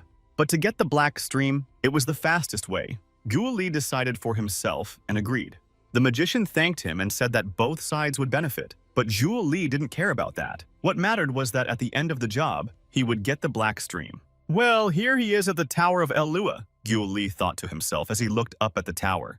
When Reyna saw them off, she said she was worried for their safety. Jewel Lee replied that he was going with Lucy, and they were prepared for a trap in the tower. The court magician hurried them off. He said he was tired of waiting and had to go to the tower. Then Jewel Lee said goodbye to Reyna and promised he'd be back soon. He asked me to tell the others. The carriage drove off and took Jewel Lee and Lucy away. Reyna watched them go and prayed that they would come back in one piece. The tower was founded in El Ruin and shared a history with the kingdom, told by a court magician. The most important thing here is the Black Stream. He must know if he's being cheated now, Jewel Lee thought. He took out a device and checked it. The gauge showed that Jewel Lee was almost at the location of the Dragonheart Shard. At the entrance, they were met by a guard who greeted Adrian and let them into the tower. They entered the tower. A magician greeted them in the tower. Adrian ordered him to call Linfield and Edgar to the laboratory. He took Jewel Lee and Lucy straight to the lab. It was on the top floor. It was unclear how to get up. Jewel Lee didn't see any stairs in the tower. Adrian told them that he had the equipment to climb up. There were triangles on the wall pointing in the right direction. He touched the one pointing up and activated the mana circle. Adrian proudly said that there must be no such mechanism in the Tower of the Wise. For Jewel Lee, it was just an ordinary elevator. They arrived at the top floor where Adrian's lab was located, and Lucy touched Jewel Lee's sleeve. She was uncomfortable with this place. She told him quietly. She didn't sense any specific danger. She sensed the Dragonheart Shard nearby, but something unclear troubled her. They planned to be ready for anything, and they were going to stay close together, and they were going to leave as soon as they got the Black Stream. Does the lab of the strongest wizard look like this? Jewel Lee thought as he looked around. To familiarize himself, Adrian gave Jewel Lee some footage of what they've been working on recently, asked his opinion on the recordings. Jewel Lee replied that it was okay to try. Adrian's students Edgar and Linfield entered the lab. They were to help with the research. Before starting, Jewel Lee wanted to see the Black Stream, but Adrian wanted to clarify one thing at the beginning. He asked how Jewel Lee defeated a 7th grade mage. What kind of trick did he do? The Byron that Jewel Lee had defeated recently was a 6th grade mage. But the magician wasn't referring to Byron. He told me to tell the story of the 7th grade wizard who'd been knocked down. Adrian was talking about the very mage that Jewel Lee had fought with, and there was no one else there but his team. And then he realized. He yelled for Lucy to get out of here. But it was a reaction Adrian had expected. He ordered them to stand and reached for the balloon on his lab table. Multiple bolts of lightning struck Jewel Lee and Lucy. They prevented them from moving and concentrating on saving themselves. But Lucy was still able to overcome the shock of the lightning strikes and kicked Jewel Lee out of the strike zone with her foot. And Lucy did a somersault and jumped out of the lightning zone. He was grateful to Lucy for saving him, but the kick was painful. He swore, falling off the wall where Lucy's kick had landed him. They can move even when struck by lightning. It's amazing, Adrian marveled, and commanded Edgar and Linfield to stop them from getting out. The wind blade was immediately cast on them. But Lucy was quick on her feet and turned over a massive table. It was behind the table where they'd taken cover from the spell. Something had clearly gone wrong in the boys' opinion. A satisfied Adrian told Jewel Lee and Lucy they have no way out and should not resist. Jewel Lee's whole body was tingling and he couldn't move properly. He whispered to Lucy that the old man's goal was to catch him. He wanted to distract his opponents, and Lucy needed to get to Durfin and call for help. She resented it. She wasn't willing to run away alone. But Gul Li wasn't going to give up easily, and he had a plan. Yul Li's voice came from behind the table, and he was about to give up. This surprised Adrian. Jewel. Li slowly rose from the table with his hands in the air. Lucy stood up beside him. It was too easy for Adrian to believe, and Jewel Li knew he wouldn't be believed, so he immediately shouted to Lucy to start. And Lucy tossed the barrel that had been under a neighboring table high up in the air. A black powder spilled out of the barrel into the air. It was gunpowder. Adrian realized that Jewel Li was crazy. But it didn't end there, and Jewel Li lit a fire seal on his palm, and then threw a fire spell toward the powder keg. The air and gunpowder mixture detonated. There was a deafening explosion. The explosion was so strong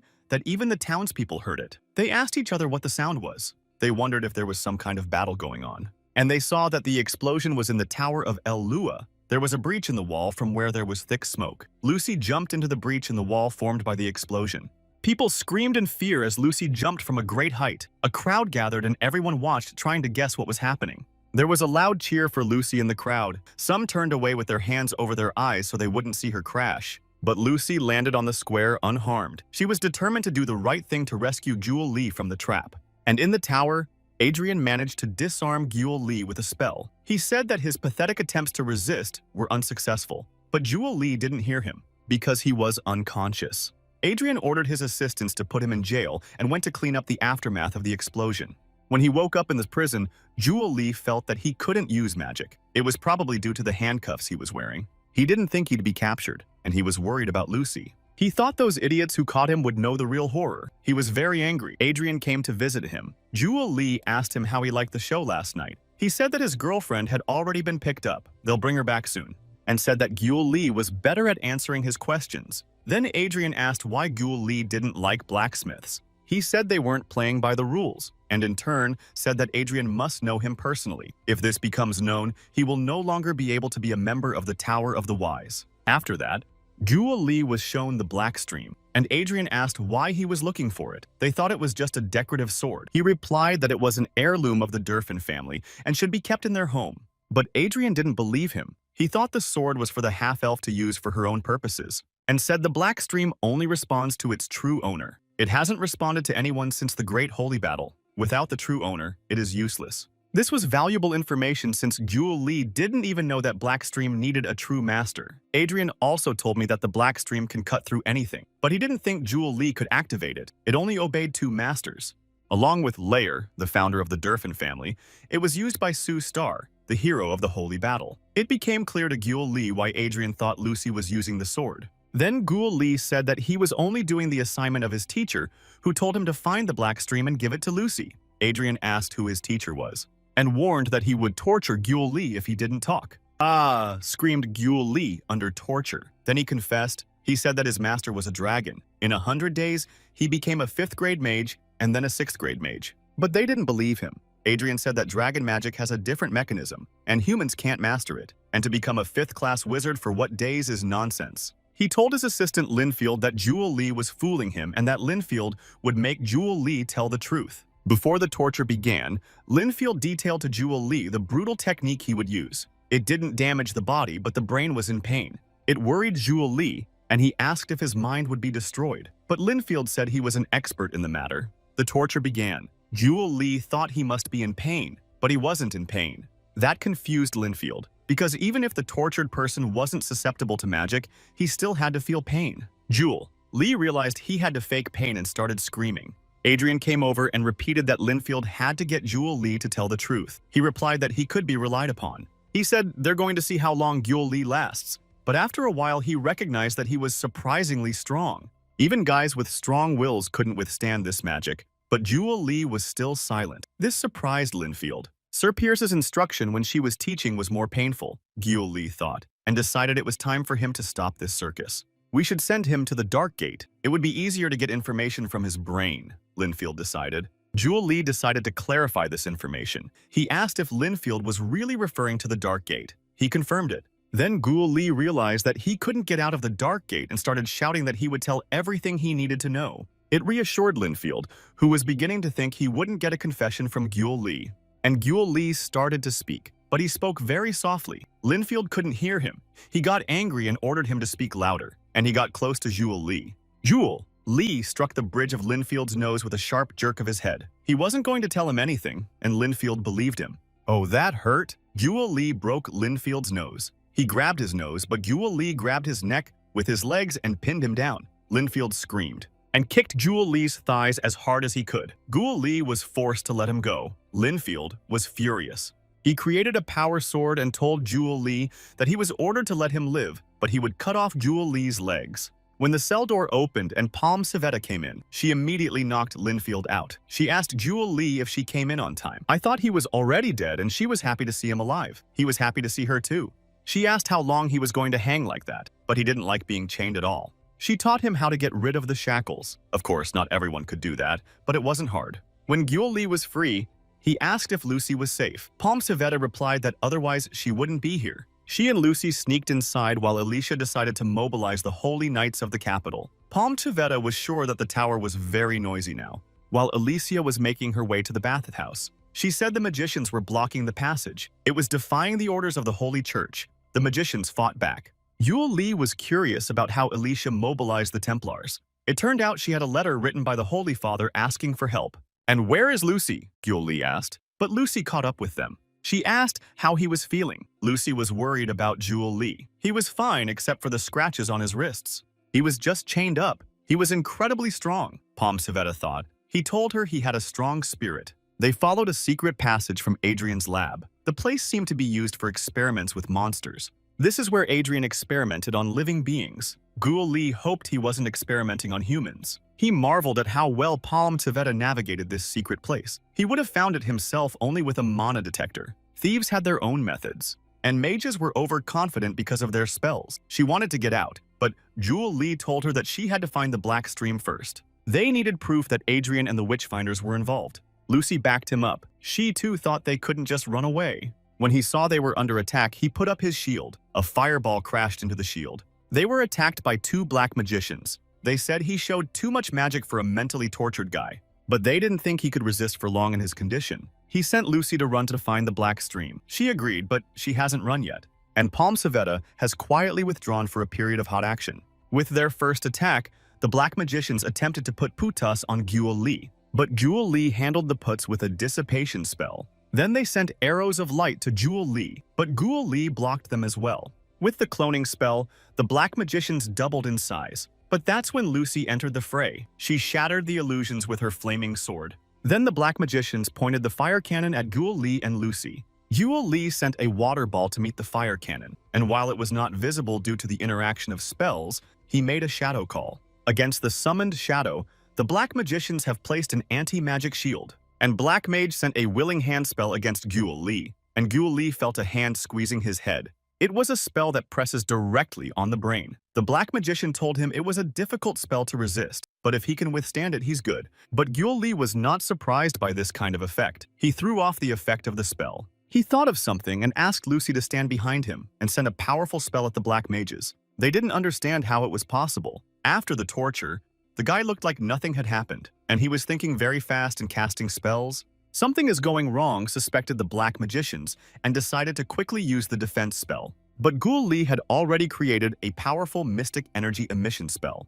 They had time to close. The black mages were holding the barrier defense spell with all their might. When the effects of Jewel Lee's spell ended, the black magicians looked around and did not see Jewel Lee, and then they were hit with electrical shocks from Adrian's artifact. It was Jewel Lee who got to the artifact ball that Adrian used to try to neutralize him and Lucy. One of them mumbled dirty tricks at the last gasp. Jewel Lee said he would inform Adrian about it later. One of the black mages reached out with his hand, but a palm civet stepped on his palm. Jewel Lee didn't understand where it came from. He decided to split up with the girls. He would go down with the black magicians, and Lucy and Palm Savetta were to find the Black Stream. After loading the bound black magicians into the elevator car, Jewel Lee realized that he couldn't control it, and a whole crowd of hostile mages came out to see Jewel Lee. To prevent him from escaping, they immediately started casting attack spells. Jewel Lee hurriedly created a barrier. There were too many of them against his one, and then a thought struck him. He created a mystic cannon and aimed it at the ceiling of the elevator car. The enemy mages shouted indignantly as he smashed the axis of the propulsion machine. and the elevator car with Guo Li and the captured black magicians flew down. To avoid being crushed, Guo Li cast the gravity control spell. On the first floor of the tower, negotiations were still going on between the Holy Knights and the tower magicians. They heard a great noise. Something fell down with a thunderous crash. A cloud of smoke and dust rose up, and Guo Li came out of the cloud. He said that he only had 8 lives left. He was joyfully greeted by Alicia and Macon. They asked him if he was whole. "How he got free," Adrian exclaimed. He was the one Guo Li was looking for. After taking out the black magicians, Guo Li said that he couldn't believe that the black magicians felt at home in the El Lua magic tower. How is that possible? However, he didn't want to hear an apology from the tower representatives. Adrian couldn't take it anymore. He shouted to the Holy Knights what they were doing here, and that such an open invasion of his tower was insolent. One of the Holy Knights said that if he complied with the request and let them see the tower, they would leave him alone. Adrian replied that this was the church's plan against the tower, and Hadrian ordered the magicians to attack the Holy Knights. The knights responded by raising their shields and also attacking the traitors to the church. Spells flew. Alicia and Macon found themselves in the middle of a battle, and in the meantime, having left both parties in tears, Adrian slipped away. He had to wake him, but Guo Li saw him. He couldn't let Adrian escape. There was a wall of attacking mages between Guo Li and Adrian. Macon noticed his predicament and beckoned him over. He could help. In Guo Li's opinion, it was too much. Macon grabbed him by the scruff of his neck and threw him toward Adrian. But Macon told him it was for the best and threw it to Guo Li. Noticing Guo Li flying towards him, Adrian hurriedly set up a stone wall. It was this wall that Guo Li slammed into with force. The impact caused him to exhale with a sound. The stupid kid calls him Adrian, the bloody old man, Guo Li decided. Adrian quickly ran through the secret corridors, and Guo Li wasn't feeling the best after the hard landing. Adrian was in great shape for his age. He ran up several flights of stairs without any signs of fatigue, which can't be said for Guo Li. Puffing and puffing, he finally followed Adrian to the top of the tower. The door was open. Guo Li went in. Adrian's voice came to him from the darkness. He promised to send him to the other side right now, the stupid boy. He said Guo Li wouldn't be able to stop him. He said the king was too young and the queen could be overthrown with a few words, and the kingdom wouldn't investigate. What he wants to do to the kingdom of Elua, Guo Li asked him. He asked if Guo Li knew about the 5 heroes of the holy battle. One of them, Shusta, who dared to plunge the black stream into the heart of Ragdom. Shusta's descendants had to pay dearly just to survive, so he poisoned the king. Then little Floyd was crowned. He took control of the state's affairs of magic. "So it was you who sent the Marquis Durfin to the grave," Guo Li guessed. After taking out the men, Durfin planned to destroy all of Shusta's descendants, but when he wanted to give up the black stream, Guo Li showed up. And Guo Li thought he'd just sent Lucy and Palm Savetta to get the sword. Adrian thought the history lesson had come to an end. He didn't know why Guo Li was chasing him, but he thought it was over for him. He presented Guo Li with his greatest achievement in magical research. A monster was rumbling towards Guo Li. He had never met such an abomination before. Is a chimera that Hadrian created using his instructions. He thought that those who believed in God and that God created humans were fools. He said that if God really created men in the image of his mind, why is there no law against the creation of beings by man? But isn't the creation of chimeras forbidden by law? Guo Li told him. Adrian replied that magic had not progressed since the Holy War 100 years ago. It was he who taught him his magic and his vision of the world, and with his knowledge, Adrian created this beautiful creature. To Guo Li, this creature was not beautiful. It was the most disgusting creature he had ever met. But Adrian thought that boy didn't understand anything. At that moment, the chimera attacked Guo Li. It was only with the help of the teleport that Guo Li was able to evade the blow. The chimera was too fast for its size. Guo Li was able to put his ice shield under the chimera's foot. One wrong move and he would be finished. He thought to himself as he sent a shattering fist at the chimera. The chimera fell down and Guo Li sent a fire spear at it and thought about how she could do that. But magical seals twisted on all of the chimera's red protrusions. That caused Adrian to cheer. Inside each of them is an anti-magic stone, so the chimera is invulnerable to spells. In disbelief, Guo Li tried the magic cutter spell. It left numerous cuts on the chimera, but the cuts healed right before his eyes. The chimera had a strong regeneration. Guo Li thought if he continued to attack, it would just use up mana, but it might be possible to weaken the defense. But Adrian wasn't idle either. He told Guo Li not to think that the chimera was his only opponent, so he attacked Guo Li. The man grumbled at the thought of having to keep an eye on his grandfather too. The chimera's fist whistled and smashed into the floor beside him. Guo Li felt sad. Guo Li placed a force wall in front of the chimera. but the chimera effectively dealt with his obstacle. Adrian mockingly shouted that Gyul Lee was an idiot, that he didn't think he could stop a chimera with a force wall. Her mana matches her size. Asking what he's gonna do next, just sit behind the wall until he goes to the other side. Ah ha ha ha ha. Only in his dreams, Gyul Lee answered him and cancelled the force wall spell. He cast a spell of imprisonment on the chimera. Each limb of the chimera was shrouded in shackles. But Adrian wasn't going to let him do that, and he attacked Gyul Lee with the air hammer. Suddenly, Gyul Lee ran under Chimera's leg and attacked Adrian with the Mystic Cannon. The chimera was damaged by the attack, but Gyul Lee's nose was also bleeding. By the feel of it, his head was bursting with pain. He must win. Putting a force wall in the path of Gyul Lee's spell, Adrian shouted that he wouldn't let his chimera be harmed. He asked Gyul Lee if he seriously thought he could win with the remnants of his magic power. But Gyul Lee told him that he had no idea how much magic power he had left. I thought he said it was cool, but there's almost no power left. And Gyul Lee decided to make a tactical retreat. He said, "Thank you for your attention. Bye-bye, everyone." And Adrian realized he didn't understand anything, what kind of nonsense he was talking about, and he released the chimera. The chimera quickly caught up with Gyul Lee. The shield didn't help him. The snake head of the chimera loomed right over Gyul Lee. He's finished, thought Gyul Lee. But then a detached snake head fell beside Gyul Lee and a familiar voice said, "What was he doing here?" Lucy was standing next to him, and Palm Savetta, looking at the chimera, said with feeling what the hell it was. Black Stream fell into Gyul Lee's lap, and Lucy said to him, "It's his turn now." He took the Black Stream by the hilt. It was heavier than he'd thought and without a scratch. Adrian, who was watching him, said the Black Stream wouldn't help him no matter what he was up to. The chimera kept raging and trying to get to Gyul Lee. Lucy asked him why he was waiting and hurried him up. "I don't want to go through the upgrade again," Gyul Lee thought and channeled mana into the Black Stream. It flashed powerfully and brightly. He still couldn't get used to that awful pain that accompanies an upgrade. The crystal implanted in Gyul Lee by Layer worked, and Gyul Lee fell into the depths of his subconsciousness with a scream. He was met by the Archlion, who stated that Gyul Lee had found the second part of the Heart Shard. He confirmed it, but said he was still in a lot of pain. He told him it was better to endure while he was young. "It's the easiest way," the Archlion told him. Gyul Lee didn't think so.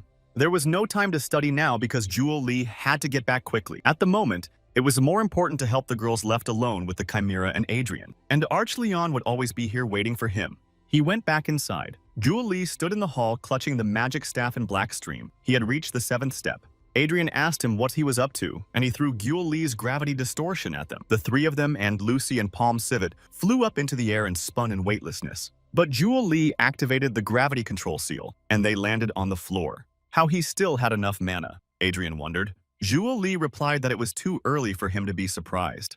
As Gyul Lee had suspected, Adrian didn't know that there was a piece of dragon heart hidden in the Black Stream. And Lucy had already started attacking the Chimera. Gyul Lee warned her to be careful, because the Chimera attacks quickly and can regenerate. Dodging the Chimera, Lucy activated the fire mode on her sword and continued to attack it. The wounds left by the burning blade did not regenerate. To protect the Chimera from Lucy, Adrian aimed the stone spear at her. And Gyul Lee made a shadow summon and aimed it at Adrian. Adrian defended himself with the Prism Atomizer. Two powerful spells collided and began to consume each other. Adrian couldn't understand how this was happening. According to his calculations, Gyul Lee's mana should have run out by now.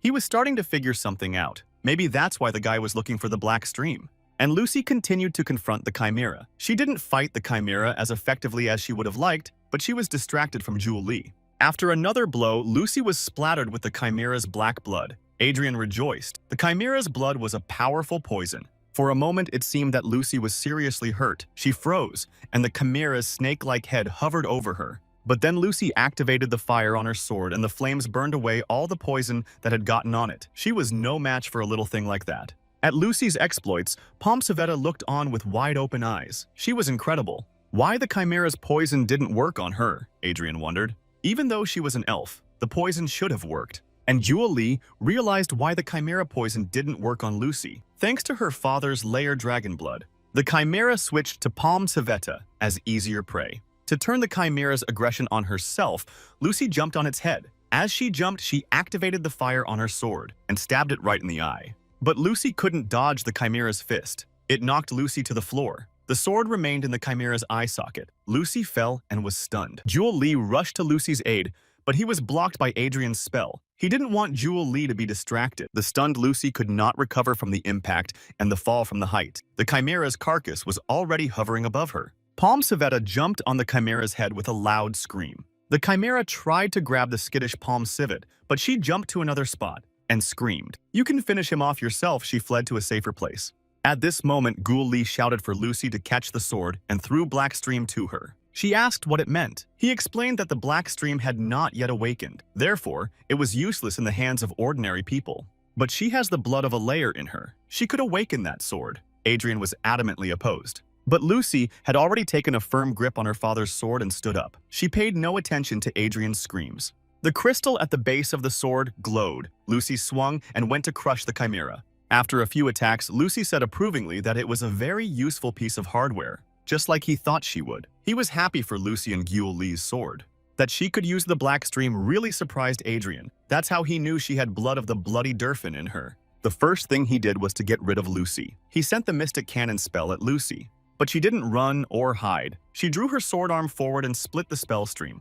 The sword created a safe corridor for Lucy. She stood perfectly unharmed, and magical flames blazed on either side of her. She cut my spell. Adrian was stunned. He had been counting on that blow.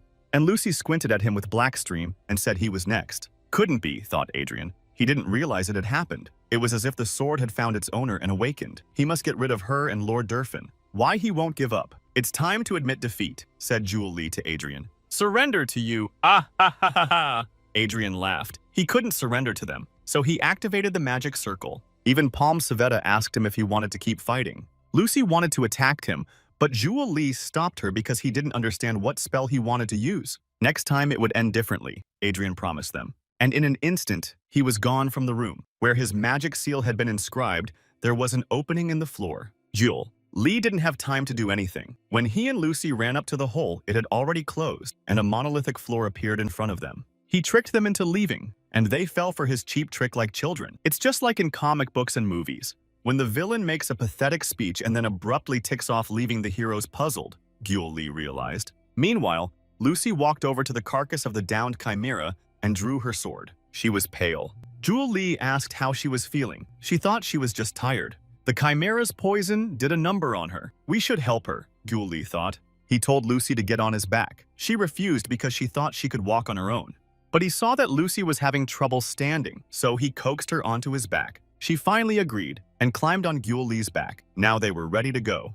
But now there was a Palm Civet clinging to Jewel Lee's leg. She too was tired and also wanted a cuddle or a backrest. In the lobby of the tower, the battle between the Holy Knights and the Mages was still going on. Elysia was leading the Knights. The Mages also urged their fighters not to retreat and kick the Holy Knights out of the tower. When Jewel Lee arrived at the scene of the fight, he ordered everyone to stop fighting and dump the remains of a Homer in the middle of the hall. The Holy Knights were deeply impressed. They wondered how they could have slain such a monster, and the magicians marveled that their chimera had been defeated. The chimera is proof that Adrian is involved with the Witchfinders. Anyone who isn't involved with them should put down their weapons and help with the investigation. He was able to defeat the chimera. Jewel Lee saved everyone. Elysia rejoiced. But not all mages were thinking of giving up. They started shouting that they were being fooled and that it was a plot against the master. Adrian's assistants were especially trying. "Then where is their master?" Jewel Lee asked the outraged mages. "He said that their master didn't care about all of them and ran away." No, he couldn't have done it. The magicians couldn't believe it. But Jewel Lee told them to wake up because they were just tools in Adrian's hands. He told them they were nothing to Adrian. So don't let them give up their lives because of their master's stupid schemes. Adrian's assistant Edgar couldn't take it anymore and wanted to attack Jewel Lee. Jewel Lee had Lucy sitting behind her. But without disturbing Lucy, he easily stopped Edgar. He was not someone Edgar could defeat. He cast dissipation at Edgar's great speed. He only exclaimed in amazement. "After all, he's a level 7 mage." Jewel Lee said modestly to himself and sent an air compression at Edgar. He tried to defend himself with a shield, but failed and was blown away by air compression on the other mages. They were ordered to surrender by Elysia. She said if they didn't surrender, they'd be considered black magicians. "And on behalf of the magical tower of Elua, they will be destroyed," she added. And the mages surrendered. Jewel Lee realized that Lucy was not responding to his actions and was sound asleep. He called out to Elysia. He put Lucy on the floor. But she didn't come to her senses and she didn't react to anything. Then Elysia gave Lucy a physical. Thoughtful. It looked like she was just sleeping. Jewel Lee couldn't believe it. She had fallen under the Chimera's poison after all. But Alicia found a couple of bruises on Lucy that will go away on their own after rest. Looks like there's nothing wrong with her bones or organs. While Lucy was saving Jewel Lee, she didn't get a chance to sleep. Now she finally relaxed and fell asleep.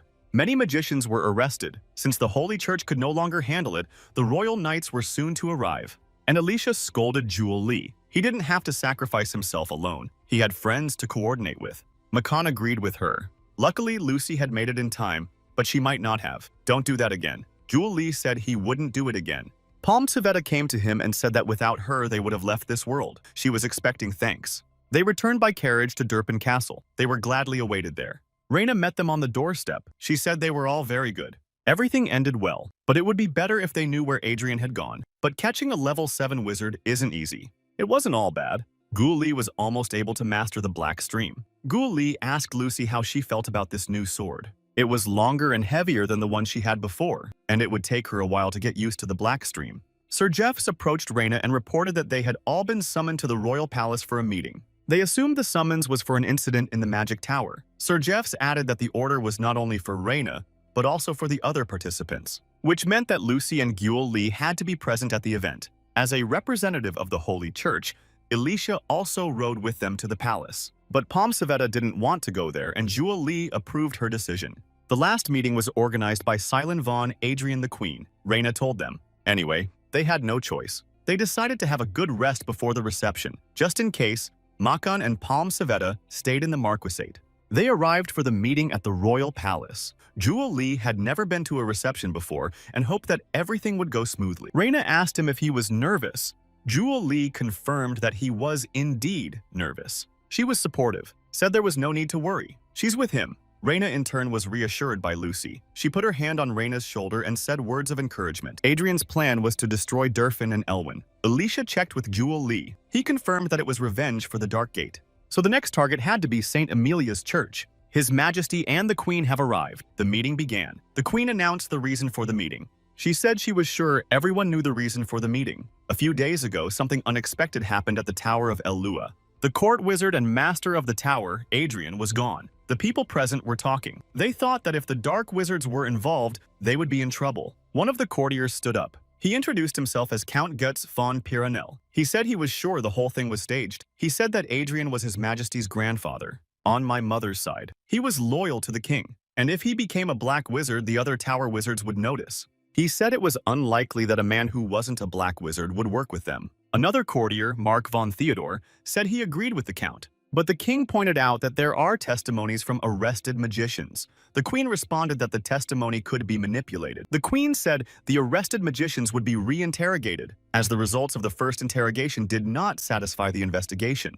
Then the king asked about the chimera and the dark magicians that were found inside the tower. The queen replied that they were hidden there by evil forces, and she, the queen, suspects that the root of all wrongdoing is Lord Durfin, who deserves the death penalty. Alicia entered the conversation and said that, according to the results of the church's interrogations, Adrian was in cahoots with the black magicians. She added that a judge was present at the interviews. He filled in the protocol and signed it, and now the protocol cannot be changed. She was contradicted by Count Guts von Piranel, who asked where the black magicians who had been caught in the tower were now. It turns out they're already dead. It happened during transportation. The count put Alicia in charge of them, as she was responsible for them. He also indirectly accused the church of being responsible for the black magicians going to the other world. Alicia then brought up the chimera as an argument and asked the count if he blamed the church for creating the chimera. To this, the count replied that if it wasn't the church that did it, then Delphin did it. He heard that an incredibly powerful mage was present at the battle. Perhaps this mage created, Count Getz von Piranel added.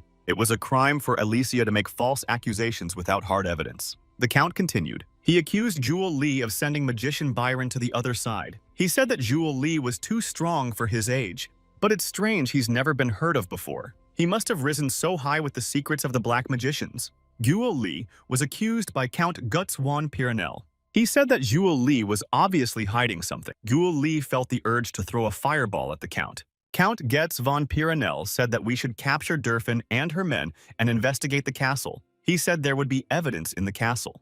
There was a murmur in the hall. The courtiers said that Count Getz von Piranel was right, and that Raina Durfin's treason is obvious. And before that, Jewel Lee had assumed that this meeting would lead to this outcome. Duke of Corpus von Barben came forward and said he had something to say as well. He said Count Piranel's words had no merit. There were too many witnesses who knew that Adrian was in league with the Black Magicians. His Majesty told the Duke that he wouldn't be rewarded for covering for someone, but the Duke continued. He said rumors of this kingdom protecting the Black Magicians would spread far and wide. There would be church protests. There would be an international scandal. Count Piranel tried to say that they would look to Durfin for proof and find it, but the Duke interrupted him and told him to stop talking nonsense. The Duke continued to speak. He said such lies should not be spoken in His Majesty's presence. He called Count Piranel a pathetic boy, at which point the Queen demanded silence and said the king had heard enough and was ready to say whose word he believed. The Queen looked at her son and asked him to confirm her words. He asked her what they should do.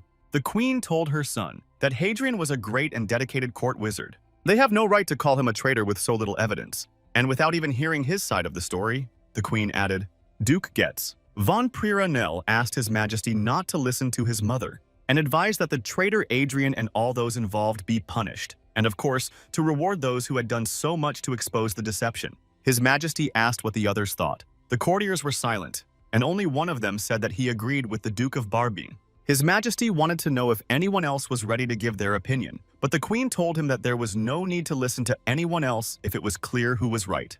And then, His Majesty ordered the guards to enter. The guards entered the hall.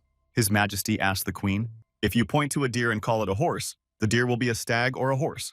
The Queen didn't understand the question. She said a deer is a deer, no matter what you call it. Then the king said his mom calls him a deer. The Queen was outraged in response. His Majesty replied that she was wrong to think he knew nothing, that he hadn't slept well a single day since he was crowned. He's seen this country play into the hands of outsiders. He just pretended he didn't know anything. The same goes for her. He asked the Queen who the king of this country was and to whom she was loyal. Is she loyal to the Elwyn family or to Duke Spellis? The Queen said His Majesty was tired today and ordered the guards to take the king out, but the guards didn't move. The Queen raised her voice and told the guards that she told them to get His Majesty out of here. Then the king said she was the one who had to leave. All this time it was difficult for her to rule the state, so it would be better if she rested in another palace for the time being. His Majesty turned to the Queen and ordered the guards that they take the Queen Mother to another palace.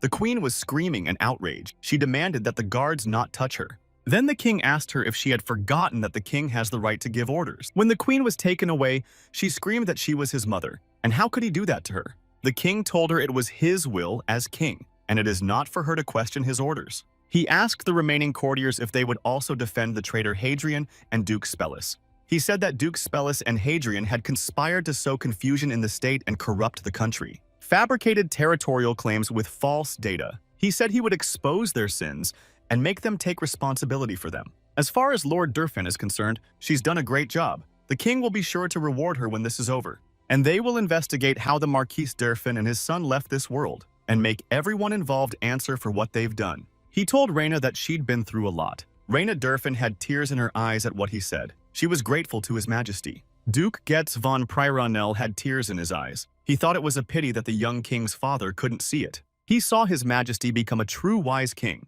His Majesty dismissed the courtiers and asked Reina Durfin to stay. He stood up and bowed to her. He was very grateful to her, because if it hadn't been for the events before, he wouldn't have been able to take over today. Reina was embarrassed. She was just doing what she had to do.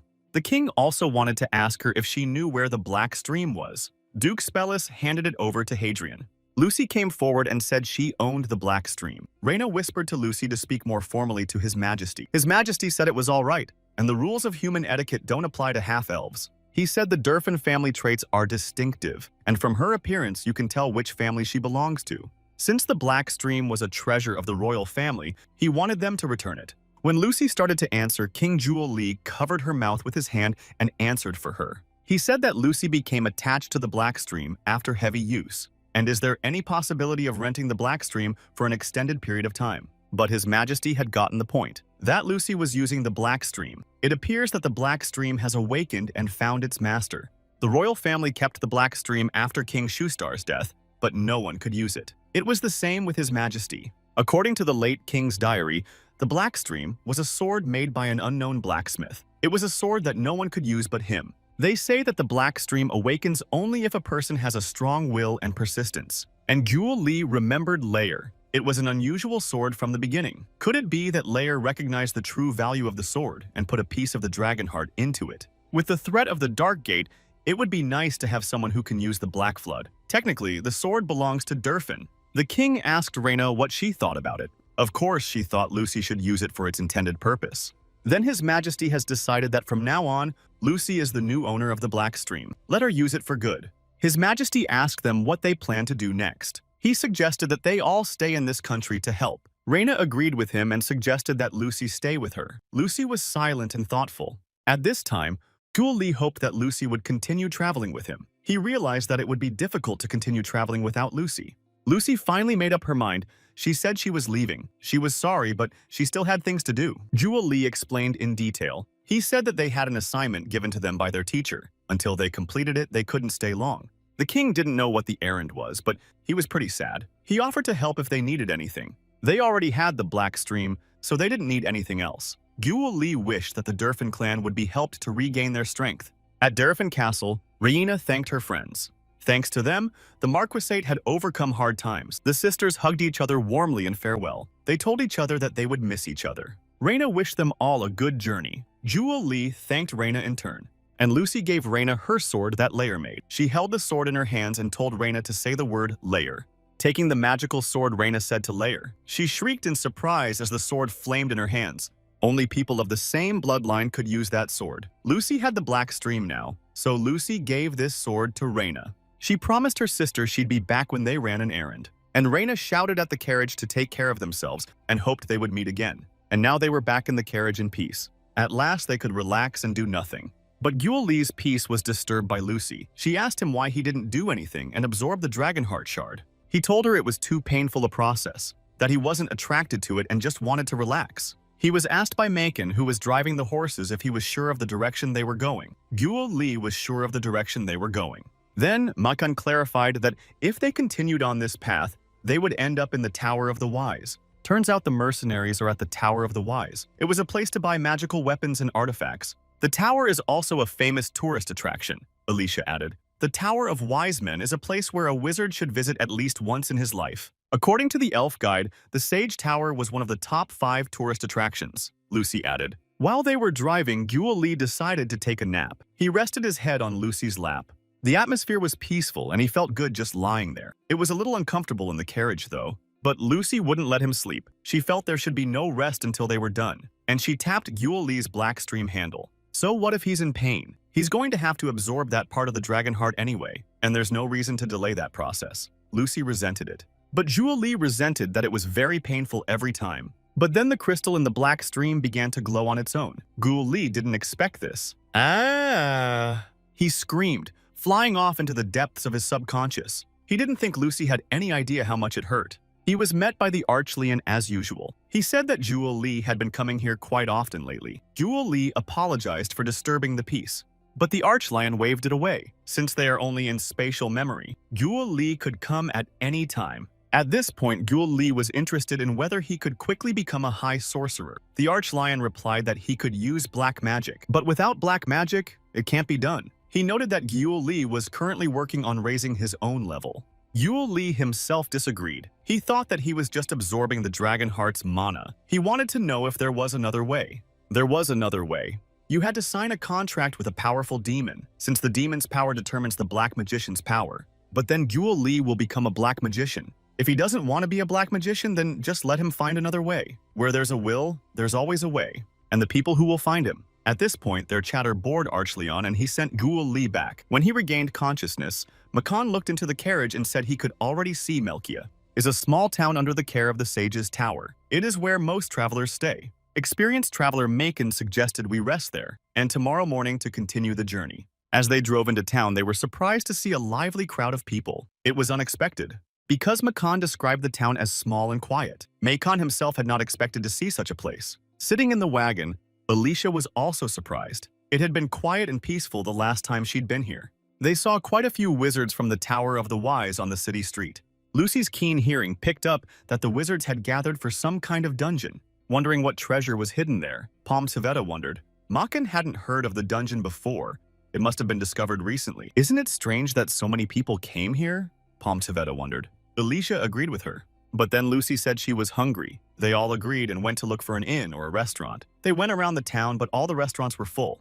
I'm sure they'll be here. If we can both get through this, Maybe we should hire mercenaries. Even an experienced mercenary can be unreliable. Jewel Lee heard familiar voices. He turned around and saw two familiar figures. It was Luki and Jenny. Jewel Lee called out to them. Jenny and Luki turned around, recognized him, and were happy too. Jewel Lee was surprised to see them here, and Luki was very happy to meet him and called Jewel Lee his big brother. Watching the joyful meeting, Palm Chivetta asked Elijah who it was. She said that they had fought together against the Black Mage, and with Ginny and Maykin hugging each other tightly with happy, friendly cheers. Seeing them hugging each other tightly, Jewel Lee felt jealous, and he wanted to hug like that too. He was happy to see Ginny, though he didn't think they would meet in a place like this. She patted him on the head and noted that she thought he had grown. It was a different greeting than he'd expected, and Luki laughed and said that Ginny rarely hugged anyone. Luki himself ran to greet Lucy. He greeted her cheerfully, but Lucy was eating at the moment and had little interest in anything else. This greeting was different from what Lucy expected, and he was upset. Jewel Lee explained to him that when Lucy eats, she doesn't care about anything but food. He introduced Palm Civetta to Luke and Ginny. He introduced her as a thief. She corrected him since she was a treasure hunter. They asked how Luca was doing. He easily cast the silent spell to avoid the noise around him. All the surrounding sounds disappeared. They marveled at such a useful spell and how well Luki had mastered the skills. He proudly replied that, like his older brother, he was now a 5th-level wizard. Jewel Lee congratulated him on such a significant progress, and Luki said he was well motivated by the fact that Jewel Lee's skills were superior to his. He returned to his teacher and practiced hard. It wasn't long before he became a level 5 wizard, and thought he had surpassed Jewel Lee in level and skill. He was very proud of his accomplishments, but Jewel Lee made him sad. He said he was no longer a 5th grader. He said that he was now level 7, and he added that he had the 7th circle of mana. That angered and distressed Luca. He believed that he could not reach this level on his own, but Jewel Lee said he didn't achieve it on his own. And Lucy, who was munching on her food, confirmed that yes, Jewel Lee was now a 7th circle mage. And Jenny was happy for Jewel Lee and said that she knew from the first time she met him that Jewel Lee would be an amazing magician. The friends were wondering what these two were doing here, and Elijah asked them about it. At this, Jenny faltered, and Luki left her to her own devices. From the story, it looks like they traced someone's path here to this town, and they think the newly found dungeon might have something to do with this man. At this point, Jewel Lee decided to make a joke and asked if they were looking for someone's lover by any chance. Everyone laughed at the joke, and Jenny said they were currently tracking Trinity's path. She was talking about Trinity from the 5 heroes. She was more interested in the bow she was using. After saying that, Lucy stopped chewing. Jewel Lee sat next to her and mentally tried to compel Lucy to keep silent. Then Elijah asked if Jenny was referring to Trinity's bow from the Holy Battle. It was a bow made by one of the greatest elves. They said it couldn't be broken, and the bowstring could not be broken. Such properties are possible because it contained the power of the 4 spirits. When they fought the Black Magicians, Jenny realized that her weapons were weak. She needs a more powerful weapon to effectively fight the Black Magicians. At that time, Jewel Lee quietly asked Lucy if she had any onions at home. Lucy replied that they didn't have any special onions. Before going to the Alvin Temple, Trinity left the bow in the human world, said that one day there would be someone worthy to wield it. The last place Trinity stayed before she left was in Melphus Canyon, and this dungeon just happens to be very close to it. That's why she thought Trinity's bow might be there, but they don't have any leads. Lucy screamed out that she knew. Her mom told her to go to Melphus Canyon when Lucy goes to the human world. But she said Lucy didn't need to go herself because the person who was meant to have it would take it himself. She said that after she got tired of teaching Lucy archery, Jewel Lee clarified. At this point, Lucy explained to Jewel Lee that he was not correct in his remarks. Then Lucy decided to find out why Lucy called her mom. Could she really be that close to Trinity? Lucy's mom is the Trinity they're talking about. Luca's friends answered. Jenny choked at that moment. It was a surprise to Luca too. He didn't suspect that Lucy's mother-in-law-to-be could really be a hero of the Holy Battle. For Jewel Lee, it was unpleasant to hear that Luki considers Lucy's mom as his future mother-in-law. That her mom was the famous Trinity confirmed to Lucy, but Luki still couldn't believe it. But either way, if her mom said Melphas Canyon is really important, if Lucy's mom is Trinity's, then maybe the onions should be Lucy's too. Jenny hesitated, but Lucy reassured her by saying she already had the Black Stream. The way she easily talked about possessing the Black Stream sword of the Elwyn royal family, a sword that no one could use except Shoestar, surprised Luca. He didn't mean to say that Lucy didn't deserve to be the new owner of the Black Stream. Jewel Lee asked him. Luki apologized profusely and excused himself, as he didn't want to offend Lucy by distrusting him. The next morning, Jenny and Luki planned to go to the dungeon. She asked if friends could help them. She didn't know if she was trained enough to use Trinity's bow. She was willing to pay them, which pleased Palm Chivetta.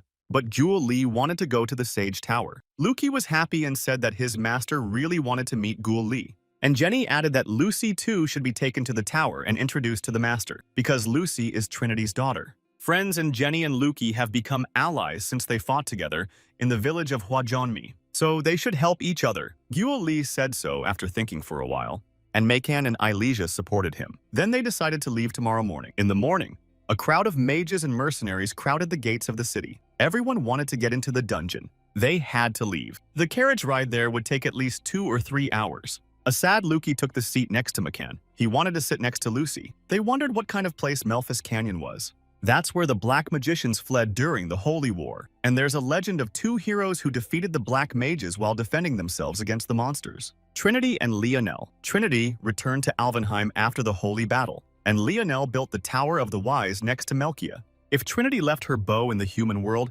it's probably in Melphis Canyon, and the dungeon was probably made by Lionel to protect Trinity's bow. During her research, Jenny found evidence that maybe Lionel liked Trinity. Maybe it was unrequited love, Jewel Lee thought. And Lucy remembered her mom mentioning that there was a man who paid her attention. They discussed the possibility that the adventurers were after Trinity's bow, but no one was supposed to know about the bow. Jewel Lee didn't understand why so many people wanted to enter the dungeon. He asked Jenny about it. She explained that the dungeon was in a forbidden zone. It was of incredible size, and the wizards said it contained a strong magical source. The magic there wasn't normal either. It was so dangerous that the nearby lord's lands were wiped out. Adventurers gathered because the more dangerous the dungeon, the more loot there might be. Or maybe there's nothing. Then, is there any chance that the staff that Lionel used is in the dungeon with Trinity's bow?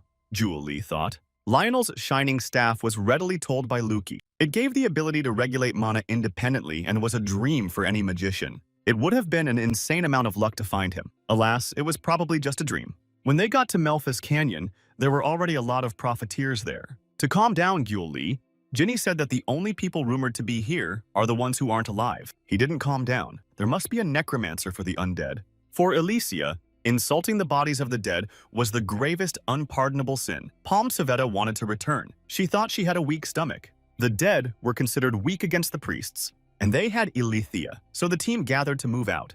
According to Luca's research, it would take at least a week to get back from the dungeon. He found a shortcut where they could avoid the monsters. The rest of the searchers crowded around the entrance to the canyon. They did not dare to go first, as it was very dangerous. They were going to watch the first ones go through. If the first ones are successful, the next ones will just pick up what's left. In Palm Savetta's opinion, it was like the hyenas. At the entrance to the canyon came a troop led by a knight who introduced himself as the eldest son of Duke Quarto. His name was Anthony On Quarto. He said the first ones to enter the canyon were wiped out. That's why we all need to band together and work together.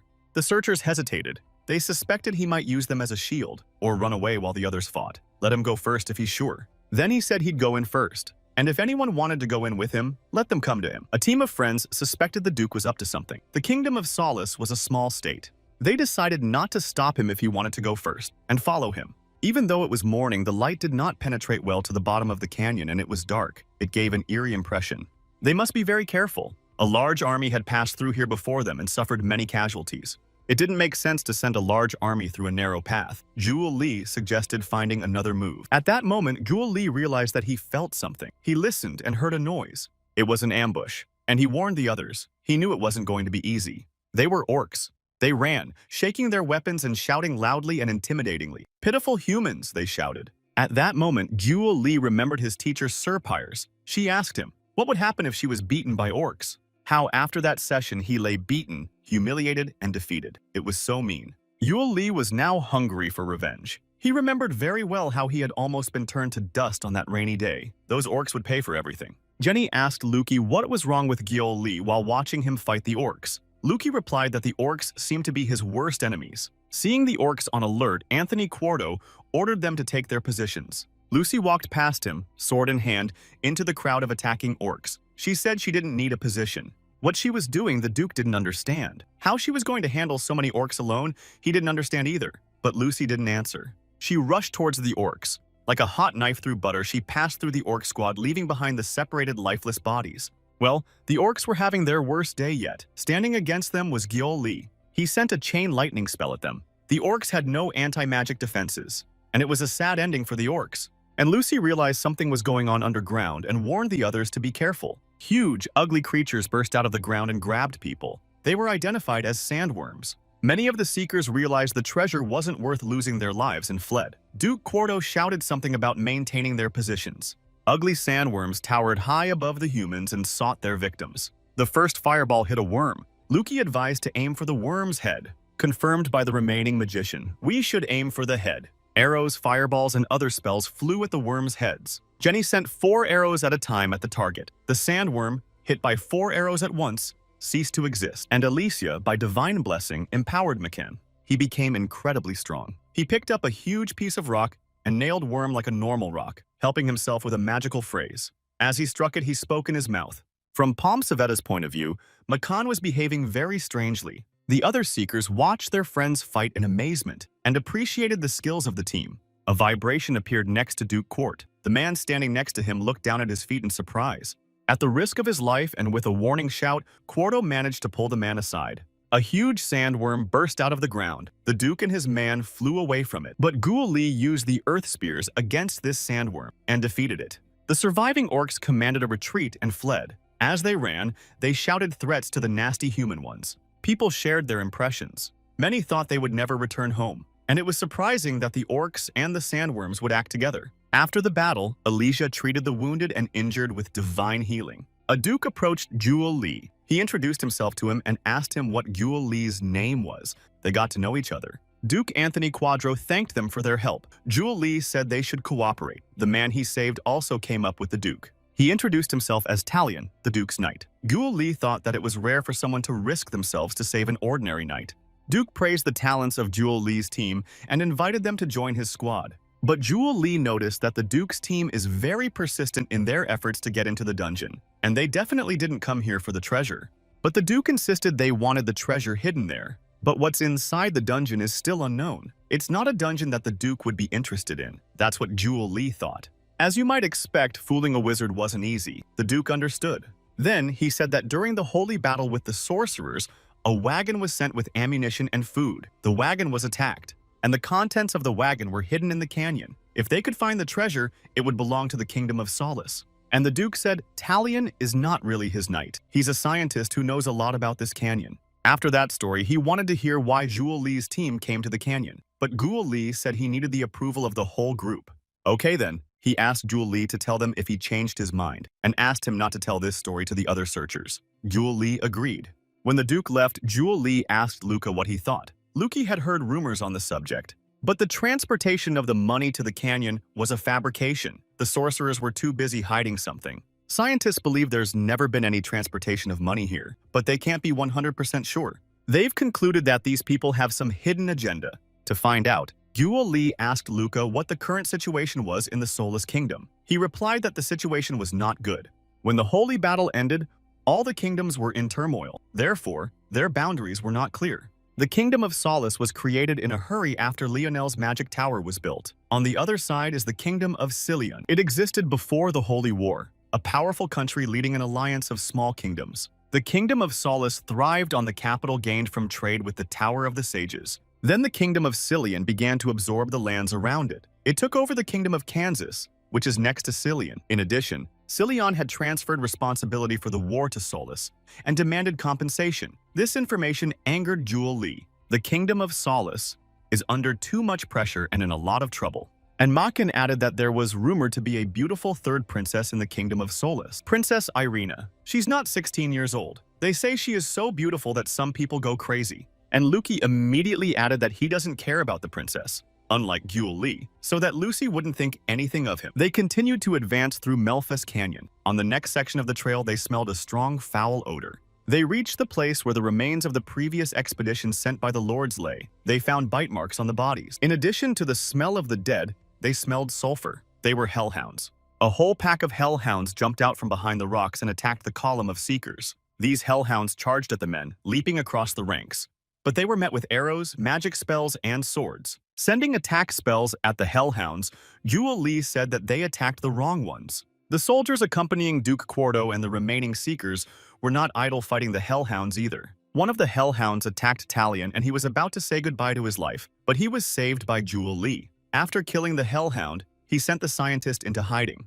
Even Alicia was in a battle against the Hounds of Hell. With a jumping kick, she sent the Hound back to Hell. To defeat them, we had to find out who was controlling them. Luki asked me to look around and find their leader. The leader was seen by Palm Chiveta. She looked closely and found that one dog was different from the others.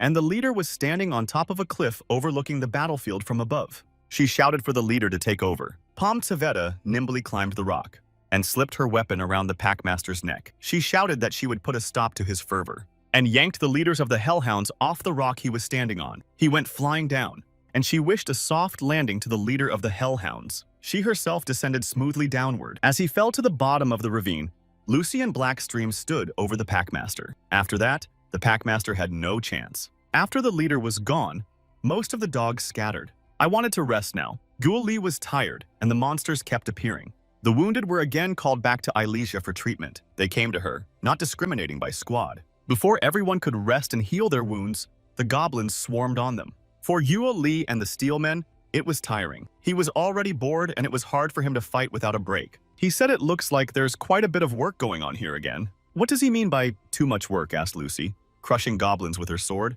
It was nothing to her. Then Ghoul Li brought it to her attention that it was only a trifle to her. Everyone else was tired. About 150 men went into the canyon with them, but now there are just under half of them left. And Alicia added that although some of them had fled, the number of those who had left this world was still much higher. One of the wounded men that Ghoul Li passed by said he regretted going into the restricted area. The Seekers were almost defeated. They could hardly make it into the dungeon. Suddenly, Luki called out to Ghoul Li. Luki pointed at the body and said that this guy seems to be from the advanced squad. He said to take a closer look. The warrior scribbled a note in his own blood for the survivors. It was possible to make out some cryptic phrases about the fog and the likelihood of leaving this world. The message carried ominous information, but it turns out they're almost to the dungeon. They stood at the fog-shrouded entrance to the dungeon. Luki had told them that to enter they had to go through the Valley of Commands. There's fog everywhere, and the army that entered it didn't stand a chance. According to the records there, the fog was getting much thicker and denser. It was much harder to breathe and move in it. If that's the case, they couldn't just walk in. They'd have to be well prepared. There was an evil energy in the fog. Alicia and Lucy could feel it. Seekers told each other that in this fog, the bodies of the departed came back to life. They went through a lot to get here. The mercenaries were nervous. Ghoul Li turned his attention to Quarto and Talion. They were focused and concentrated. Ghoul Li decided that he should eavesdrop on them. He symbolically told himself that they wouldn't mind him listening to them, and he cast a listening spell on himself. He caught the words, "I see, here, because of this." Duke Kwando then began to look around and became anxious. His feelings were sharper than Ghoul Li thought. The sun was setting. The fog in the passage grew larger and denser. It became risky to go into the fog after sunset, and the Kwanto mercenaries began to worry. They're right. Kwanto agreed with them. They decided to make camp, and when the sun came up, they would continue on their way. They set up camp. Sitting by the fire, Ghoul Li asked Luke how many princes there were in the Kingdom of Solace. Luca told him that there were 3 in line for the throne. The first crown prince's eldest son, Archant, but rumor has it the second prince died during the invasion. Talion came over to their campfire and asked Ghoul Li to step back and talk for a while. He said that they were able to come here and survive because of their experience. But Ghoul Li and the team have great skills. He told Ghoul Li that he's a powerful enough wizard and asked who he was working for. Ghoul Li replied that he didn't work for anyone. Then Talion offered him a job working for the Kingdom of Solace. He said he'd give him anything Ghoul Li wanted, and he wouldn't be disappointed. Ghoul Li then decided to clarify whether the proposal was related to the conflict between Solace and the Silanon Kingdom. Talion became furious and accused the Silanon Kingdom of aggression, and Ghoul Li analyzed. Talion hated Silanon as expected of him. He asked what the Solace Kingdom was going to do after finding the war funds. At this question, Talion averted his eyes and said that he didn't know, and it wasn't up to him to decide. But Talion went on and asked when Ghoul Li and his friends had time let them stop in the Kingdom of Solace and help him. In response, Ghoul Li hoped that the strife with the Silanon Kingdom would be resolved properly. The Kingdom of Silanon will no doubt pay for everything. Talion said he was sure that even those who had left this world thought the same. In the night, Luki was woken up by Ghoul Li. He shouted so loudly that the others woke up. Duke Quattro's entire unit disappeared. He went to check Duke Quarto's camp since there was no light at all. But there was no one there. Only the tents were left, Luki told him. Ghoul Li reassured him. It wasn't Luki's fault. It looked like they were headed for the Comanche Valley. But why they left alone was not entirely clear, although Palm Tiveta thought the Duke wanted to take all the treasures for himself. But Jewel Lee dispelled their treasure myth. He said that the Duke lied about the war funds. Everyone demanded an explanation. If they really came here for the treasure of the last battle, they would have taken 40 men at least. Besides, their numbers have dwindled. And by Comanche Valley, there'll be even fewer of them. And that man is Talion. He's not just a scientist. Duke Quarto was addressed by the prince. If he is a prince of the Kingdom of Solace, he should be the third, but rumor has it the third child in the royal family is still a teenager. Apparently, he's the Crown Prince of Archant, McCann concluded. Then it wasn't clear why the Crown Prince would come to a place like this. It certainly wasn't for Trinity's bow, Jenny hoped. But if the prince is willing to risk his life, it's probably more important than Trinity's bow. And Lukey remembered that Jason's black wizard staff and the command circle were also hidden in these parts. This artifact created by Ragdom called the Command Circle can control the bodies of people who have left this world. And Gyul Lee remembered the prince's words when he said that the Silanon kingdom will pay for everything without a doubt. And he was sure that even those who had left this world thought the same. He realized they'd come here for the Command Circle. But what they were going to use it for was still unclear. As dawn broke, they entered the fog. They used the unquenchable light spell for illumination. Palm Tiveta studied the footprints. There were fresh human footprints here. They most likely belonged to the prince's crew. Surprisingly, they were moving fast. They figured the prince knew the exact location of the circle, and he's headed that way. Jewel Lee had a hunch that Crown Prince Argent was a black magician. Although he had been on the verge a few times, he didn't use magic. Then, Jewel Lee assumed that he probably can't use magic, even if he has mana. Something is preventing him from using it. Though Lukey doubted the Crown Prince could have signed a contract with a demon. Since Jewel Lee talked to the prince, he explained that he has a vengeful soul. He would do anything for revenge. There's a legend that the sorcerer Jason, who left this world here, signed a contract with a demon named Samazine. If the prince signed a contract with him as well, he can become a necromancer with the circle and Jason's staff. When Palm Civet squealed, she was the first to see the skeletons running toward them. The first skeletons were crushed by McCann. Even when the skulls were separated from the skeletal body, the bodies continued to move. We should have destroyed the bodies, not the heads of the skeletons. Lukey told everyone and activated the magic seal himself. McCann's hands lit up. He stretched and went to beat the skeletons with an exclamation of shaking bones, and Lucy went on the attack, and Palm Civetta made a tactical retreat. The skeletons were destroyed when they came in contact with the black flux. Lukey explained that the black stream was strong enough to destroy black magic. They annoyed Gyul Lee, and he wanted to deal with them drastically. At this moment, Elysia prayed and spat out a bright flash of undead expulsion. The skeletons glowed brightly and disappeared without a trace. Only their armor remained. Palm Civetta was the happiest of all. After such a miraculous event, she had even more respect for Elysia. They didn't know what to expect next. Gyul Lee asked Elysia to save divine power. Elysia reassured him. Even in small doses, the power worked well. They assumed the skeletons were soldiers who'd been left here 100 years ago, but it was still an affront to the will of the unliving, and Elysia was against it. They had to hurry before the prince got the command circle. Following the trail of the squad, they found the lifeless bodies of soldiers from the Duke's squad. The ones still alive moved on. Judging by the tracks, they were protecting one man. They were not long ahead of them and could try to catch up. The prince said they were trying to avenge those they lost, but they sent their own allies to the afterlife. After thinking, Jewel Lee said that they should stop Prince Argent. They found a wounded Duke Anthony Quarto. He was preparing to leave this world. His wounds were such that not even Elysia could heal him. Lucy examined him and also said that these wounds were not life-threatening. They asked the Duke where Archant was, but he could barely speak. There were only a few words. The last name he spoke was Irina. As the most sensitive, Lucy heard someone approaching. Prince Argent emerged from the fog. He said they were following him all the time. Jewel Lee told him that he was the reason they were all in this mess. Then the prince asked what happened to Anthony. Jewel Lee told him that he had left this world. Then, the prince said he wanted Anthony to live, but everyone left this world, and he's the only one left. He went on to say that Jewel Lee must have already guessed the wreath and staff. In response, Jewel Lee tried to convey to the prince that he had messed with black magic, and it would bring dire consequences. It looks like he just wants the prince to watch his kingdom lose territory. Prince Argent answered him. He said the Kingdom of Solace would be weak without Kansas. But Jewel Lee told him that the Kingdom of Solace wasn't even part of the Kingdom of Kansas, and that was an excuse to practice black magic. But Prince Archant sought revenge for his brother's abandonment of this world and lost territories. No matter how hard Gyul Li tried to get the prince to think that this would be a simple revenge and the Soulless Kingdom would be famous for raising the undead, it was useless. Prince Argent believed that his enemies should suffer as much as he did. And that's when Gyul Li realized that he couldn't get through to the prince. He had no choice but to get rid of the prince. So he attacked the prince. He laughed and erected a protective wall of undead bodies in front of him, and told Gyul Li that it was funny when it was Gyul Li who was the first to use violence after his own words. But Gyul Li didn't want to listen to a man who hides behind the bodies of the fallen. Then Prince Argent advised him to watch and began to summon the fallen and give them orders to attack all the living. When Luki saw this, he panicked and asked Gyul Li what they should do. He wondered why Luki was asking him.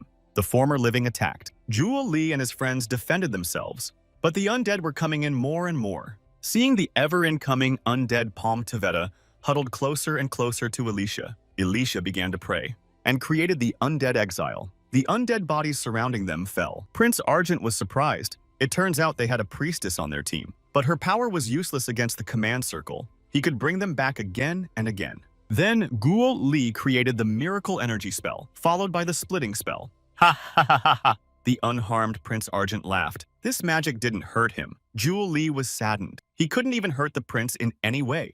The miraculous magic surprised Luca, and he finally believed that Gyul Li was really a 7th-level wizard. It didn't matter now. Gyul Li rebuked Luki for not fighting well since he had time to chat. He apologized. And Lucy with Blackstream was quite successful in chopping down undead attackers on them. Prince Argent gritted his teeth. The magic sword was an effective weapon. Alicia's hands glowed with holy magic. Alicia hated unholy magic that disturbed the peace of the fallen. In the name of the holy light, she couldn't just stand by, Alicia said.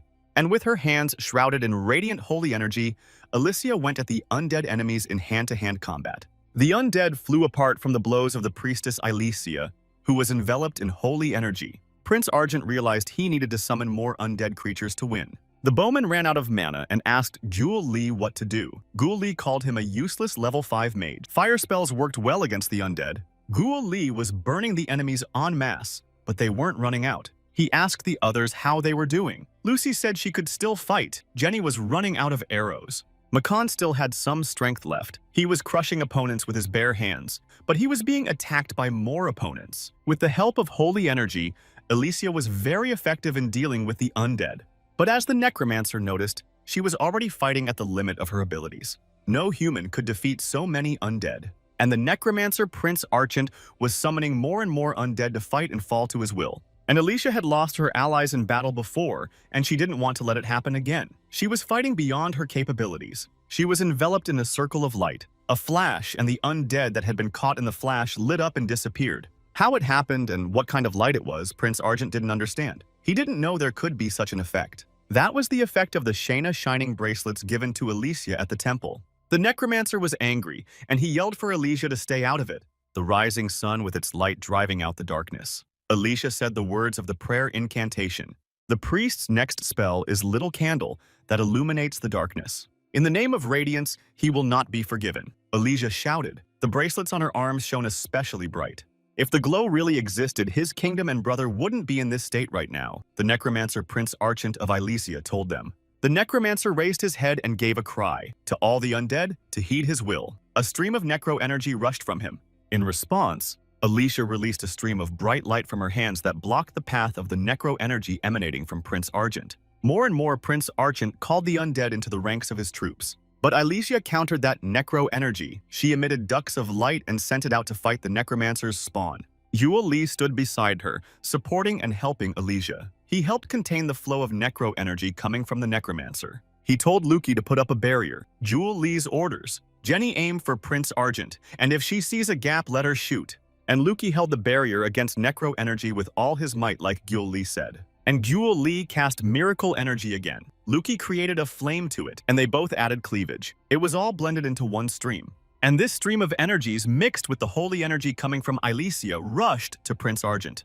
But Prince Argent only laughed. He shouted to them that resistance was futile. Makan and Palm Tveta, who had taken on battle form, were not going to stand by and watch. With a battle cry, the companions rushed into battle against Prince Argent. Gyul Li shouted after them for rushing into battle early. He told them to take their time. The energy flow protecting Prince Argent appeared to be cracked. It was enough for Jenny. She aimed a special arrow with a glittering tip at Prince Argent. The arrow had safely traveled the entire distance and flew straight at Prince Argent. At the last moment, an undead man stood in front of Prince Argent, and an arrow stuck into him. Prince Argent exulted. It was the command circle that had protected him. His rejoicing was interrupted. Lucy swept past Prince Argent with lightning speed, and the black stream passed through his body without difficulty. Standing by Prince Argent's body, Yule Lee heard his last words. If he left this world, there would be no soulless kingdom. He couldn't leave like that. Whether it was patriotism or revenge that drove Prince Argent to behave this way, there was no way to know. But either way, he was going to hell.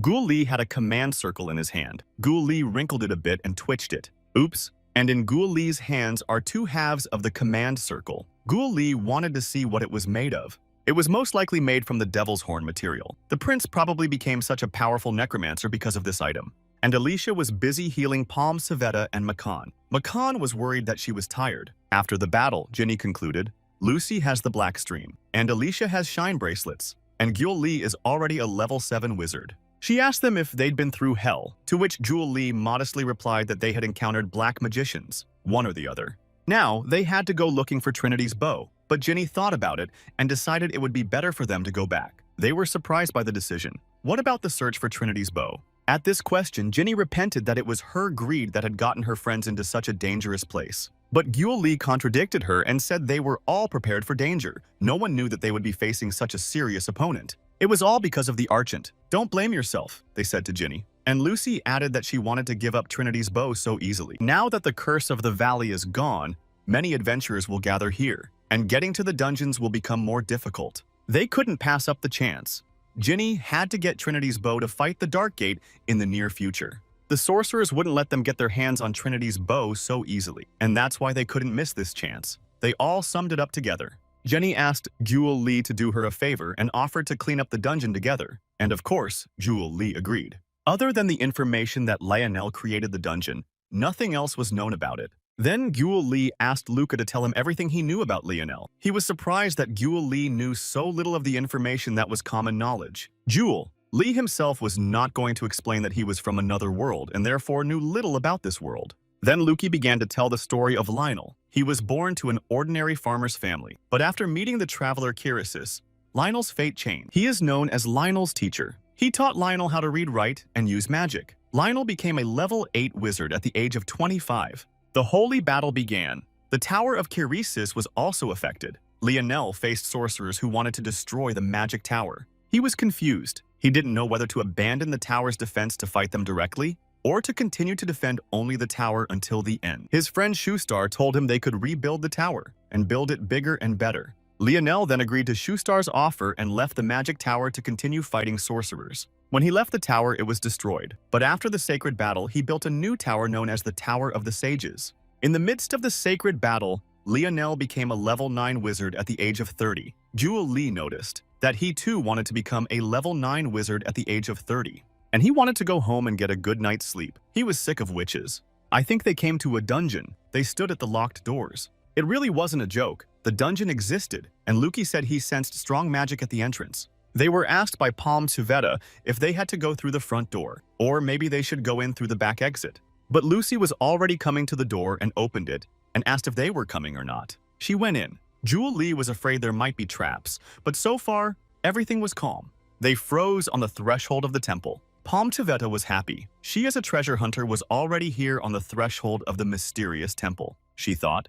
and noticed that the outside of the temple looked bigger, but on the inside it looked smaller. Luki replied that it was just a temple made of stone. For Gyul Li, it seemed unlikely that Lionel would create such a dungeon. For Luca, it was disrespectful to Lionel. And Gyul Li activated trap detection. He studied the information, surprised, and launched magic charges. It scared Luca a little. He thought that Gyul Li might activate the traps. Gyul Li told him to just relax and watch. After that, Gyul Li released glowing magic charges from his palm and they hovered in the air. Then, the magic charges flew towards the wall and disappeared, dissolving into it. About this phenomenon, Gyul Li suggested that the wall absorbs mana. There was no magic in this dungeon. According to Gyul Li, this dungeon itself was magic. Only invisible magic was available here, which didn't require the installation of objects. but acceleration and invisibility could be used. The magicians looked at each other thoughtfully. Palm Tveta and Ginny asked each other what he was talking about and realized that they didn't understand anything.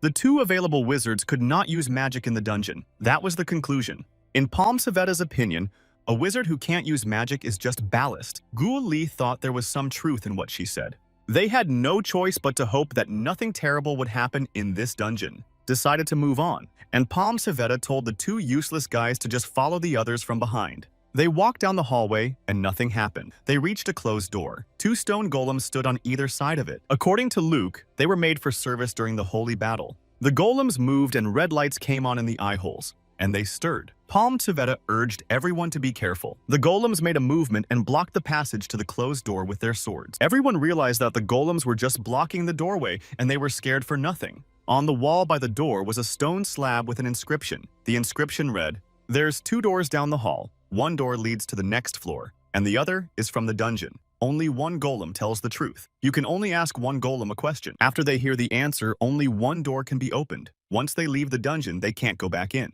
And if you just open the doors, the golems will attack." Luki noticed that the inscription was in Leonel's handwriting. Guo Li assumed he was bored. For Palm Tveta, the task seemed simple. You have to ask the golem who tells the truth about which door leads to the next floor. But Guo Li had her puzzled. Since there's no telling which golem is telling the truth, she decided to ask the golem. They were only given the opportunity to ask one question, explained Guo Li to Palm Tveta. They were golems made of stone. Guo Li hadn't studied the golems and didn't know what was inside them. Luki said that Lionel was famous for making golems. Palm Tveta interrupted their conversation and demanded that they not go into theory but think closer to the matter at hand. What to ask the golem to get to the next floor? And Guo Li thought they didn't know how to solve it themselves. Everyone was thinking of a solution to the problem. Jenny thought it was a problem without a solution. Guo Li thought it was a test problem that should have an answer. A hungry Lucy demanded to ask the golems anything or she would do it. She was backed up by Palm Tveta. She suggested that we should just ask something. That made Guo Li think that Palm Tveta had figured something out and seemed to understand the meaning of the riddle. He went to the golem to ask the question. He was standing next to a huge stone golem. No one understood what he was going to ask the golem. The golem replied resoundingly that the door was on the right side. Guo Li turned around and said that the door on the left side was the door to the next floor. To Palm Tveta's surprise, he explained that he had asked the golem how the golem standing next to him would answer the question of which door led to the next floor. If a golem who speaks the truth were to answer from the right side of what is true, then Luki justified the theory that Guo Li guessed the door but said he didn't understand it himself. Guo Li said he learned how to lie from Palm Tveta. Ginny came up to Guo Li and praised him. Guo Li was pleased. He approached the golems again and ordered them to open the door on the left side. For Palm Tveta, a dungeon in which one had to solve puzzles was now firmly associated with wizards. Guo Li suddenly got a sudden headache. Makan assumed that he was overworked and suggested we take a break. The headache was so bad that Guo Li decided to get some sleep. In Guo Li's dream, he saw Trinity. She was talking to Lionel. She was telling him that he was thinking too much. She gave the example of Shoestar, who didn't think and was brave, and said that Lionel would be brave too if he stopped thinking. They laughed. The two of them walked down the canyon. Trinity asked Lionel what he was thinking. He replied that he was worried that the command circle couldn't be destroyed. She said the command circle is made of the devil's horn. It could be broken with the black stream that Shoestar had, and they didn't want to find him. If the sorcerers got to the command circle, there'd be trouble. That's what Lionel thought. He said he would try to seal it with his magic. But Trinity had a different opinion. She thought their time had passed, and when the enemies got to the command circle, someone else would have to stop them. Then Lionel thought about it. He decided that it was really best to leave the command circle alone, since power would always attract people. He looked at Trinity and wanted to say something to her. At that moment, there was an explosion in Guo Li's head,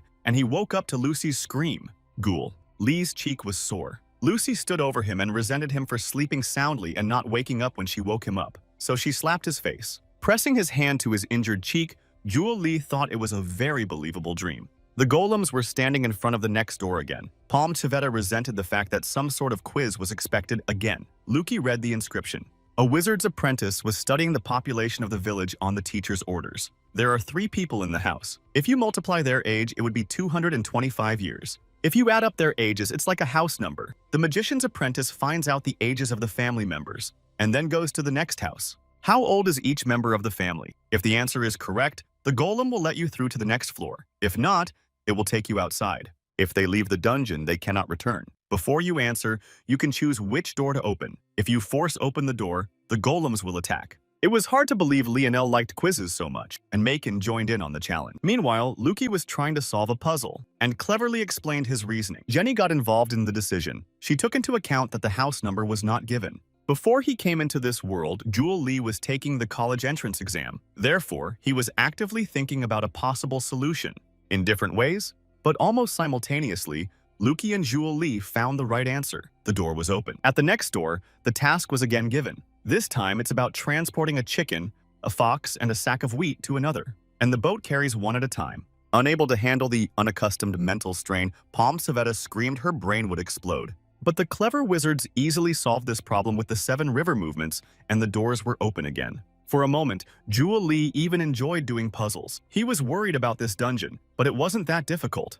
He heard Trinity's voice again. She had said it would be enough. They were standing in some kind of stone grotto by a rock. She set her bow down on a stone pedestal and said that the forces of good might need a bow again. Lionel contradicted her. He thought they had defeated Ragdom, and the sorcerers should disappear too. It was unlikely that the holy battle would be fought again, but Trinity did.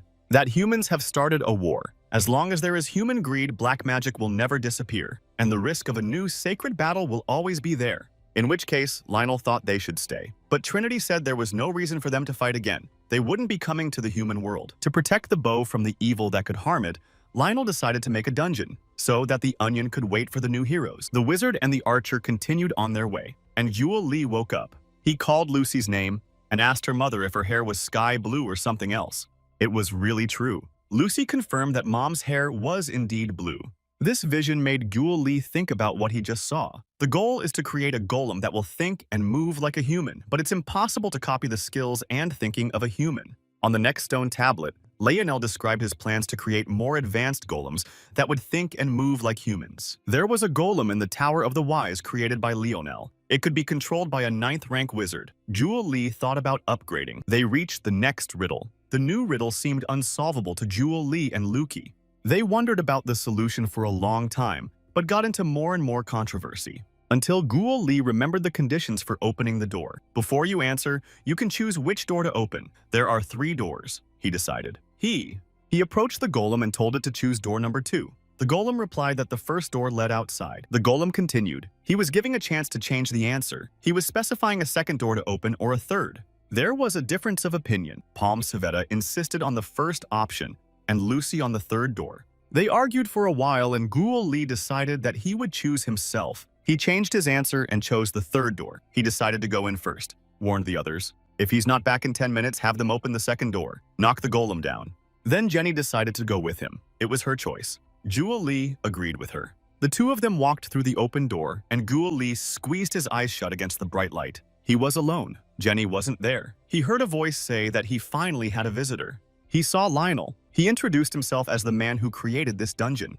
It wasn't really Lionel, but a piece of him that he left behind in this dungeon. Jewel Lee asked where Jenny had gone. She took her test elsewhere, Lionel reassured him. Speaking of tests, Jewel Lee remembered the last unsolved problem and asked what the answer was. It was an unanswered question. In choosing the wrong door, there was an opportunity to change the choice. His successor would have guessed to change the choice in such a situation. What he meant by successor. Jewel Lee asked Lionel and told him there was another wizard in the dungeon, and he mixed them up. But Lionel replied that his successor was Jewel Lee, which surprised Jewel Lee since he wasn't even from the Tower of the Sages, and Lionel wanted to make him his successor. In response, Lionel asked Jewel Lee who he learned magic from. He replied that it was Sir Pyres. Lionel hadn't heard that name, but Jewel Lee had a familiar monolength. His teacher had beautiful silver hair. Her face was covered by a robe, and her voice was changed so that others would think she was a man. Lionel said it was very difficult for him to learn magic from her. The technique of releasing and infusing mana is so unpleasant. This information surprised Jewel Lee was surprised. Beautiful and silver hair. Mana release. It told him that Lionel's teacher was Sir Pyres. But it turns out that Sir Pyres borrowed the name from Kyrsis before she came to the human world. It's a complex and painful technique that Sir Pyres used. Jewel Lee gave Lionel a hint. He almost left this world in the first session because the technology was practiced on him. He realized that Kyrsis was an alias. He guessed she might be a dragon when he reached level 9, and he repeated it. She's his teacher and he's her student. That's why Jewel Lee is his successor. He also said that he was called the greatest wizard in the history of mankind, but it wasn't him, it was Ragdam. He was on a whole other level. If there was another mage with the same powers as Ragdam, the holy battle could have ended with the defeat of the light. When the battle was over, he had this dungeon idea. He wondered if the same brutal battle would be fought again. He thought people wouldn't practice black magic after the sacred battle, but he was wrong. He found great enlightenment after the battle with Ragdam. He had a chance to think about the nature of magic. With that, they created a new magic. He prepared everything for his successor should he come here. At that moment, Gyul Lee found himself standing in the center of a mana acceptance seal that was gaining strength. He asked if Lionel would give him something like a grimoire, but he said he could not give material things, but he would give strength according to his teacher's method. Gyul Lee mentally howled. Then he asked Lionel if it was true that he loved Trinity. He shouted indignantly that Trinity was just a co-worker. Why did Gyul Lee suddenly bring it up? And then Lionel said he was going to be in a little bit of pain, and there is a possibility that he will leave this world. And Lionel activated the mana acceptance spell. And once again, Gyul Lee shouted. When Gyul Lee woke up, he found himself lying on the ground with Luki sitting next to him, asking him if he was awake. He asked what happened in the dungeon when they walked through the door. Toth answered. When they went in, the door closed. Suddenly, everything turned white and they lost consciousness. When Luki woke up, everyone was outside the temple, and he asked Gyul Lee what had happened to him. He told me that he'd met Lionel. To be precise, his thought left here. Alicia, who was listening, remarked that magic was amazing, and Luki lamented that if he'd known, he would have gone first and maybe won some prize. Remembering the pain he had suffered, Gyul Lee thought that Lionel didn't give out prizes. Luki asked what Lionel said to him. Nothing special. He just got a new technique, said Gyul Lee. Luki howled again. Lionel's technique. He wanted to learn it too. But the training process was such that Gyul Lee didn't even know what technique he had learned. He asked where Jenny was, but she wasn't here. Luki tried to look for her but couldn't find her. They started to go looking for her. But then Jenny walked up to them. She was smiling happily and holding Trinity's bow. She said she'd managed to get it. They all came around at once to look at the bow. They thought it looked like an ordinary bow, but despite its appearance, it contained 4 spirits. The bowstring is made from her mom's hair, Lucy added. The boys asked Jenny how she got it. She had her doubts about being the new owner of Trinity's bow. She would have to deal with the power of the 4 spirits. She'd heard about this bow when she was a little girl. One of her ancestors was an elf. It seems she has the power to awaken the spirits of Trinity's bow. If she was alone, she couldn't have gotten in here. Trinity thanked all the members of their team. Thank you all. Palm Tavetta was saddened by this quest. She expected to find treasure in the dungeons, but there was no treasure. But for Alicia, it was good everyone was safe. They made it out of the canyon safely and without adventure and returned to the city. There were rumors in the taverns and inns. It was said that the team that had gone into the gorge had been completely wiped out. And they also heard that the dungeon disappeared. Apparently, there was someone who ran the dungeon from the inside, but he disappeared too. Maybe the dungeon has moved to another location. If it was even a dungeon to begin with, you shouldn't have come here. Said it would take time for the news to spread, but the news traveled fast and changed in bizarre ways. Gyul Lee was interested in listening to the conversations in the tavern. There were 2 people talking at a neighboring table. He caught the name of the Kudrin Kingdom. One interlocutor asked the other whose side was outnumbered. He replied that Prince Joan had the knowledge and resource advantage. If the kingdom of Kudrin, then it's Leon. What's going on lately? Gyul Lee thought as he listened to this conversation. They kept talking. They said Prince Leonhard was a tough guy, unlike the crown prince who was hiding in the palace. Prince Leonhard fought on the front lines with his sword. One asked the other, did Leonhard really send the king to the other world? Gyul Lee was greatly surprised by this. It can't be. The other one objected to him. Gyul Lee couldn't eavesdrop any further. He approached the 2 men with 2 mugs of beer, said hello and asked, could they give him the details of what they were talking about? The interlocutors did not refuse the beer and asked what exactly Gyul Lee was interested in. He wanted to know what happened to the king of Kudrin. He was told that he had been sent to the next world. The Lord Chamberlain blamed Prince Leonhard, but the king's guards committed suicide, so there is no firm certainty of this. Queen Isabel declared martial law to arrest Leonhard, but he escaped. What's strange is that on the day the king was sent to the other side of the world, the royal guard was suddenly transferred to another palace, and 2 strangers were left to guard the royal chambers, who served Duke Clarice, a relative of Queen Isabel. After the incident, they were important witnesses who found the king's body. But when the investigation began, one committed suicide out of guilt, and the second one lost his balance while riding his horse and went to the first one, which meant that apart from Prince Leonhard's testimony, it was the 2 guards who were the only reliable evidence. Gyul Lee summarized. The royal guards, including Duke Clarice's personal guard, searched the entire capital for Prince Leonhard, but they failed to find him. A few days later, Prince Leonhard showed up at his grandfather's Count Rusk mansion and revealed the surprising truth. It's the Dark Gate organization, infiltrated the palace and joined forces with Queen Isabel. Queen Isabel was barren for a long time, then she suddenly gave birth to Prince John. A solution has been found. If they are in cahoots with the dark magicians, then Isabel and Prince John's bodies would have dark magic in them. A high-level wizard would be able to detect it. Marcus Christopher, the court magician, began the proceedings. Prince John's side refused to be tested. Marcus was removed as court wizard. He was replaced by a wizard recommended by Duke Clarus. The second prince's mother is punished. People are arrested. It looks like the princes are preparing for a war for the throne. Jewel Lee thought there might be a rebellion in the capital. The narrator hoped that Prince Leonhard could liberate the capital. If he started to win, the queen's supporters would start rioting. The other disagreed. He thought that if the prince was right, why had he fled the palace? And he had already been declared guilty. But Jewel Lee had already heard what he was interested in and left the interlocutors, thanking them for the information. He told his friends what he had heard. It was hard for them to believe such news from Kudrin. They thought Leo was in a difficult position. Luki didn't understand why they were talking about Leon. Then they remembered that Luki and Jenny don't know who Leo is, and told us that Leo was the second prince of the kingdom of Kudrin. Jenny said it was no wonder he looked different from the usual mercenaries. Then Jenny decided she had to go to the kingdom of Kudrin to help Leo. When she got Trinity's bow, she saw her. She said the bow had been created to confront the sorcerers. Trinity, the owner of the bow, is destined to fight them. Jenny thought she should go and fight the sorcerers in Kudrin. She asked Jewel Lee if he would go to the Sage Tower. Jewel Lee replied that he had to meet the Tower Master since he was Lionel's successor. That made Luca happy. He said he would show him everything. Jewel Lee was a little sad that he would be walking with the baby instead of Jenny. They were sorry to part with Jenny. Makan advised her to go to the guild for help. Elysia promised to pray for them. They were leaving tomorrow, Pomtaveta reminded the others. But she was interrupted by a hungry Lucy, who was hungry. We saw Jenny off on the road this morning. They wished her to take care of herself. Jenny also wished the rest of us good health and a new meeting. Saying hello for Leo, Jewel Lee and Lucy waved their hands at Ginny. They had to go too. Jewel Lee turned around and was about to leave, but he was called out. He turned around. A girl in a traveling cloak stood in front of him. She asked him if this was the team of people who had returned from Melfasa Canyon. In response, he asked the girl to introduce herself. The knight accompanying the girl was indignant, but she agreed. Her name was Irina von Solis. She was a princess of the kingdom of Solis. At a distance, Luki exclaimed that it was a princess known for her beauty. She repeated. She'd introduced herself and now wanted to know if they were the ones who'd returned to Melfasa Canyon. Yule Lee confirmed it to her. Then she asked if they knew where Duke Quarto and his men were.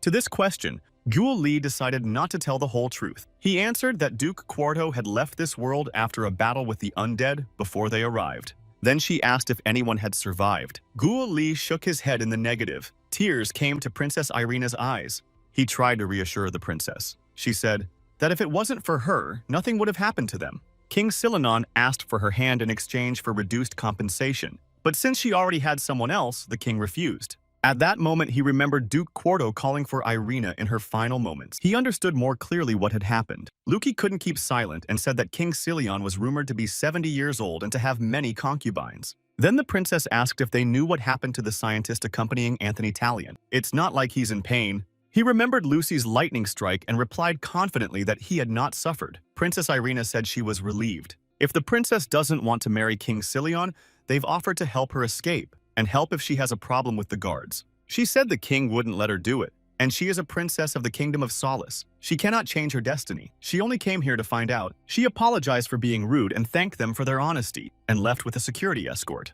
After she left, they all felt awkward. Luki thought out loud that he didn't know if they had done the right thing. What would have happened if they hadn't stopped the Argent?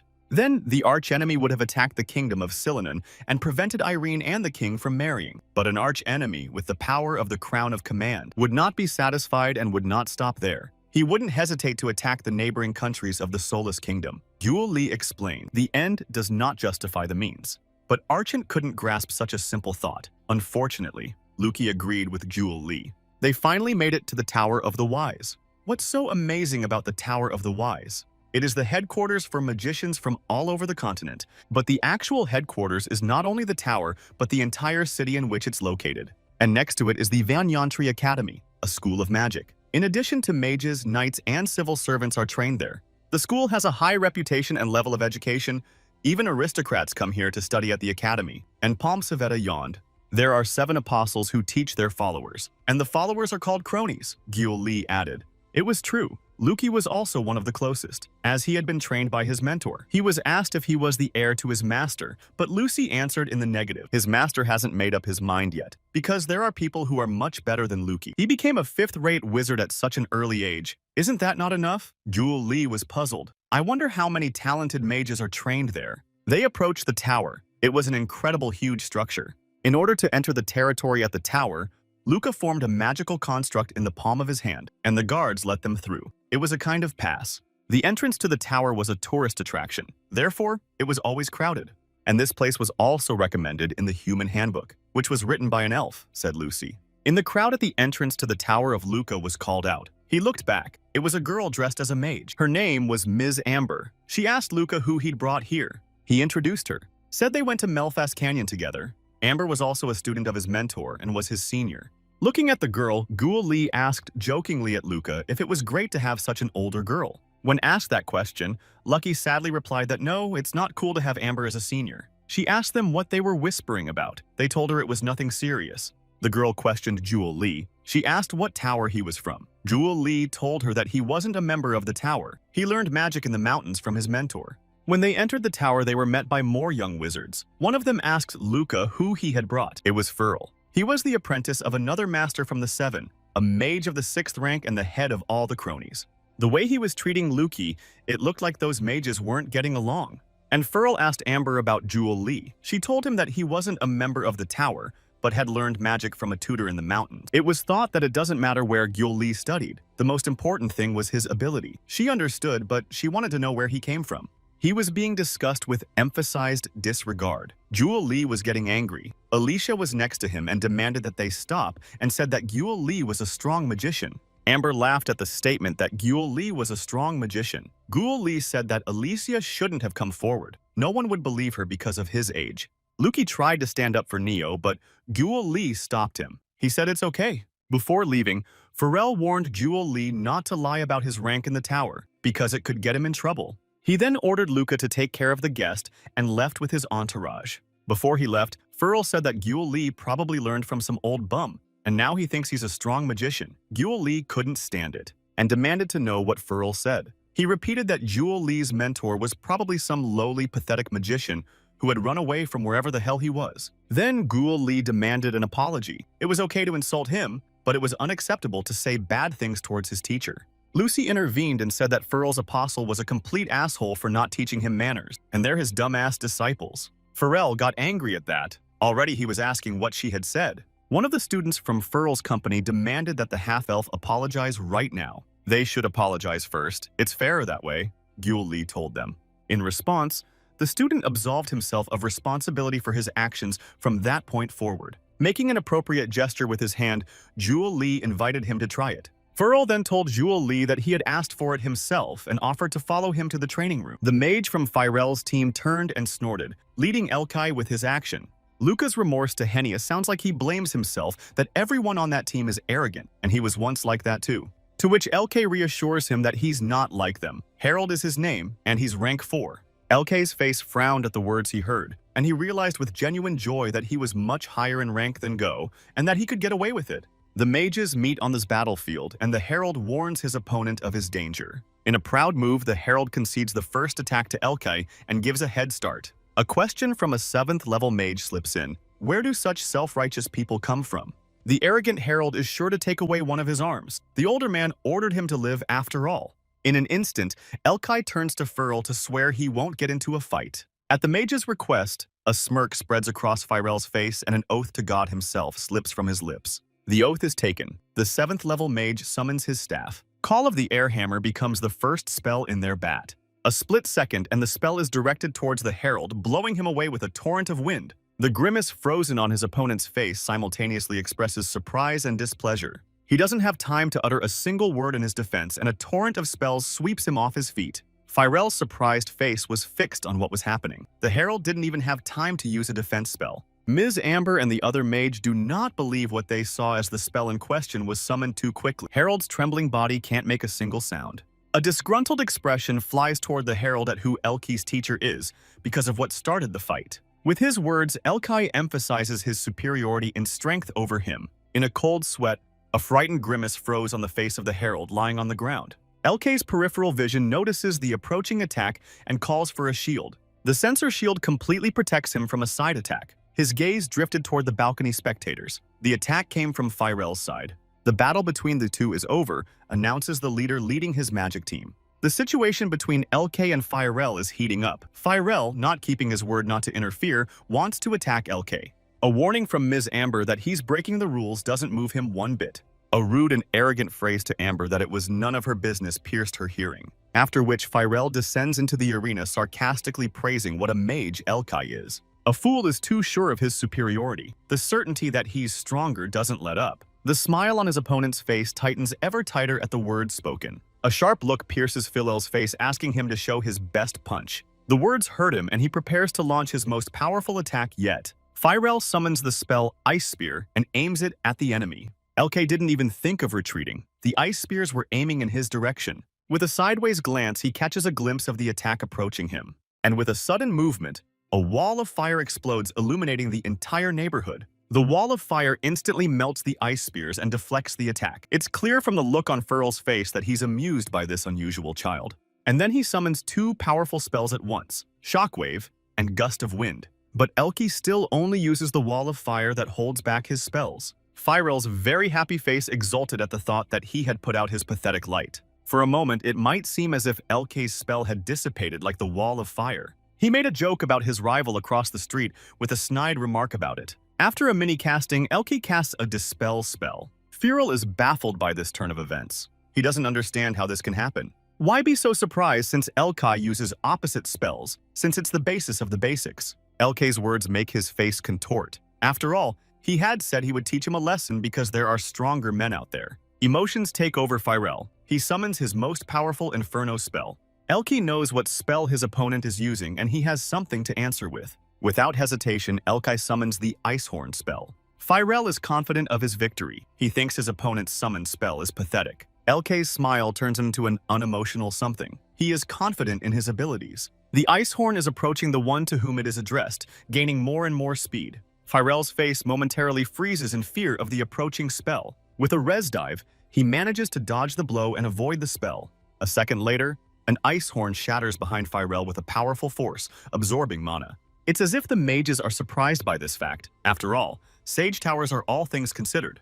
Elke snidely asks if Firel wants to attack him to do anything, to which Firel doesn't understand what kind of miraculous magic he's talking about. Suddenly, Elke stands up to show him what a real mage should look like. His gaze is fixed on the magician, but he can't believe his eyes. At this time, Elke begins to cast his spell.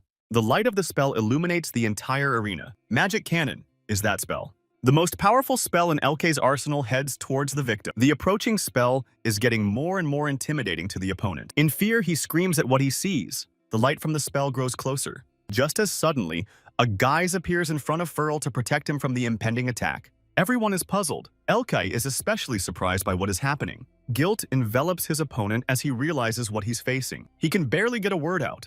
The man who protected Firel is his mentor. When asked by his mentor what is going on here, his apprentice eagerly answers, according to him, Elke is the only one to blame. You can tell by the look on Elke's face that he's not happy about denouncing himself. Upon hearing this, his mentor chases him out of the arena, to which Elke didn't even think to react and leave. From the stands comes a clue from Luke. The man in front of him is one of the 7 apostles. The apostle was not pleased at Elke's words. He did not think it was possible to oppose his words in the Tower of the Wise Man. There's another dispute between them. Firel isn't sure he can just let go because of the herald. Elke's nonchalant face is accompanied by the phrase that this is the way he wants it, but the mentor doesn't think so. The apostle prepares to attack him for crossing such a powerful man. He summons a powerful spell, a magic cannon. Undaunted, Elke puts up a barrier in front of him to cover himself from the blow. The barrier appears in time just before the impending spell. A puff of smoke appears that makes it unclear what happened. Slowly, a clump of dust develops and reveals the mentor's gaze. The apostle's eyes narrow. He wondered who he was that had so easily fought off and defended himself against the attack. The raised dust settles around the young mage and he introduces himself with his name, But the answer doesn't satisfy the mentor. He wonders who his mentor is, and LK responds with insults from his students. Mentor angrily demands the truth from Furl, to which he brazenly lies. Leaving this conversation for later, he continues to look at LK. But the young magician is not satisfied with this arrangement. He demands an apology from his students. Mentor turns away from him and in a gruff tone asks him not to talk to him like that. LK thinks his students could use a lesson or two in etiquette. The apostle's piercing gaze falls on the impertinent fool. The warning for LK not to cross him had no effect, and the mage set to attack. LK is fully prepared to take the impending attack from the apostle. The apostle's feet come off the ground with accompanying phrases of how it made him angry. Hovering over Elkeus, the apostle promises to show him his power. Gathering all his strength into a fist, he prepares to strike the mage. Fists of Power strives to land strikes to damage Elke. Elke's face changes and he's ready to counter-punch as he realizes what Apostle is up to. A wave of his staff and he deflects an attack of fireballs. Firel, as a cheerleader, supports his mentor, but a man comes up behind him to clarify what he means. Displeasure flickered across Firel's face and he turned to look at the man. Luca's surprise is unparalleled. He realizes who has now attended their fight. The mysterious man pulls out his staff and activates it, invoking a bounce spell that reverses previous mage spells. Firel's mentor is perplexed by what has happened now. Elke's face also read either surprise or displeasure at what he saw. At this time, the fireballs disperse as if they were never there. To Elke's pleasant surprise, he realized that that mage had just canceled their spells all at once. The apostle's indignation is unbounded. He asks him what he's doing. The mysterious stranger's name is Voide, and he asks them to stop what they're up to. The disgruntled apostle turns away and walks away from them. Luki approaches Voide as a mentor, to which he learns how his journey has gone. Elke and Luke's teacher Elke assumes that he too is one of the 7 apostles, to which Void laughs and introduces himself to him and doesn't respond to his assumption. But Luke picks up the conversation and confirms Elke's words. His mentor is the youngest apostle. In between their conversations, Firel's teacher intervenes. He's unhappy that Void has interfered in their duel. Elke accuses the apostle of interfering in their duel. The apostle justifies himself by saying that he trusts his disciple. From behind their argument comes a loud command to quiet down. Ms. Amber intervenes in the conversation and promises to tell us what happened. Voucher listens intently to Amber, but Firel is not happy about this statement. The apostle is displeased at the objection of Firel standing behind him and asks for silence. After telling the truth, Void discusses the situation since a mentor is more relational than birth parents. Asking Elkai to apologize awakens guilt in the herald. Accepting the apology resolves the dispute that occurred between them. But the conversation is not over. The apostle turns to Firel, which frightens him. Because he interfered in the duel, his punishment is to return his staff to Waidu. Nervously, Firel holds out his sorcerer's staff to him. The apostle takes the staff, and in his hands, it begins to glow. In an instant, the staff shattered into tiny particles in his hands. Firel's face broke out in a cold sweat at what he saw. It hurts to lose something so precious. The order to keep his head down and be dealt with later did not leave him indifferent, and he obediently agreed. Next, he invites the guests inside for a tour and asks Luca to do so. With a serious face, Firel's standing teacher looked at what was happening. The wriggle running from his forehead to his nose swelled with displeasure. Elysian's joy has no bounds. She looks at the very working elevator on the Mana. The whole team is watching to see how high up the elevator they go. The elevator is the pride of Sage Tower. The magic city is beautiful. Lights envelop every house. Luca notices that Hennem's eyes are pensive, and he is not happy about what he has seen. He thought about his city, about how he hadn't seen it in a long time. Flashbacks overlooking his city popped up in Elke's mind. He missed it. At the end of the white hallway, a walking Ms. Amber is shown walking. She stops in front of one of the doors to the towers. The uncertainty of whether the one she needs is there doesn't set her, and she knocks on the door. A loud thumping wave echoed throughout the building. No one opens the door. The door is very quiet and she doesn't know if she's in the right place.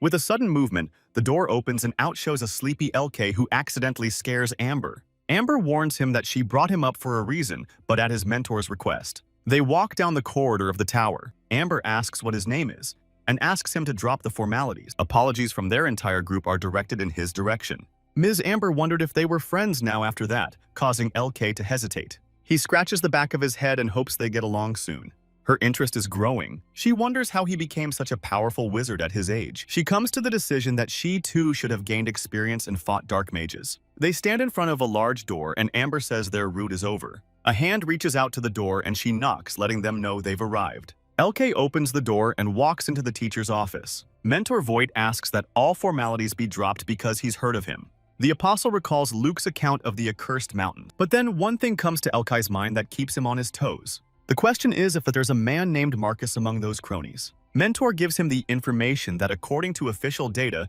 there is no such person in their ranks. The first disciple was Marco. He was an orphan when the apostle picked him up and he had potential. But the apostle suggests that by leaving the tower, Marco might have changed his name. The mentor wonders if he found anything pointing to it in the mountains, and wants to ask another question. Void inquires about LK's mentor and asks him about everything. What was the mentor's opinion about the Sage Tower? Elkai is a little displeased with the clarifying questions about him and his mentor. A moment later, he learns that the apostle has made inquiries about him after Luke's story. The apostle apologizes, saying that his biography is unbelievable. He continues his admiration that he reached level 7 too quickly. Also, his staff stands out from the rest. A flashback pops up in Elkai's mind. The mentor has the exact same staff as him, Leonel's staff. He received it after becoming an apostle of the Sage Tower. The apostle's suggestion of teaching Elkai the same spells shocks him. Elkai's gaze squints to the side and he realizes there's no getting away from this. He doesn't take long to tell the apostle that he's a disciple of Christy. Apostle is shocked by this statement because she is a dragon. Elkai asks him to keep it a secret.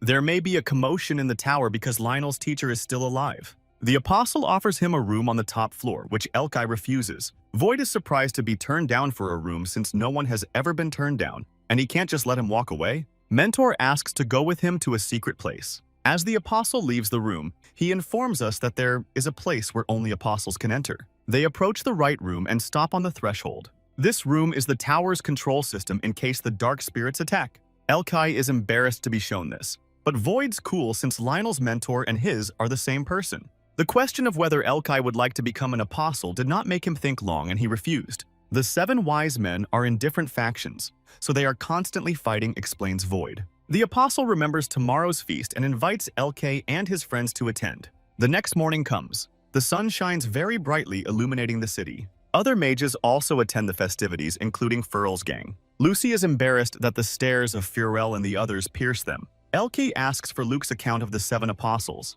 There are 7 of them: Voidside, Grumtel, Helan, Laps, Zini, Molly. But only Void has an 8th rank. Luki explains that only Zini and Molly are out of Void's control, but the others are under his control. Elkai begins to think about the situation. What if Zini and Molly's carelessness could lead to an attack by the Dark Mages? Lucy bursts into their conversation and calls out to Elkai. She happily holds out her plate, saying she's eaten it all and they have to go to the festival. He's embarrassed to refuse, but he asks her to go there later. Lucy's menacing and blank stare pierces him. She demands to head there now. Elkai, scratching the back of his head, agrees to Lucy's request. There turns out to be a lot of different magicians and people at the festival. It wouldn't be bad if the festival was attended by Makan and Savetta, says Elysian. Ms. Amber also keeps them company and enjoys with Lucy how cool it is there. Elkai is surprised that Amber went with them on what Lucas says she is interested in him. You can tell by the look in Lucy's eyes that she's interested in the kebab. Luki offers to buy her one, and everyone starts asking to buy shish kebabs from Luca. Luki's happy that Lucy likes to eat kebabs at the festival. They are having fun at the festival. Elizabeth is excited about the ghoul toy. Ms. Amber has purchased and is putting a pink bow on Lucy's head. It's not bad to take a break from the daily grind like this once in a while, Elkai thought.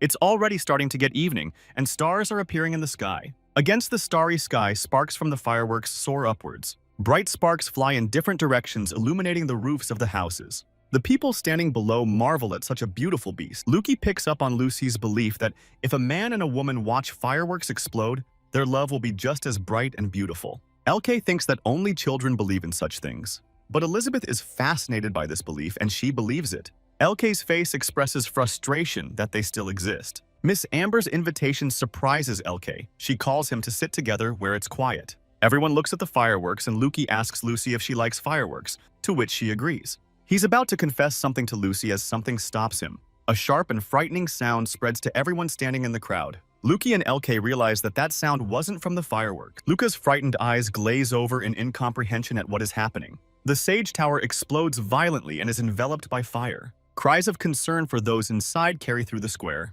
The team realizes that everyone close to them has stayed inside in the tower. The only one who knows the other way is Luke, who calls everyone to follow him. Luca realizes that something may have happened with the anti-magic and anti-thermal barrier. There's an alert from the tower telling everyone to leave the area. Luca's hand touches the magic elevator button and nothing happens.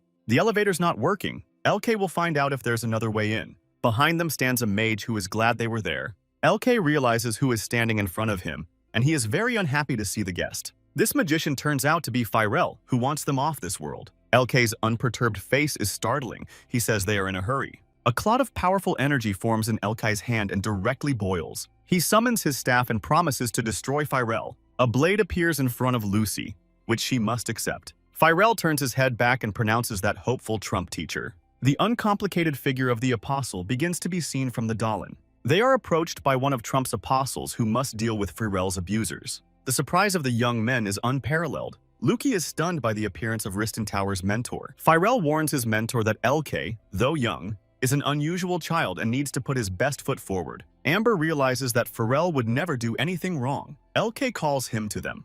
A satisfied Trump gathers the energy to cast a spell against them. Everyone needs to step back. LK summons a shield spell. LK's shield reflects Trump's teacher's attack, thus protecting him. After the shield, immediately summons the spells Air Slash and Air Hammer. The apostle is in awe of his abilities. He is impressed by the use of 2 spells at once. LK's spells with all his might restrain the apostle from attacking. Putting in even more effort, LK is not getting any easier. A drop of sweat breaks out on LK's face. That is all the apostle says. He's taunting him because he thought they'd fight at full strength. After saying that, LK summons an ice wall spell at once. In response to him, the apostle gathers a huge fireball. He's sure LK can't overpower his super huge body. A smile appears on LK's face. Instead of ruining him, he wants to distract him. You can see from the apostle's face that he is shocked by this statement. In a moment, Lucy appears in front of the apostle with a cleaving blade. In a leap, Lucy makes a sharp cutting motion with her blade. The blade cuts off the apostle's hands, something he was woefully unprepared for. Lucy's eyes fill with rage and she prepares to strike again. Lucy's next blow pierces the apostle through with her sword. His pupils seem to disappear from his eyes and drool splattered from his mouth. The apostle's head bowed under the weight of the blow he had received. Lucy stood next to the apostle Trump's body lying decapitated. Firel's gang stood aghast at seeing what they did to Trump.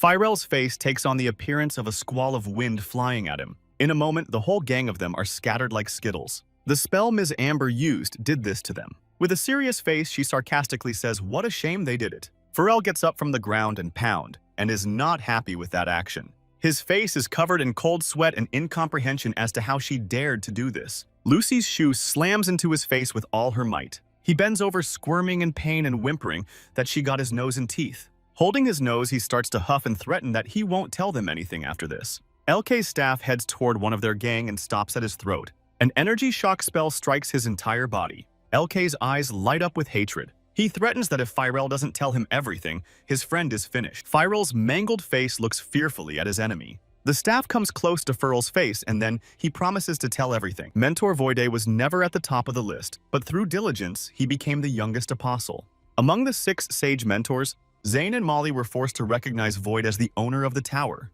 The 4 wanted to build their cities around the Sage Tower and recruit mages into them. While Void would have a tower, the others have towers and cities. Construction had to be postponed. Void became a mage of the 8th level and transferred all knowledge into books. LK and Luke realized that those 4 apostles wanted to get rid of Voidy. Firel informs them that the city would be divided into 4 and each would run their own part. Riston, Cullen, Dominic Tower, and Oakwood Tower had agreed to help them. For these words, he received a slap in the face from Elysian. Elysian makes a speech that as a priestess of the Holy Church, she would never give a mentor. The other mages are already advancing towards them and see their mentor on the floor. They are racked with questions about whether their teacher is alive and what's going on there. There are more and more people. They decide to take Firel and go from there. Lucy carries Firel on her shoulder and expresses her displeasure. LK gives her no choice, saying he is a witness. LK promises to never attend a festival again in his life. They are lifted by a magical elevator that no one knows about. Ms. Amber explains that if it's not being used to move things, it becomes an emergency. Luca and Elkai's bodies begin to vibrate strangely, and an uneasy feeling envelops them. Lucy's sense tells her that they have a tremendous magical power on top of them. What on earth is going on in that tower? Elke thinks and looks up. Knocking on Macon and Palm Savetta's room echoes throughout the tower wing. Elke and Luki think that there is no one in the room and that they have already evacuated. Lucy asks Elke and Luca to step away from the door. The rope door is blown to splinters and LK barely has time to dodge. They are met by Makan and Civetta, who thought they were enemies. LK asks why they are still in the room, to which Civet replies that they were suddenly invaded by mages. They took one of them hostage. He thinks they're involved with dark magicians. The mage reveals that they've been given orders to look for anyone involved who might be helping the dark mages and keep an eye on them. Civetta offers to leave quickly and doesn't understand why Amber is asking them about the tower. Luke and Elke's reasoning is correct that if the tower is destroyed, the enemies will enter from the back door. Elke thinks they should all protect this tower. The thought of reward also occupies them, especially Palm Civetta. But Luca remembers to get to the tower's central control system to warn the other mages not to go in. Only Lionel's heir has access to the system, and only LK can get in there and help them, says Luki.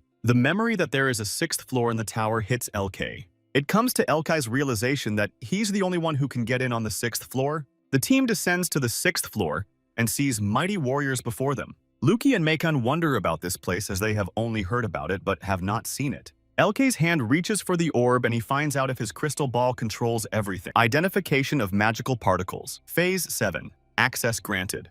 LK's glad it's working. Luki can't believe he did it. The desire to see what happens at the entrance pierces the balloon. It works as if acting as an eye connected to a crystal ball. Sounding the order to close all entrances to the tower addresses the security system. Abruptly, all entrances and exits are blocked, shocking the standing mages. The magicians decide to find another entrance. Elkai wonders where Voide is. In the midst of the stone floor and smoke, the outline of the void looms. He's surrounded by the other 5 apostle mages preparing their attacks. Apostle Void raises his face to look at his opponents. The mentor was seen by a worried Ms. Amber and Luki. Void warns that if they deal with Lionel's heir, their reputation will be ruined forever. Firel's mentor tauntingly says that they will build his demise at the hands of dark mages. Void tells him his assumption that in his opinion he will die and he will be left with fame and fortune. Wide's enemy sees no point in further conversation between them. The team realizes they need to get upstairs, but the emergency elevator only works to the middle of the tower. LK commands the tower to restart the elevator. The command is blocked, the Mana device is disabled. They come to the conclusion that they need to notify everyone in the tower. Amber knows how to connect the device to the elevator. Instantly, there is a tower-wide announcement from Ms. Amber. Message of the following nature. Riston Kulin, Dominic and Oak Forest want to take over the tower. A call to action for everyone to fight to defend their tower. Hoping the others have figured something out, they head for the hill. Lucy's attention is drawn to the weapon and she offers to use it. LK's face is too serious, and he asks her if it's okay. From behind a large gate comes a sound that scares the mages. The agitated mages realize that someone is coming out of it. The door opens heavily. The mages are ready to attack. A moment and the door opens fully, and the mages stand in position. Gritting their teeth, the dark mages greet those who come out from behind the doors. The dark mages didn't expect to see what took them aback. Huge stone guards peer out from behind the door. An incredible number of golems are coming out unceremoniously. The golems are moving towards the dark mages at lightning speed. There's no end to Civetta's removal. That's what the golems were designed for. The golems' faces don't change for a moment, they are always sullen. A fireball of incredible size looms over the golems. Not immediately noticing, Elke turns around to the impending attack. The command of the chief dark magician is carried throughout. You must aim for the joints. They are led by the apostle of the magic tower, Dominic Ryden. Civetta and Elkai peek out from around the corner and can't understand why they're the ones who have to make concessions. The balloon says Amber's in position. Elke finds out how long it takes them to do everything. Amber and Luki promise Elke to make things happen a lot faster. Civetta notes that the golems will have a hard time because there are so many mages. Fireballs one by one flying into the golems, destroying them. The apostle compares them to cornered rats who hide behind golems. Civetta is worried that they'll be charged for using the golems. Elke's on edge. The girls gush over Elkai that the golems were custom-made from Lionel and that they are expensive. The conversation is backed up by Macon, who says they'll have to work them off for 10 years. After hearing Elke's arguments,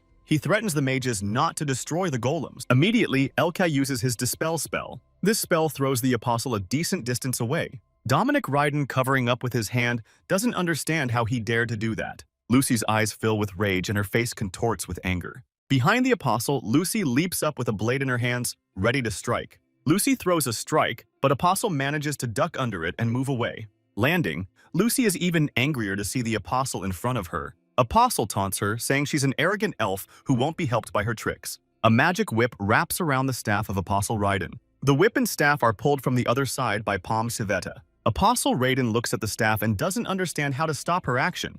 Makan jumps on top of him, screaming that he's got him. With all his strength, Makon grabs him in his strong arms. Apostle Dominic Raiden's face shows crinkles and sweat from exertion. From behind the wall come demands to lay down their weapons and surrender. Grabbing the mentor by the neck, Makon demands not to resist the mages or he will finish off the mentor. Terrified of their defeat, the dark mages begin to surrender. Behind shows Amber and Luki, who fixed everything, and now the elevator can lift them up. LK and Lucy are going to help Void. The rest of us have to keep an eye on the magicians. Elysian is worried about them, but LK reassures her because they are going there, Lucy. With serious faces, they go to rescue White's mentor. Fear does not envelop Lucy in what she has created, LK. If the tower falls, the Dark Gate has the advantage. The only one who's worried about this situation is LK. His cheeks are turning pink because he's confused about something going on to his left. The thought if he takes Lucy's hand and he calms down arises in his mind. LK's hand slowly reaches for Lucy's hand to take hers. Suddenly, there is a loud noise that makes them startle and they don't hold hands. Lucy is outraged as to why their elevator will stop where it is and they are stuck. The elevator got stuck due to insufficient pressure and lack of magic. The hope that Voidy will hold out until they get here is not abandoned. An ingenious idea crosses LK's mind, and he decides to put it into action. The idea is to help White right out of a stuck elevator. It comes to LK's attention that the Void using Lionel's staff has the same mana as him. His knee and hand touch the floor and he begins searching for his mana. The exhausted apostle holds on as best he can while LKE searches for his mana. You can't tell from his face that he has the slightest thought of giving up. The exhausted mage lying on the floor realized what his ability was. The mage lowered his head and died. In front of him stands Void in an attack stance. Dust flutters from his dusty place and the limbs of the mages are visible. One of the apostles marvels at Wired's power. He thinks that he would not be alive if he had activated his barrier. Then Void offers to stop. With a smirk, he asks if the title of Tower Master is worth it. The opponent is convinced that their teacher was wrong to choose Void. A huge fireball of mana looms over his head. This is the end of the Void. LK senses that he's going to use all his mana,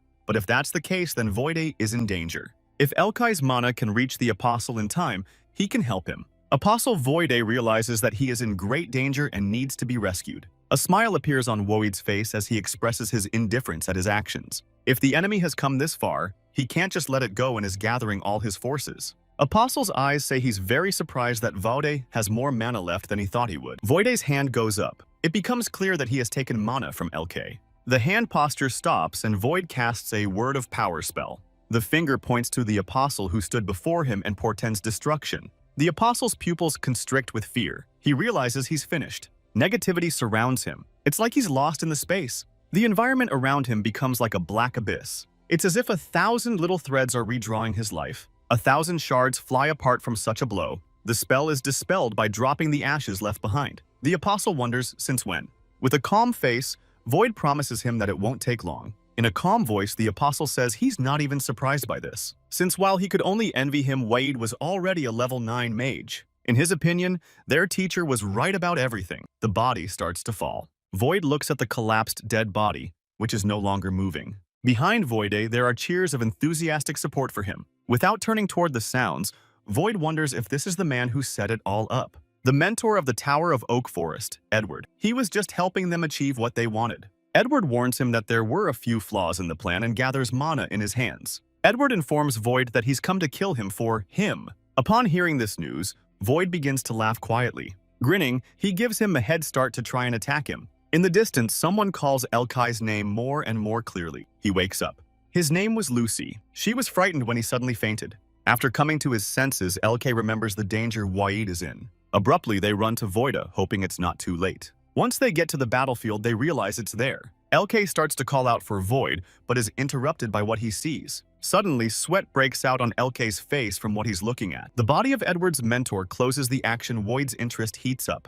Voide can hear LK calling excitedly to him, and he hears him. The mentors begin to drift apart, and a wound is seen in one of the apostles. Apostle Void severely wounds Edward, the mentor of the Tower of Oak Forest. The mentor's face turned pale from the blow dealt, and cold sweat broke out. His staff turns out to be a blade. No one knew Lionel's staff hid such a thing. Void explains that Lionel didn't quite know how to handle the blade, so he didn't use it. From what he sees, Elkai immediately thinks of such a hidden weapon. In the eyes of Edward's mentor, a life is lost forever. Apostle Edward's body begins to fall heavily from the wounds inflicted. Edward's body collapses. LK and Lucy run to Void to help him.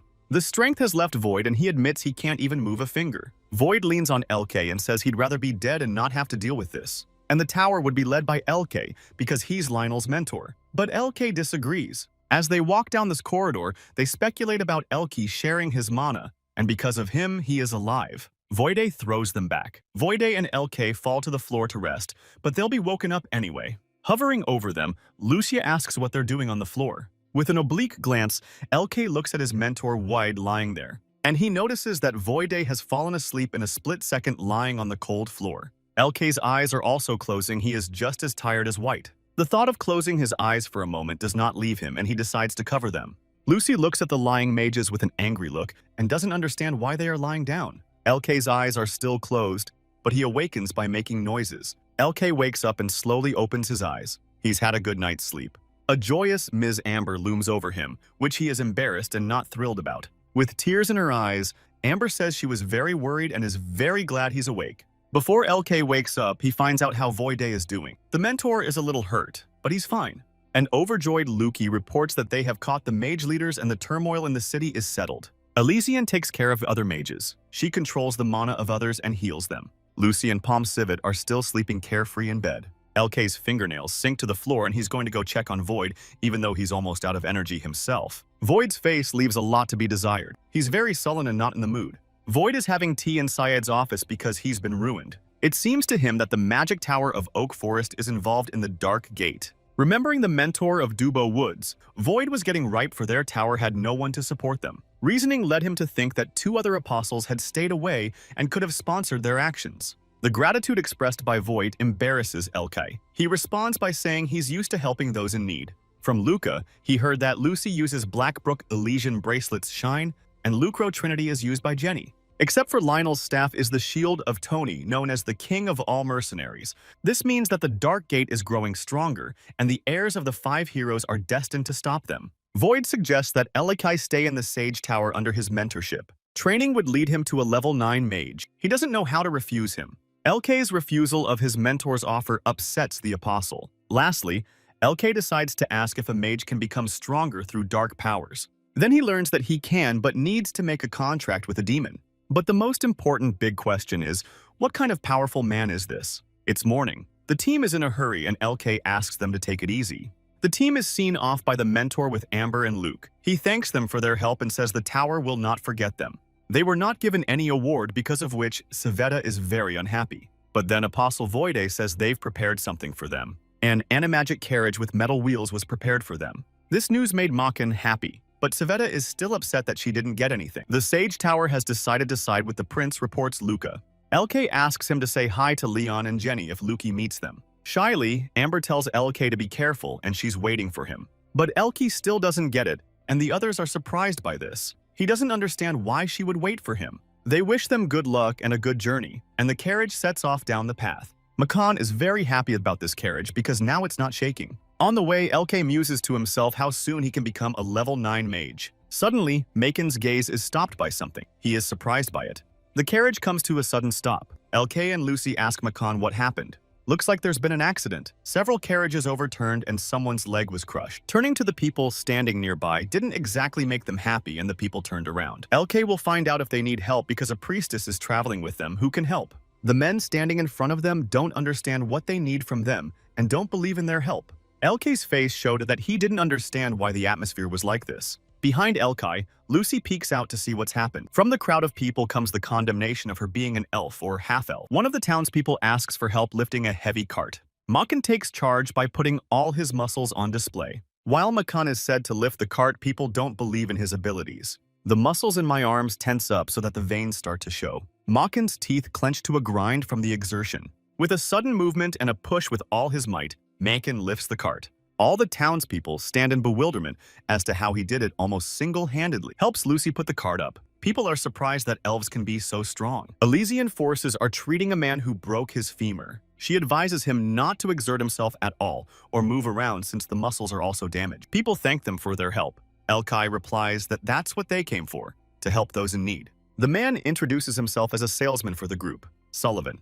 Sveta is unhappy with the fact that they help the merchants because of past experiences. Due to the heavy weight of the cart, Macon decides to ask what they are ferrying, but he is not answered. In an orderly tone, Lucy tells them to open the cart. No one understands why she's asking for it, but Lucy explains it's because she senses there's an elf inside. Laughing Sullivan says they were ready to let them go amicably, but it wouldn't work. Sullivan's command to the other merchants is to kill the men and take the girls hostage. Not the least bit surprised, Elke asks if they are serious about this. Elke's spell binds all the merchants with magical whips in an instant. A disgruntled Sullivan yells for them to be released immediately. Sveta's assumption is confirmed, they're terrible merchants too. Something catches Macon's attention and he asks that everyone take a look at it. Inside the cart is a bound pixie being taken to be sold. She's different from Lucy. Her ears are sharper and her hair is the color of silver. A shocked Elkai and Macon realize that there was indeed an elf there. Evil Lucy wants these merchants off this land. From what they see, the girls become very angry and kick Sullivan, who is lying on the ground. The other merchants, standing on the sidelines, are horrified that Sullivan is being beaten. Elke tries to turn the girls' attention to freeing Elfie. After calming down, Lucy and Elysian free the captive from the tightrope. Elke is interrogating Sullivan. He wants to know where they were going to sell the elf. Elf trading is banned throughout the country, but there are other places where it is allowed, Macon recalls. And from the direction Macon's heading, he's guessing they were headed for Redcall. Redcall is a lawless city that came into being after the war. Lucy has heard about this city. Her desire for the city to disappear from the earth is very strong. Lucy's body and senses felt like they were on fire, and she was very sensitive to the subject. The elf is not happy to be released as her plan is now ruined. Sveta isn't thrilled to hear her say that. Elysian assumes she let herself get caught on purpose. The elf's name is Lilzia, of Victoria Forest. Her sister was kidnapped by humans half a month ago. To save her sister, she decided to have people catch her too. After questioning Sullivan,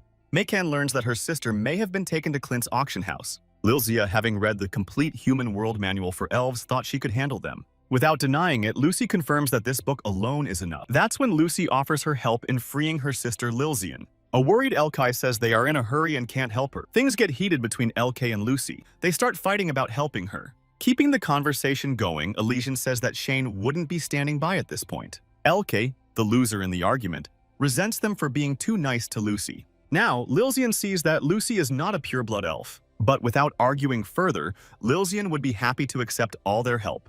Crying Elkai is sure it will take them a day or so to get there, and Macon reassures him.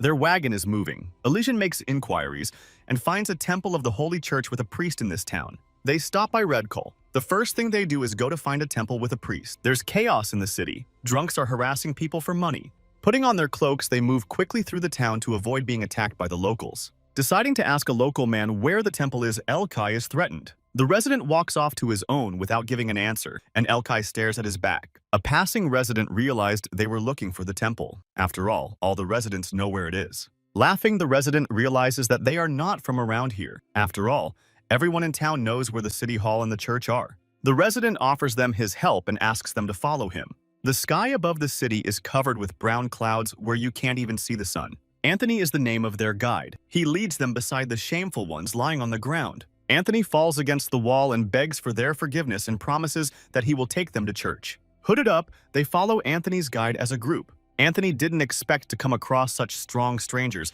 and this time he screwed up. They come to the doorstep of the building, and they check to see exactly where the D is. This is the first time Elysian has seen a temple like this. The church looks more like a hut. Running away, Anthony yells that Evans is not that easy prey and wishes them luck. Macon suggests they go inside since they've come to the right place. A knocking sound echoes throughout the building. Elysian asks if anyone is there. Elke's gaze is fixed on the door of the dilapidated church in question. Frightened sweat droplets break out on Elke's face. Out on the doorstep, Evans asks who they are and that he has a lot to do.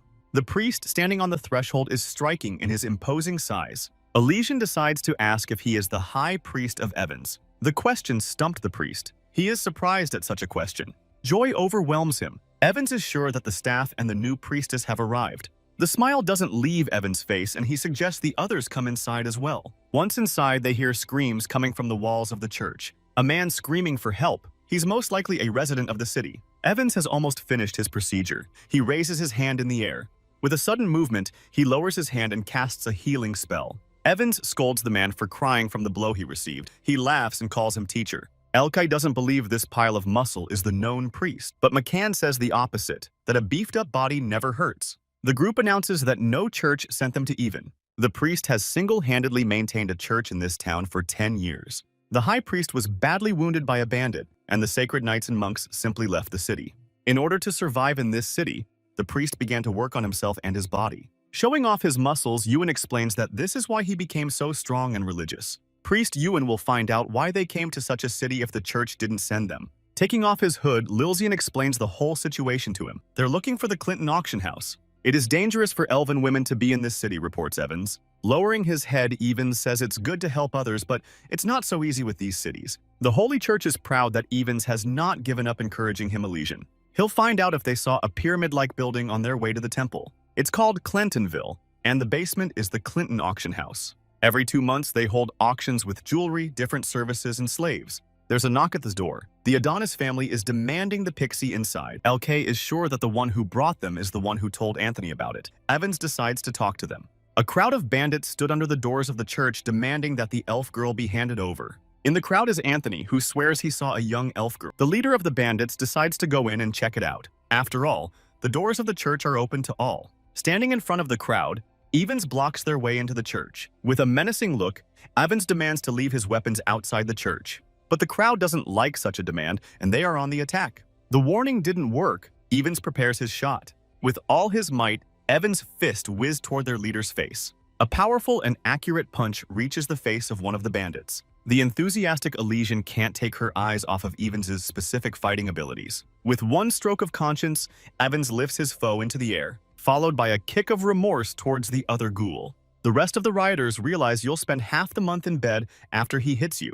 Macon's eyes are awakened by the excitement of what he sees, and he decides to join in. Shoulder to shoulder, Macon and Ewan deal with the raiders. Watching them, LK thinks they are the newest member of the overpumped Macon family. The priest scatters one by one. The third he throws over the sag. His blow is so strong that the asphalt is stewing beneath his enemies. Things went pretty smoothly, but Anthony ran off somewhere. Admiring each other, Macon and Evans praise each other and bump fists. When the next auction will be held, LK wants to know. Closing his eyes and crossing his arms, Evans remembers exactly what today is. The auction starts at midnight tonight. They're in a hurry to get there. The Clinton auction house is one of the most important places in town. Behind the bars, you can see the elf girl who is Lilzian's little sister. She looks a lot like her sister. Emaciated, she's sitting in the basement of this house. Evans takes his mace with him on the case, though he can't remember the last time he used it. Elkai worries that he won't be allowed in the house with her, but Evis calms him down and tells him otherwise. The spell of eternal light bewilders them.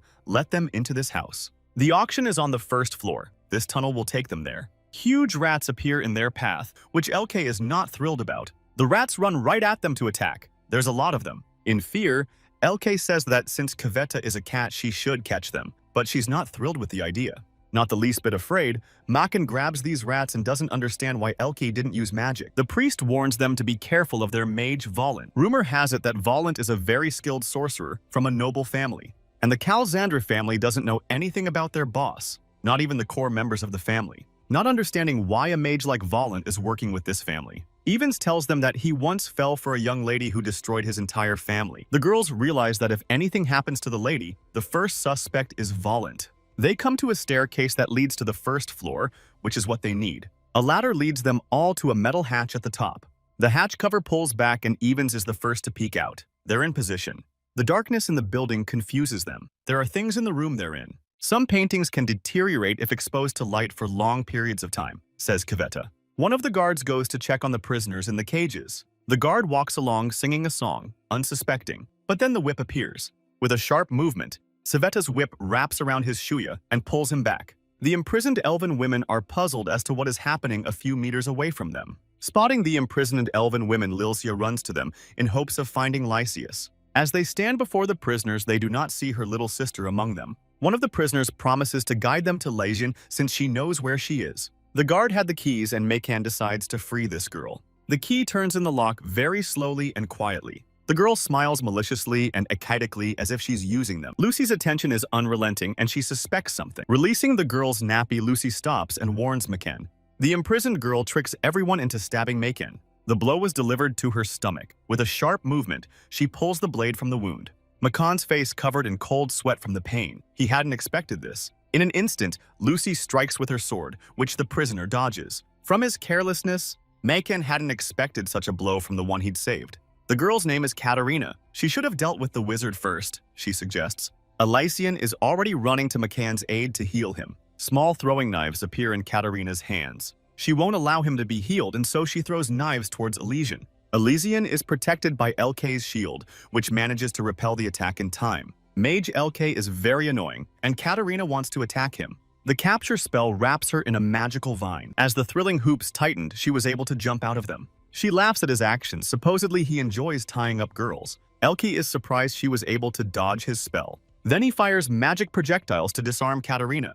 The shells are coming straight at Katerina. She stands still. A shield will appear around her to ward off Elke's attacks. Elke's eyes can't believe what he's seeing. She must be a mage. Turning back, she tells her friend that she should have come earlier. Shield conjured up Volant. He came to her aid as soon as he could. The guy standing behind him stunned Evans with his presence. It turns out to be Calcend. He greets the priest by calling him folk. It was a trap, and Palm Civet realized it immediately. The information about the elf coming to them was told to them by a snitch. From the crowd laughs the very snitch that is Anthony the traitor. A disgruntled Lilzia demands that her little sister be given to her. Laughing, Katerina says she has no idea where she is. They'll have to figure it out for themselves. Elysian, Palm, Civet, and Lilzia must help Makan while Elke and Lucy deal with the enemies. Ewan rushes to Lucy and Elke's aid with his iron mace. Volant asks that the half-elf and the mage be left to him and he will deal with them. Lucy's realization of what they were going to do to her comes instantly. Katerina's laughter echoes loud and resounding throughout the floor. Mage Volant, Calcend, and Katerina want to test them and see who wins. With one jerk, Katerina begins to run swiftly in their direction. Katerina jumps on Lucy to attack her, but Lucy manages to see this and dodges Katerina's attack. Katerina's technique lies in her speed, causing Lucy to be unable to hit her in the forehead. From the crowd comes an appeal for Lilzia and Elysian to entertain them. The elfess Lilzian urges Sylph to appear before her, and directs his spell at the crowd of bandits, causing them to scatter. That's when Katerina realizes that the elfess is the master of spirits. At this time, Volant summons a lightning strike, directing it at Elke. In front of Elke, a shield manages to soar up, protecting him from the attack. With a teleportation spell, Volant finds himself behind Elke. In midair, Volant aims fiery arrows at him. The strong enemy in front of Elke's eyes is starting to annoy him. Against the fire arrow spell, he decides to summon a wall of ice. Opposing elements meet in a split second. Since they're in the building, Elke realizes you can't use powerful spells. At any moment, it could cause the whole thing to collapse, and it causes reverse gravity. The unexpected disappearance of gravity brings Volant into resonance. But he wields the control of gravity and summons it. Snidely, Volant asks Elke if he is an approximation since he is already a mage of the highest rank. Bullying him, Elke asks him to surrender him if he can't overpower him. Pulling out his sword, Volant says he can certainly defeat him. Alone, his magic is weak, but with a sword he has the upper hand. After saying that, the fiery arrows swiftly flew at Elke. Elke indignantly repeats his words that he is using one magic again. Grinning Volant, sure Elke had rushed into that opinion. Standing firmly on the ground around Volant's feet, magical spells form. A smoky gray cloud forms around Elke, causing him to be poorly oriented. Because of his inattentiveness, his horizons were diminished. Cutting through the cloud of smoke, the sword flies towards Elke. But Elke manages to dodge the oncoming attack. The smoke clears and Elke can't see his enemy. He searches for him with his eyes. Behind Elke, an air/spell is fired at him. Already approaching him, Elke dispels this spell. Dissipating the spell, he doesn't realize what it just was. Using teleportation, Volant finds himself behind the mage, and quickly dispersing in the air, he quietly strikes with his sword. But he didn't expect Elke to use teleportation at all. The mage manages to land a minor blow to Elke's cut cloak. Without losing eye contact, Elke asks her to stop talking nonsense. But then Elke notices some kind of change and doesn't understand how it happened. Dropping to his knee, he realizes it is a poison that will quickly spread through his body. Elke's slightly pale face said it all for him. Volant admits he's fallen in love with the Count's daughter and they don't need to kidnap other children. While Volant broods, Elke uses a detox spell and heals himself. A surprised Volant learns that the young mage can use such a spell. A staff appears and Elke decides to fight at full strength, spitting on the place. That doesn't surprise his opponent. On the contrary, he recognizes why he's making such a fuss. Disappeared again. Volante attacks from a blind spot where he's not visible. A brilliant idea hits Elke. He decides to destroy the place. Taking the staff in two hands, he summons a special spell, Arcane. Suddenly, Volant appears in front of Elkai and grabs his staff. Attacking Elkai from the side, Volant says this is the end of the battle. Turning the hilt of the staff, Elkai prepares to pull something out of it. He pulls out the long sword that was hiding in the staff. Volant is unpleasantly surprised by this. He didn't know about the secret weapon in the staff. With an air-splitting motion, Elkai strikes his foe. Running slightly forward and attacking him, Elkai is still just as serious. In the move, Elkai says that Volant isn't the only mage who uses magic with a sword.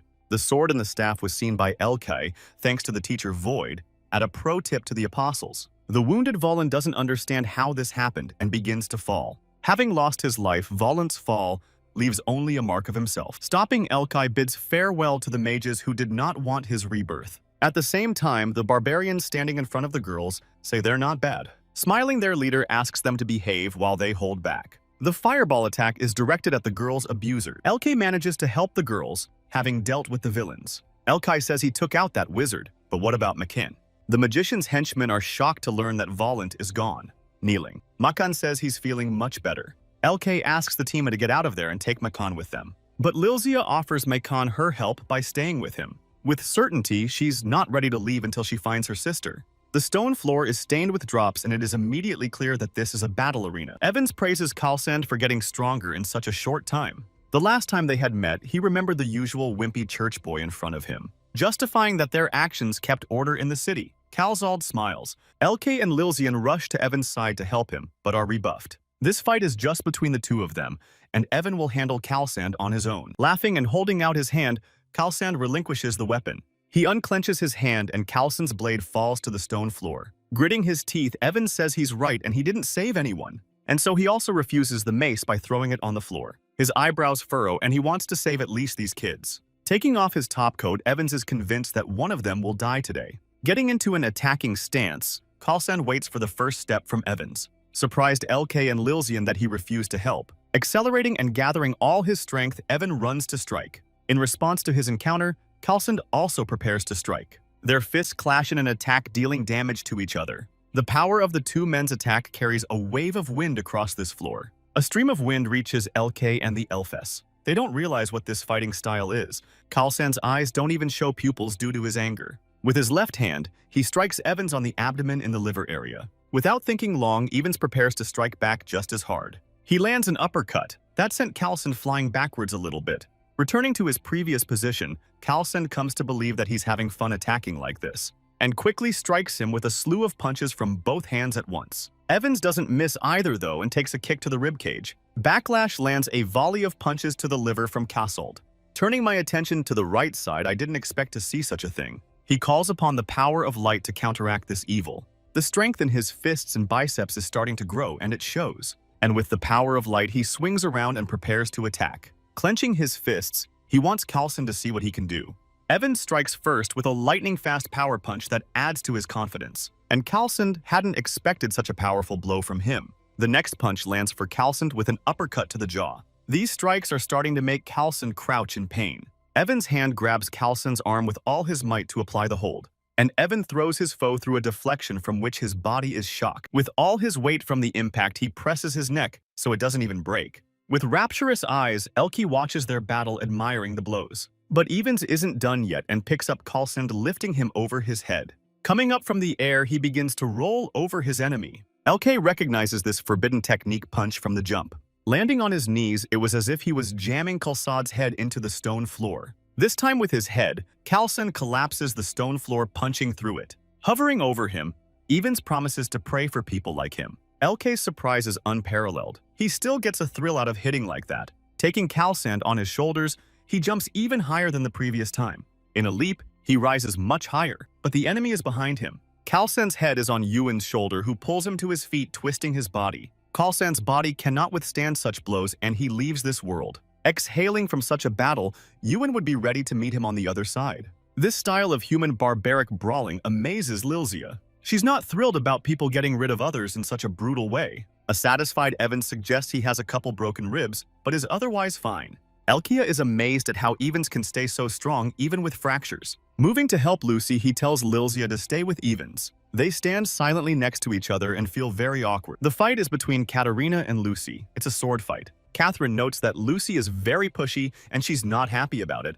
And then Lucy's name comes from behind her. It's LK calling her name. He wants to help her since Katarina is the last of their gang. Katarina's face contorted at LK's words. He had dealt with everyone, but Lucy doesn't want to accept LK's help and deal with her on her own. Like a child, LK is not happy to be told to stand by the side again. With incredible speed, Lucy attacks Katarina. With all her might, Katarina tries to fend off her impending attack. Swinging her black blade, Lucy is ready to strike her. Lucy's strike heats up the metal and sparks fly from the sword's deflection from Katarina. Lucy's sword strike was so strong that Katarina's daggers shattered into splinters. Katarina didn't expect such a turn of events. You could see it in her eyes. Not letting her guard down, Lucy finishes her off with a belly kick. The spirit emanates from her body. With such a blow, the pupils are lost in her eyes. With all speed, her body flies sideways from Lucy's blow. Katarina's body flies into the wall behind her. Groaning, Lucy says she wasn't going to just stand there and watch. Lucy's plea to Katarina to thank her that the blow wasn't as hard as passing through.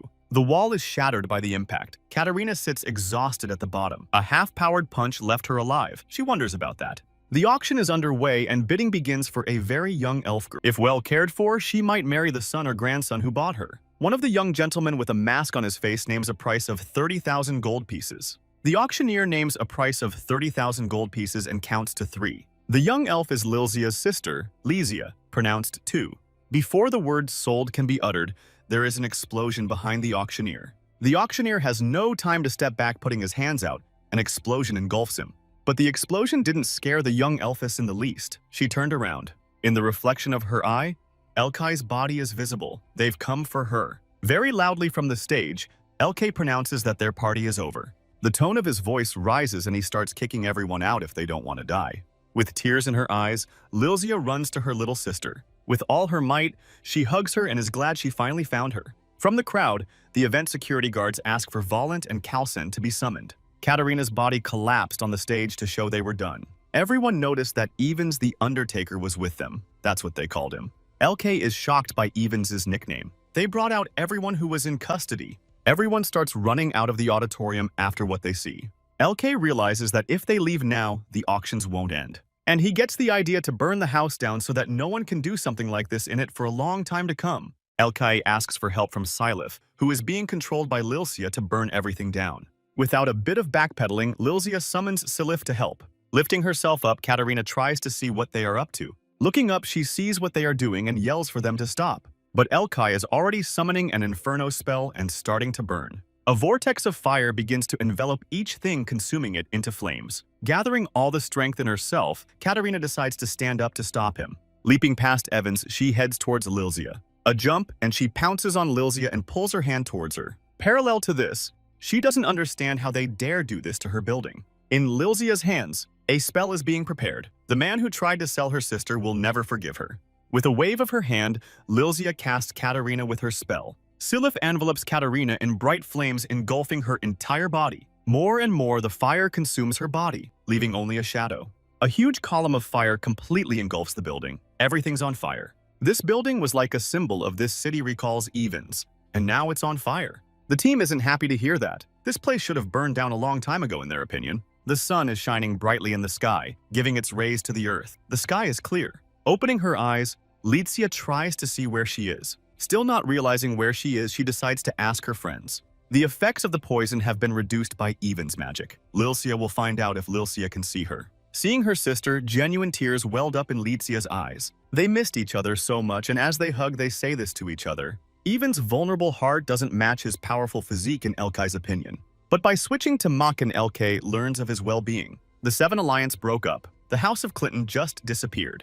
But Elkay has heard that there is a real head of the Coulson family. Rumor has it the real head has a daughter. Maybe it's that girl from the basement. Hearing this, Makan says there's nothing to worry about since everything is destroyed. While they were musing on the subject, Lucy reported that everything was ready for their departure. Ewan does not accept the invitation to go with them as he has devoted his whole life to this place. Priest legend. So soon, legends will be written about Ewan, Shur Elki, and Makan. Seeing them off on their journey, Ewan blesses them and wishes them to remain in good health. The team pulls away from the lawless city and moves out in the right direction. Expressing her displeasure, Tsveta can't believe nothing was taken from the auction house. But LK says otherwise, and that they took 30,000 gold pieces. Lucy was in charge of them, and she left them to the church, which makes Civet angry. Civetta can't extinguish her anger and resentment. She is stopped by Elysian saying it's a donation and to be quiet. Rejoicing at the reunion, Lilzian promises that their village will repay them in kind. For that matter, Palm Civet asks to hurry to the village to collect the reward. In a clear and bright blue sky, the sun is shining, giving out its warmth. Before we reach the village, the sky is covered with stars and night falls. The team took a break, made a fire, and cooked dinner in a cauldron. The team's attention is intercepted by Licia, who has something to say to everyone. Pensive, she thanks everyone in her rescue and helping her sister. Trying to cheer her up, LK finds out what condition her body is in now. He also explains to her that people aren't all bad and should be trusted. Smiling, Elke hoped she wouldn't be afraid of them. Licia's cheeks flushed, and her eyes shone, and she agreed with Elkai's words. Lucy, who was listening to the boys' conversation next door, smiled contentedly. But her elven ears heard a strange approaching noise. She is wary of this and warns Elkai that there is someone in the woods, rapidly not clear from where arrows are flying in their direction. But suddenly approaching arrows begin circling over Elkai. They are protected by a barrier. A voice from the forest asks them to release the elves they have taken prisoner. But Elke, not understanding him, replies that they didn't take anyone prisoner. Their conversation is interrupted by Lilzia, who asks them to stop. Fencing the team in with herself, she asks them to lay down their weapons on those who attacked them. Several hooded elves dutifully lay down their weapons. One of the elves emerging from the forest introduces himself as Ranik from the Victoria Forest. He apologized to the team. They're a reconnaissance team to rescue Lilzia and Licia. Elke is unhappy that he reluctantly apologized after the thoughtless attack. One girl from the elf squad is surprised by what she sees. In them to recognize the red-haired half-elf Lucidian. Pointing to herself, Lucy agrees with the elf woman's question. The girl introduces herself as Renoa and says they met earlier in Alvenheim. Lucy was just a little girl then. It's unexpected to see her in a place like this. Renoa introduces Lucy as a holy war heroine and daughter of Trinity. Not expecting to hear such a thing, Ronicum was very confused and surprised. But he wasn't the only one who reacted that way. Lilcia was also surprised. Remembering what she said to her, she starts to blame herself for it. Surrounding Lucy, the elves begin to express their admiration for her mother Trinity. Ronicum says he heard the half-elf daughter and that he is loyal to Trinity. Smiling, Lucy says her mom told her about her great helper. He didn't expect Trinity to praise him. Joy and surprise never left his face. An overjoyed Renoa is convinced that Lucy has led her group to save Licia. The team doesn't understand how to respond to this assumption, as if they were just a mass of people. The elves invite everyone to visit Victoria Forest. The forest spirit would love to see Lucy. Forest spirit Estina is one of those who fought together the holy war with Trinity. The elves escort the team into the Victoria Forest. The views there are spectacular. Upon reaching the site, Ronicum reports that permission to enter has been granted. Elves don't let other races into their villages so easily, says Macon. The Tree of Life is in every forest and village as it protects them. They are met by the spirit of this forest, Estina. She was waiting for them in the Victoria Forest. A joyous Lucy greets Aunt Estina when she sees her. In front of her appears a very beautiful pixie who is just as excited to see Lucy. Placing her hand on Lucy's shoulder, Estina notices how she has changed since the last time they met. But she also thanks the team in saving Lilzia and Lidzia. Estina is keeping order in the Victorian Forest, too. Elysian can't believe she's met the heroine of the 3 battles of the Holy War. Estina entered the battlefield from the very beginning. The war lasted 7 years. The Elven army did not participate. Shoestar, Lionel, and Emily fought there, remembering the events of the time as the fire attacks reached Anthony's castle. Then the Dark Estates army faced the 4th disciple of Ragdoom. The reinforcements did not know what to do because the commander-in-chief was gone and supplies were running low. Despite this, there were heroes who defended the castle to the end. At that time, another magician appears in the form of a monster. Shoestar was surprised that there was a mage besides them, but Lionel realizes it's not like magic. What was used was elementalism, and then Trinity showed up. Her magic was unique, and the team complemented each other. The jubilant townspeople of Castle Anthony were glad it was over. Trinity recognized Shoestar and said the elves had heard of him, and shaking Shoestar's hand, she offered her help against Ragdom.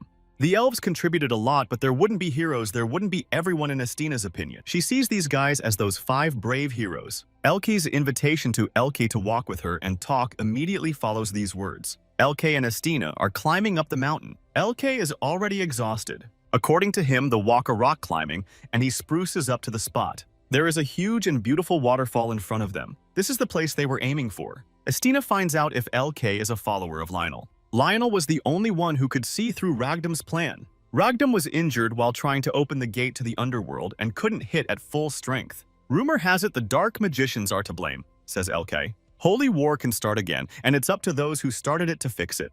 After the heroes were to be replaced by new ones, so Lucy was sent to the human world. Lucy is still a child, but has the skills of a human elf and a dragon. Estina says she trusts Lucy LK, and she needs to be protected. Pensive LK won't admit to Lucy what they were talking to Aunt Estina about. Sitting down next to LK, Lucy is subjected to a question from him as to whether she misses her parents. She confesses that she may return to them after their journey. But why, he asks. It's hard for LK because he didn't even have time to miss his family. Thoughts torment him because he saw them every day and now he can't even remember their faces. After such depressing thoughts, he doesn't notice how he starts to cry. Noticing this, Lucy decides to ask if he's really crying. But LK's talking like he just got a fly in his eye. Lucy calls out to LK. He turns toward her with a serious face. She pulls him to her chest and hugs him, and sees no point in holding back and crying. A tear welled up in his eyes at the touching words he heard. She asks to hurry up in the case so he can get home as soon as possible. Standing and hugging LK, he timidly and quietly agrees with Lucy's opinion. A clear morning comes and they set off on their next journey. Seeing them off, Estina admonishes them to be more careful, especially Lucy. Lilzia is surprised that the team is getting ready to leave. LK says they need to hurry. Patting Lizia on the head, he promises that he will come back to them again and that she will obey her sister. His words and action made Lycia's cheeks redden and she became embarrassed. Walking away to the carriage, LK shouts to the elves to take care of themselves. Everyone is already inside the carriage and it touches down from the Victoria Woods. Lilzia shouts goodbye to them while waving goodbye to the carriage. But here Lizia is not at all happy about their departure. She is embarrassed. Without asking her sister, Lizia breaks free of her and runs after the carriage. As she runs, she yells loudly for LK to look. The joy and smile didn't leave her face as she ran with all her might. Stopping in the middle of the road, she waves the team on their way. You can already tell from Lucy's face that she's jealous of LK. But LK didn't hear anything she yelled. Lucy said it was better that way. Lizia's smile never leaves her bright and innocent childish face. Holding the block with the cross in their hand, they continue on their way. With all speed, they are advancing towards the land of Suin. As they arrived, they are surrounded by mountains and sloughs. LK and Lucy came forward. Fur coats don't help them from this cold, steam coming out of their mouths. LK doesn't understand why he's suffering so much and screams because of the cold.